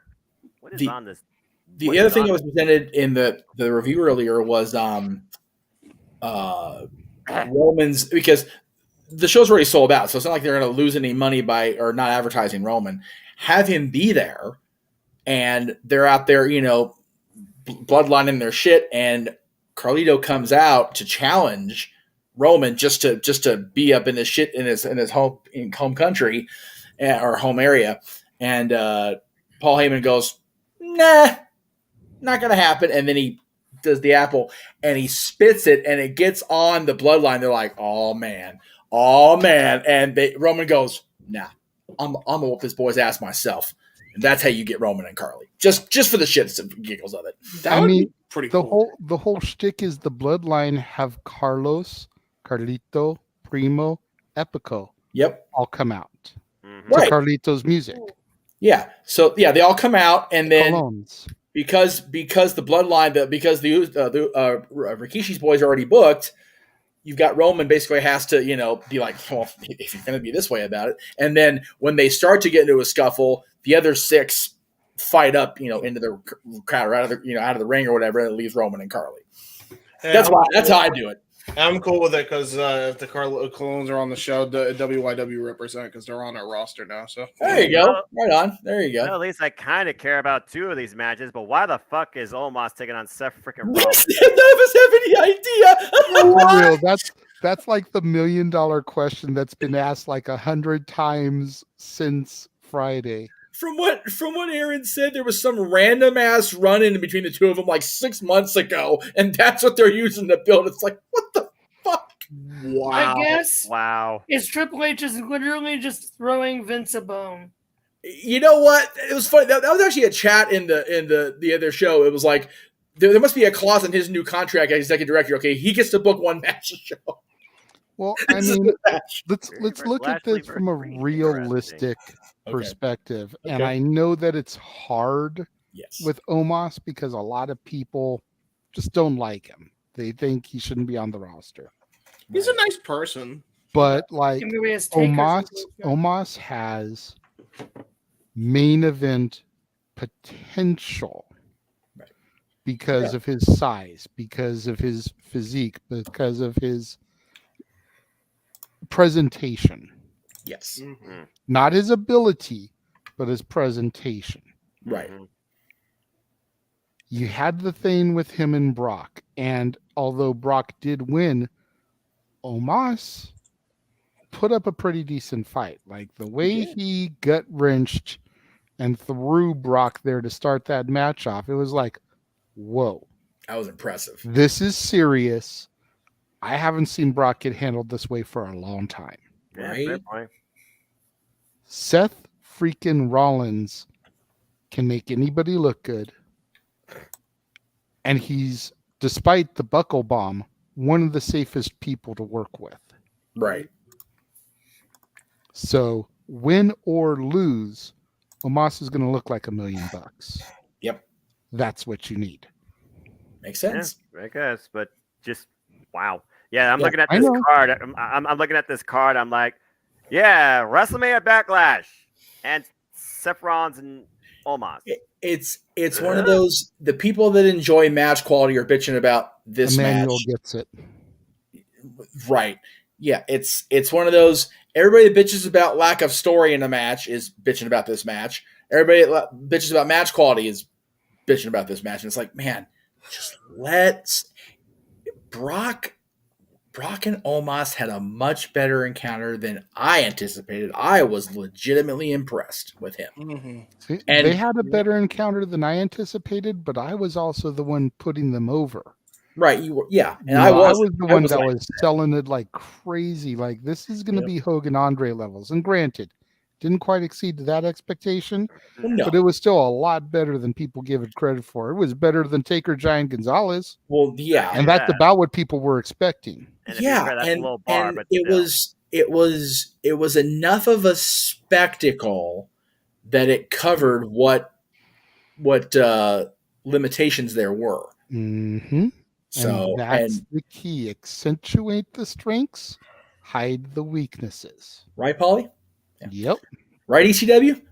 Yeah, there you go. Either way, this will be something, but I still guarantee Aaron to give me that quote when he does the predictions video. And if not, worst case scenario, I'll be in my Sith costume. I can just, this is not the match you want to remember, and just make it all go away. So it'll be all right. This is the way. This is the way. No, but this was the way. I don't have that suit. That's really expensive. This is the way you'd be having a fully different count on this show. Moving along with the plugs. There we go. All right, yes, plugs. You can find me on the socials. Instagram, the Renegade JJ Williams, Twitter, ROWJJ Williams, and YouTube, Casa D18 Studios. For those of you that have missed it, we are monetized now. We've been monetized for about a month. I literally just had my first payout hit my bank yesterday. Congratulations. Yeah, brother. dude. It was a moment, I was messaging Jeff throughout the week like, dude, okay, when does the payday usually hit? When does it usually hit? Because I know it's around this time. And he's sending me screenshots of his bank statements. It's like, usually it's right around here. Wait for it. And I was like, okay. Yeah. He's like, so hopefully by the end of the weekend. So I got an email yesterday morning that the deposit had been initiated. I'm looking at the bank. It's not there yet. It's like, fuck. About 2:00 in the afternoon, it finally hit the bank. I was like, yes. Right. My first payout from YouTube in like 12 years. Yep. It was timely. Josh, are we keeping you up, brother? You want to go ahead and do your plugs and go to bed, dude? Seriously.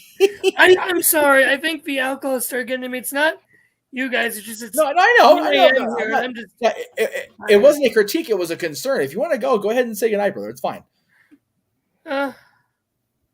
Yeah, I think I will. Even though. Okay. All right. I love you guys. Good night. I'm exhausted. Yeah, get some rest, man. Sleep it off, dude. You had a bunch. Sleep it off, dude. I've been so busy the past few days. It's not absolutely, man. It's all right. And I will catch you guys later. No, I love you, buddy. And of course. And of course, fuck Bill Belichick. That's right. Yay. Yeah. Thank you very much. The Patriots. And then there were 4. The core 4 remain. All right, there you go.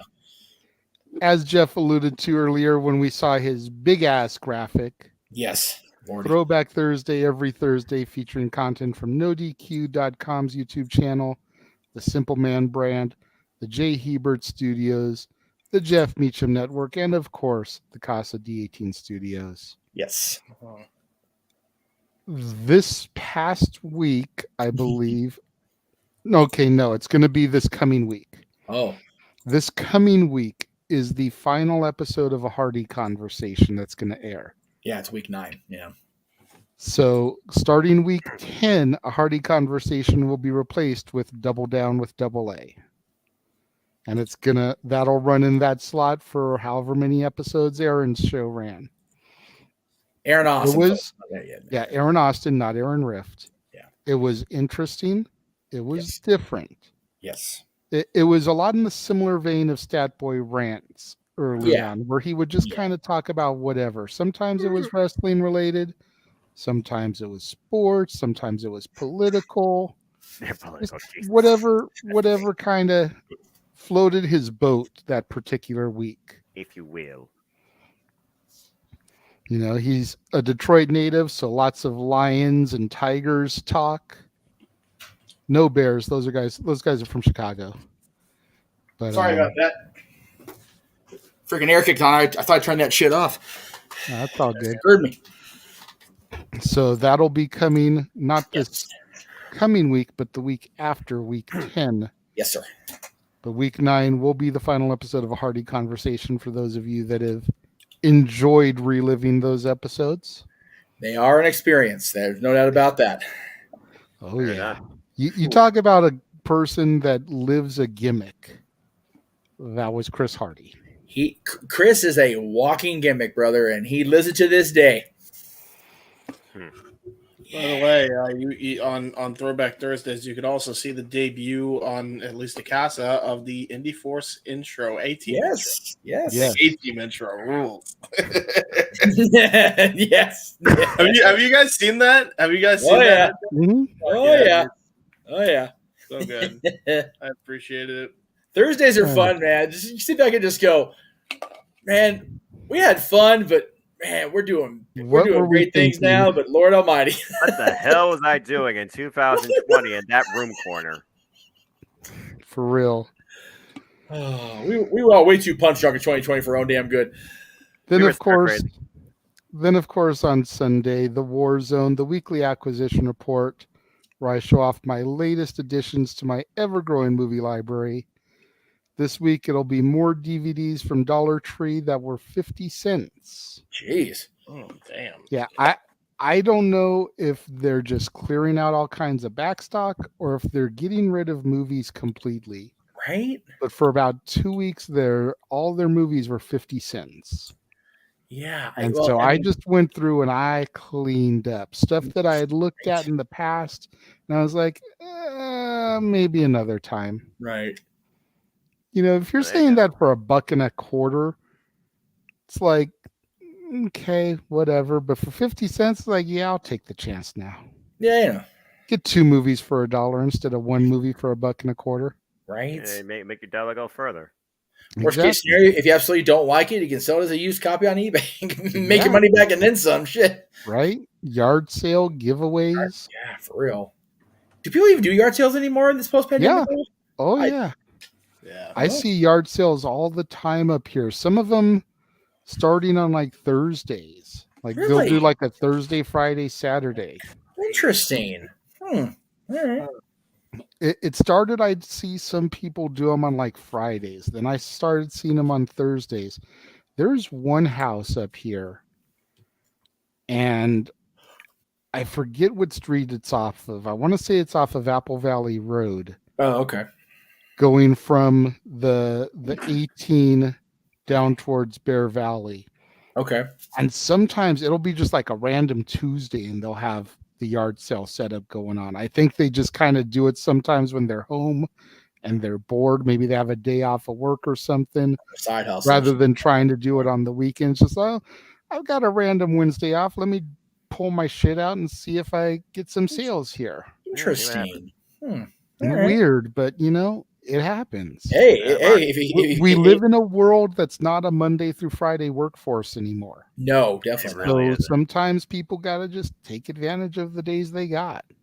And you know what? And if you're ever out and you come across this stuff, you may find something you want to bring into your collection. So, you know, shit. I have before. I was driving, stopped by a few people's places and saw movies out there and, you know, buck a pop, whatever.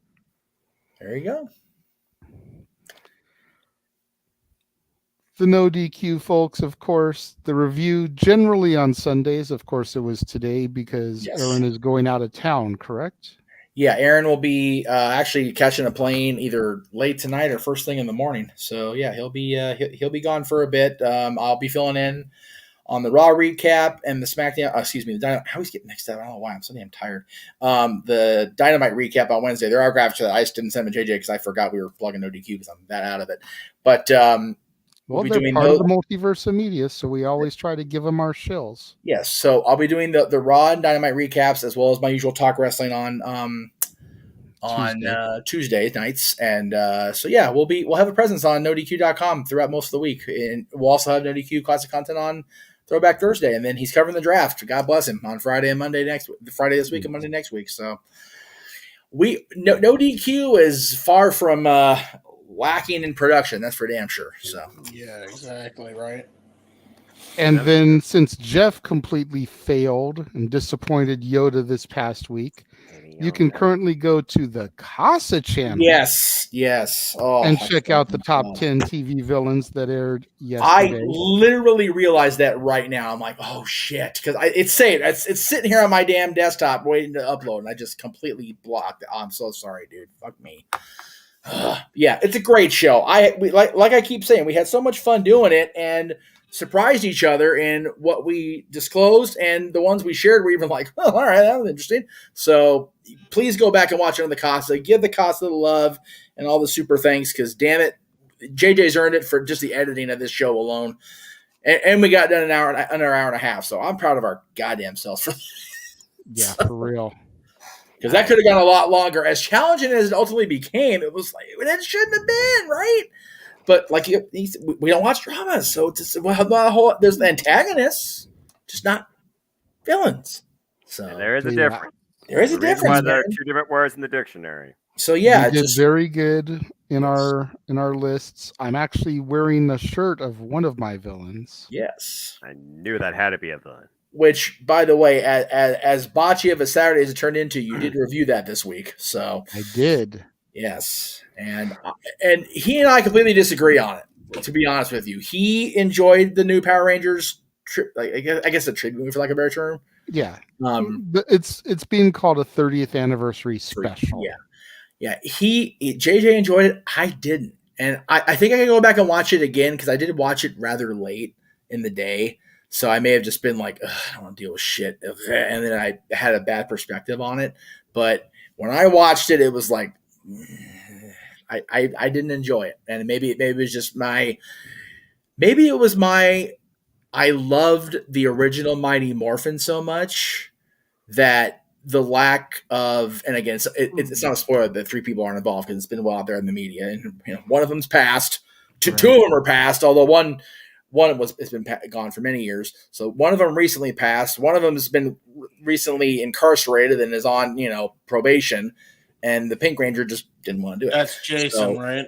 That's Jason. Yeah. Austin St. John. The only thing he can do monetarily is go to conventions. He can't be in movies. He can't be in TV. He can't do any of that shit. So he can't travel to be in movies. And right. And I don't even know what he did. I just know he did. I don't remember either. And they didn't shoot this. He can still act. He just can't leave his home state, which begged the question. I forget. I'm going to botch her name. We always do. I forget if it was Datia that brought it up or if it was her partner on her review that brought it up. Why couldn't the crew have just flown to Texas and done some green screen? Yeah. Filmed some scenes with him in a park. Right. That could have doubled for Angel Grove Park. Yep. Film some green screen stuff, and then they could have dropped him into the command center. Right. They could have worked around that one. They could have, and the other two, a little bit harder. One's dead. Yeah. One wanted nothing to do with it. Right. But the one that did want something to do with it, I think if they had tried a little harder, they could have worked around it. Yeah, and my contention to him was the absence of those 3 people hurt it like a lot. But again, and you can go back, you can watch my review. I implore everybody to do it because it's almost a 45-minute review. Yeah, he did a really good job. But I understand that point of things. Right. Because like you mentioned to me, Jason David Frank has been the face of Power Rangers for years. Yes. Yes. So his passing, I can understand why that would, but the flip side of that coin is that supposedly, a lot of this was filmed before he passed. Right. So the rumor is that he wanted to focus on the Legend of the White Dragon as opposed to this. Right.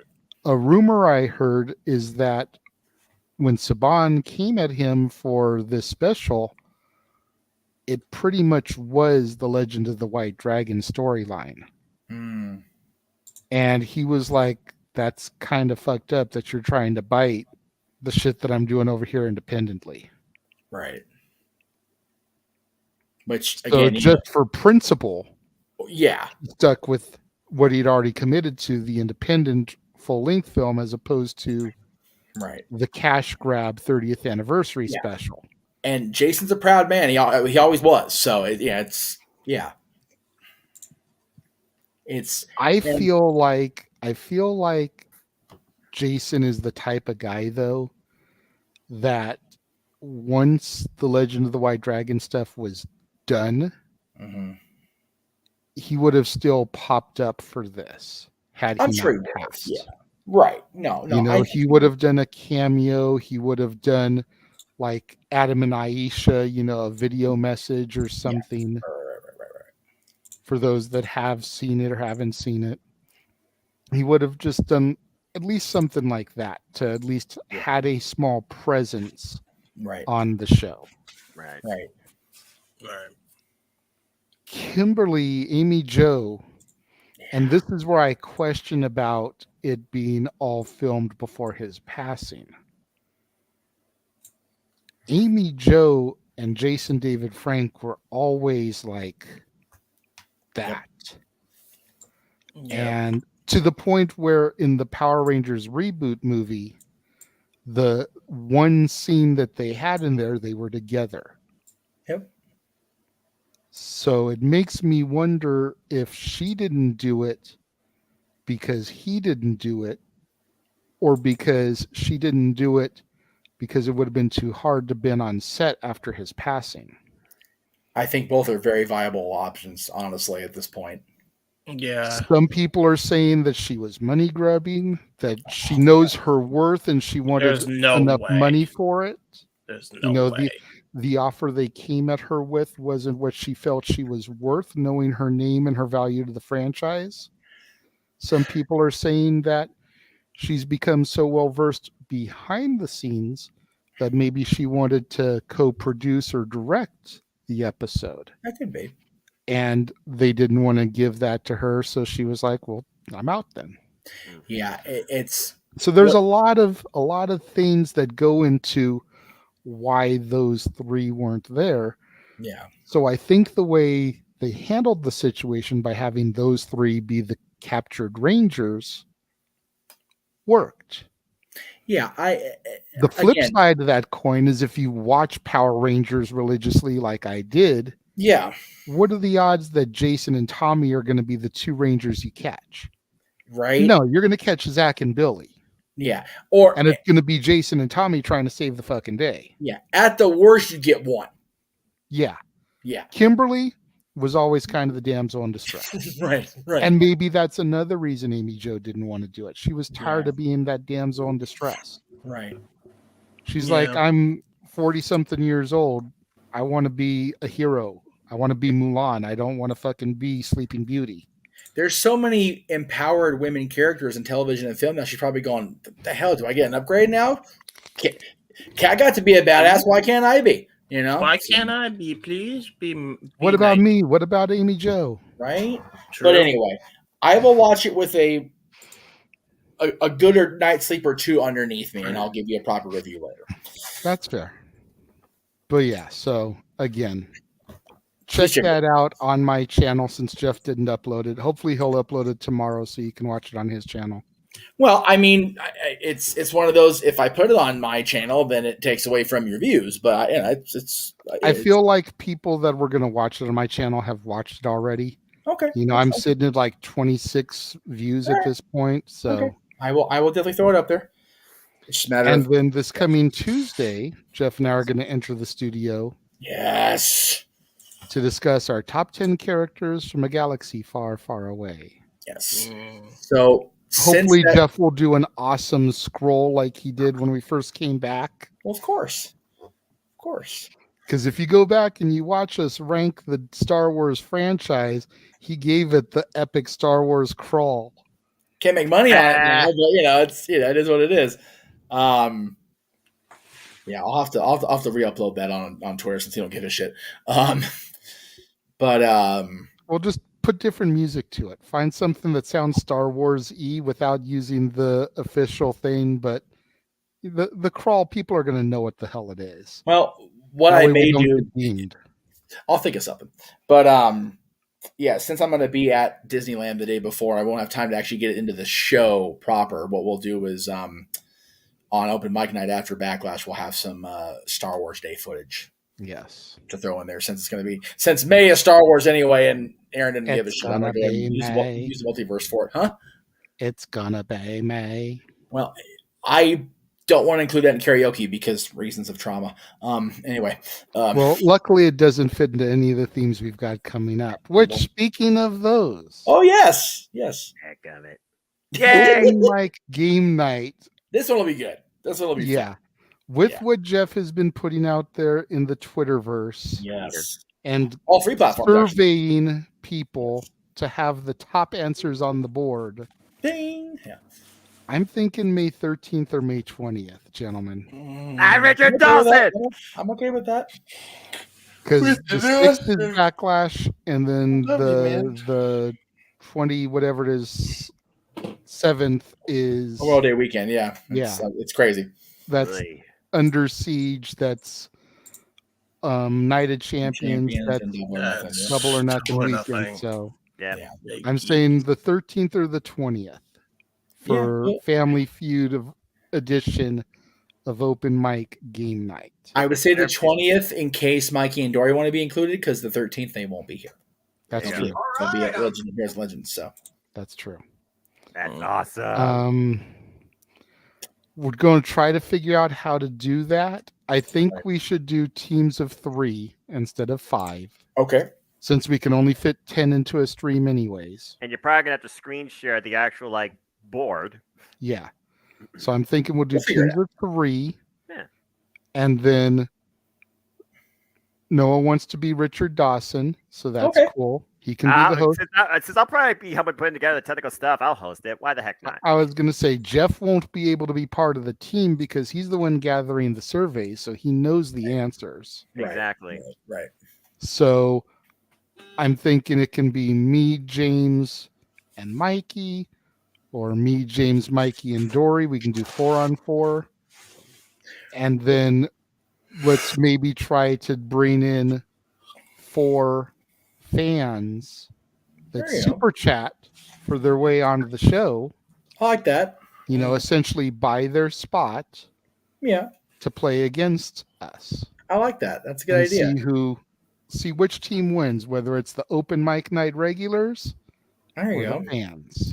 Well, we can also do it as far as the number of people on screen. If we want to keep it 5, we can always have the podium thing be 1 from each person on screen with Noah, and then whoever wins the podium heat, we bring that team on screen, and then when we go to the end, if they're going to steal, they can. That works.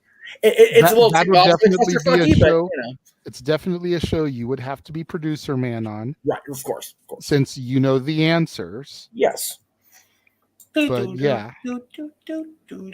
Arlene's already asking how much for an open spot. We haven't even gotten there in our head yet. We'll let you know. I'll tell you what, Arlene. We will let you guys know next week on Open Mic Night. Yes. We will figure out all the semantics over the course of the week. Yeah. Yes. And we will make the announcement next week on the 29th edition of Open Mic Night. Yes. Point the board and see what happens. But we definitely figure you and Emmanuel will definitely be trying to claim a spot on the show. Yeah. At least. And then coming up on all in weekend or the weekend before. We haven't completely picked the date yet. Ah, yes. Not Ringo Starr, but the Open actual mic, lead singer. open mic, and karaoke night. Yes. Karaoke's back. Woo woo. Oh, Whoop, God. whoop. British karaoke, though. Good Lord. British invasion, baby. I mean, I'll do Yes, Wonderwall. I like sir. Wonderwall. Wonderwall's a good song. He knows already booking this shit out in his head. Oh, You know what? I'm already in the dark background. You might as well just have a freaking stretch goal for Bohemian Rhapsody. There you go. Oh, Jesus. Oh, my Oh word. my God. Look, Oh my God. Yes. Oh my God. Queen.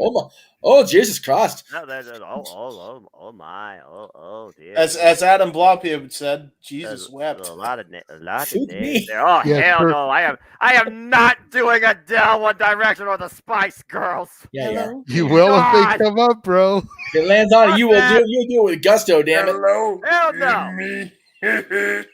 Hell no. All right. That ain't happening. That ain't happening.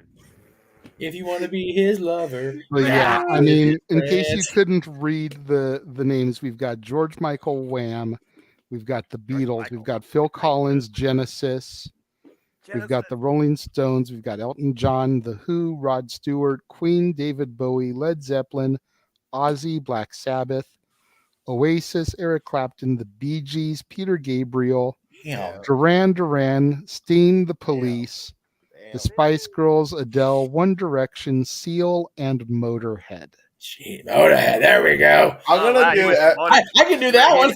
He got Motorhead. I mean, okay. A lot of Jack Daniels for that one. Everybody knows that I could sing, so anytime you super chat me to do something, everyone, I'm gonna do mine. And JJ, remember Randy Newman. to break down the signs so people know what they actually have control of versus what actually the wheel dictates for. Arlene! Damn it! Hey, listen, I'll sing my stuff in Randy Newman. That's all I know. That's what. There you go. There you go. I'm gonna go Randy Newman. Randy Newman ain't British. I don't know that. But wait. Covers context. But wait, there's more. There's more to plug, kids. What? Because come Mickey Mouse's birthday this year. No. Yes. No. Yes. No. No. No. No. No. Disney karaoke. No. Yes. Damn it! No, look, nobody wants to hear a damn Disney sing-along, all right? Yes, you they want that do. shit Okay, down we at do. Disney World, okay? You explore it there at freaking 3 digits on your freaking wallet, all right?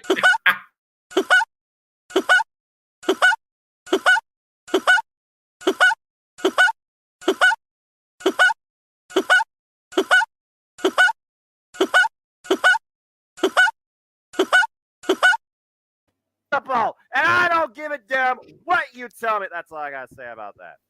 We have a problem here. Ah! Ho Hell no. No. Good. Move on with the show.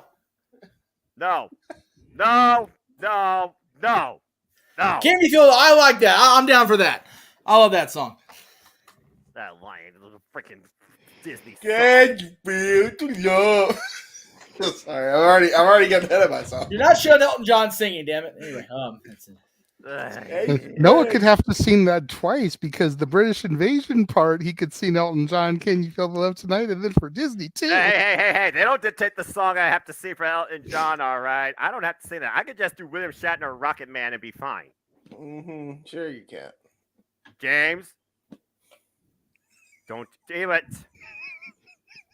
I'm worried about what these three are going to try and do, more so than the chat. Why do I feel like I'm about to be the biggest victim here once again?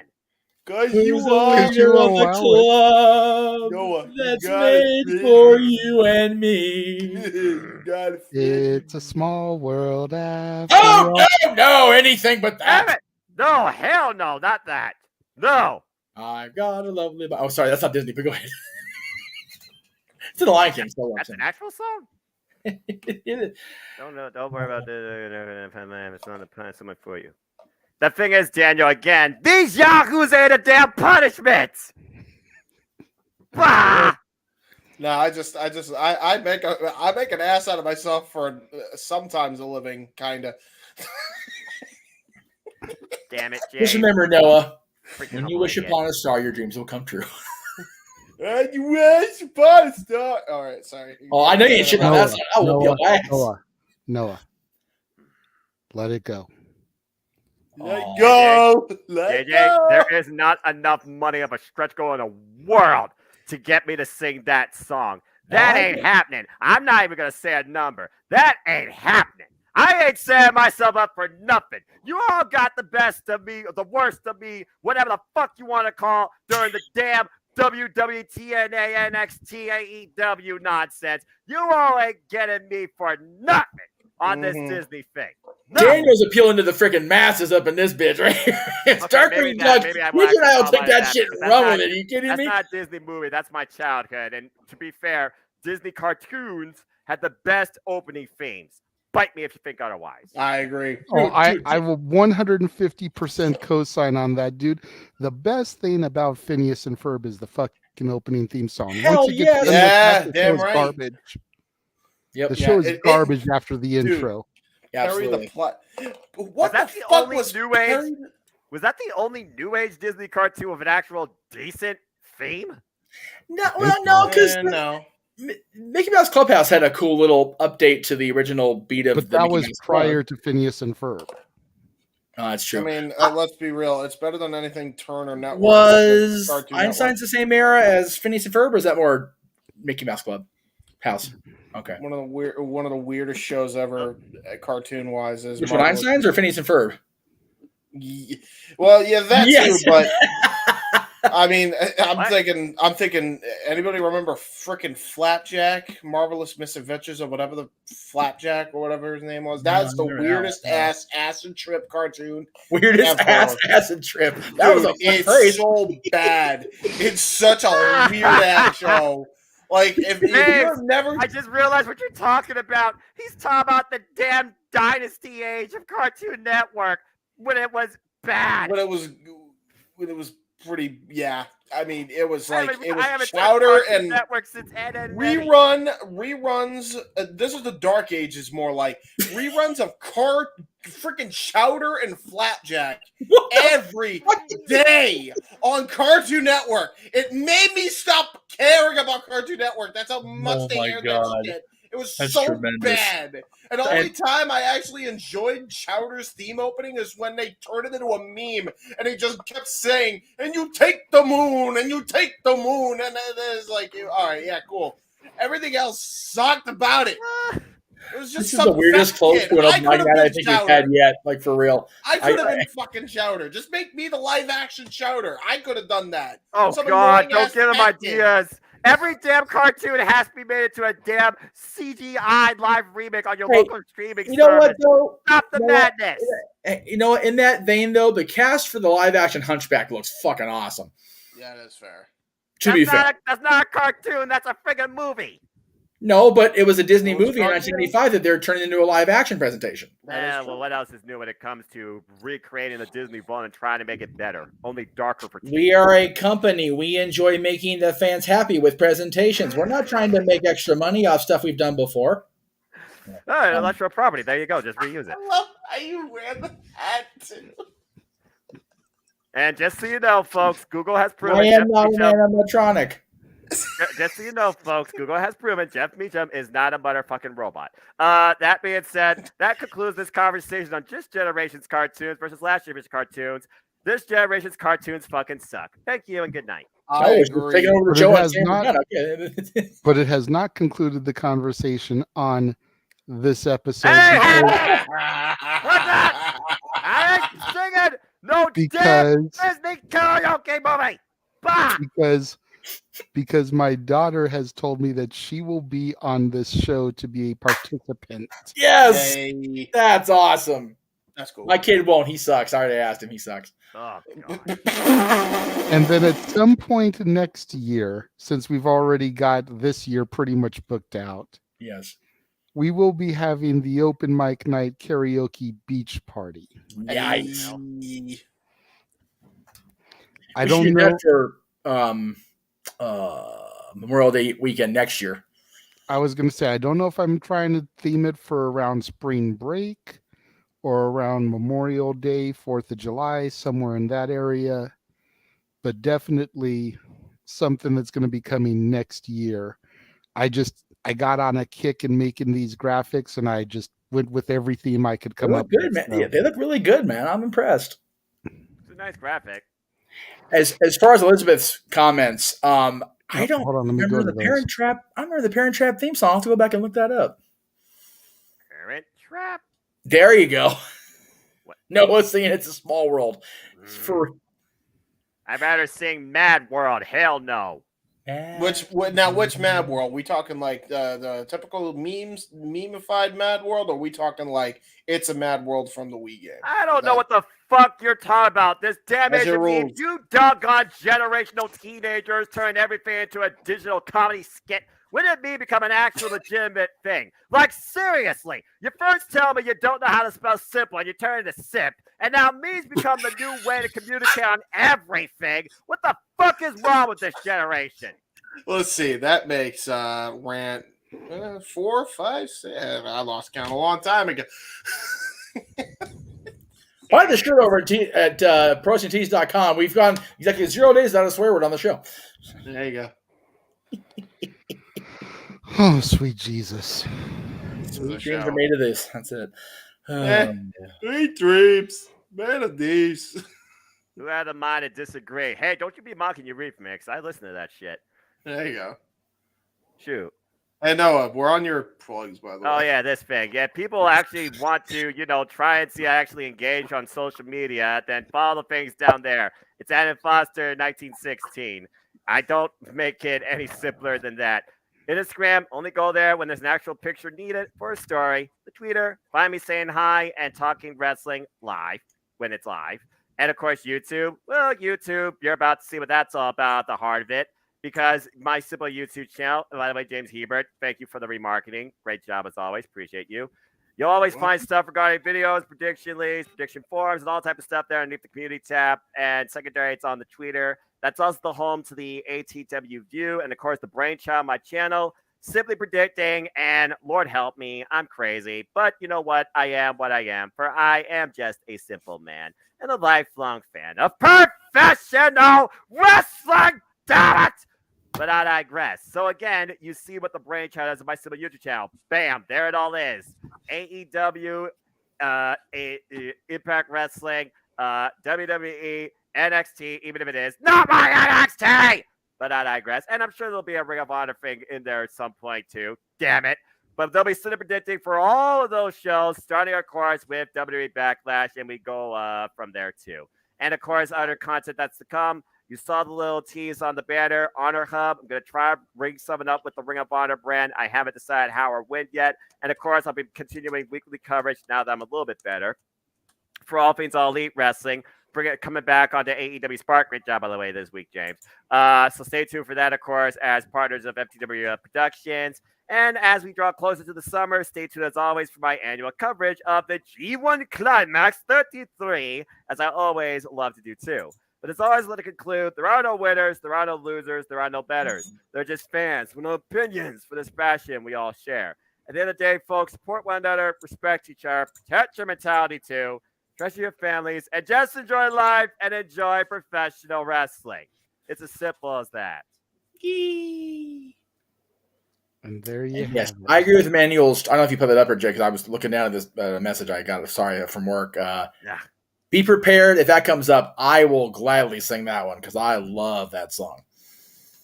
It's my favorite villain song because Scar's my favorite villain. So there you go. He's an evil son bitch, and at the end of the day, with what happened tonight at work, it looks like he's the only villain I like left standing because Maleficent's really dead now. Jesus Christ. Oh. Anyway. Emmanuel, Arlene. Yeah. Be prepared. For real. Be prepared for the onslaught of super chats that are going to come to make Noah sing. Super chat. So much so that Noah will be sitting there at the end of the show going, I'm surrounded by freaking idiots. And if you know, you know. Mm-hmm. Oh, I remember that scene very well. The only question is, which hyena are each of you three? I'm Ed. I was gonna say James was Ed, but then okay, if you want. Are we talking to Ed and Eddie? Because I'm pretty sure I'm Ed. Hyenas from The Lion King, Bonsai, Shinzi, and Ed. My parents took the called stairs dibs away for because Ed. I am grounded. I called dibs for Ed just because that's Jim Cummings, and we all know my adoration of Jim Cummings. Which Fair one enough. is Peach? Well, at least I don't. At least I don't have to like dwell and rant on this for quite a period of time being. But now I know soon enough what to be fearful for. Yes. Our audience is pure evil.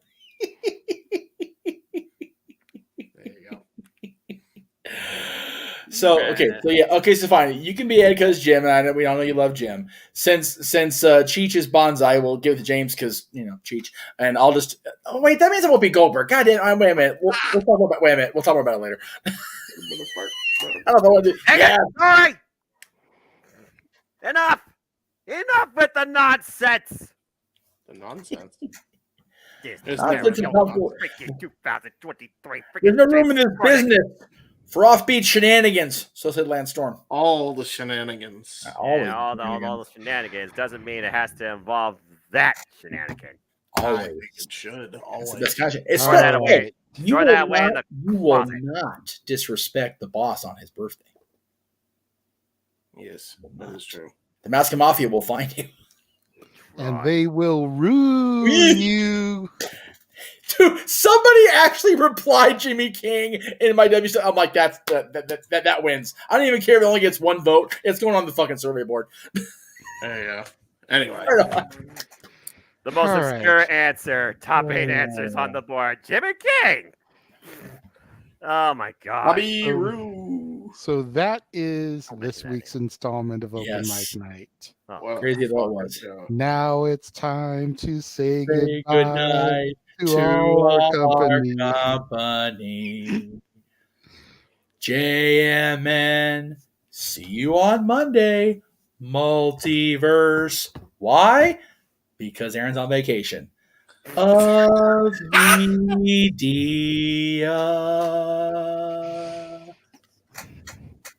Good night, everybody. Have a good night, folks. What the fuck?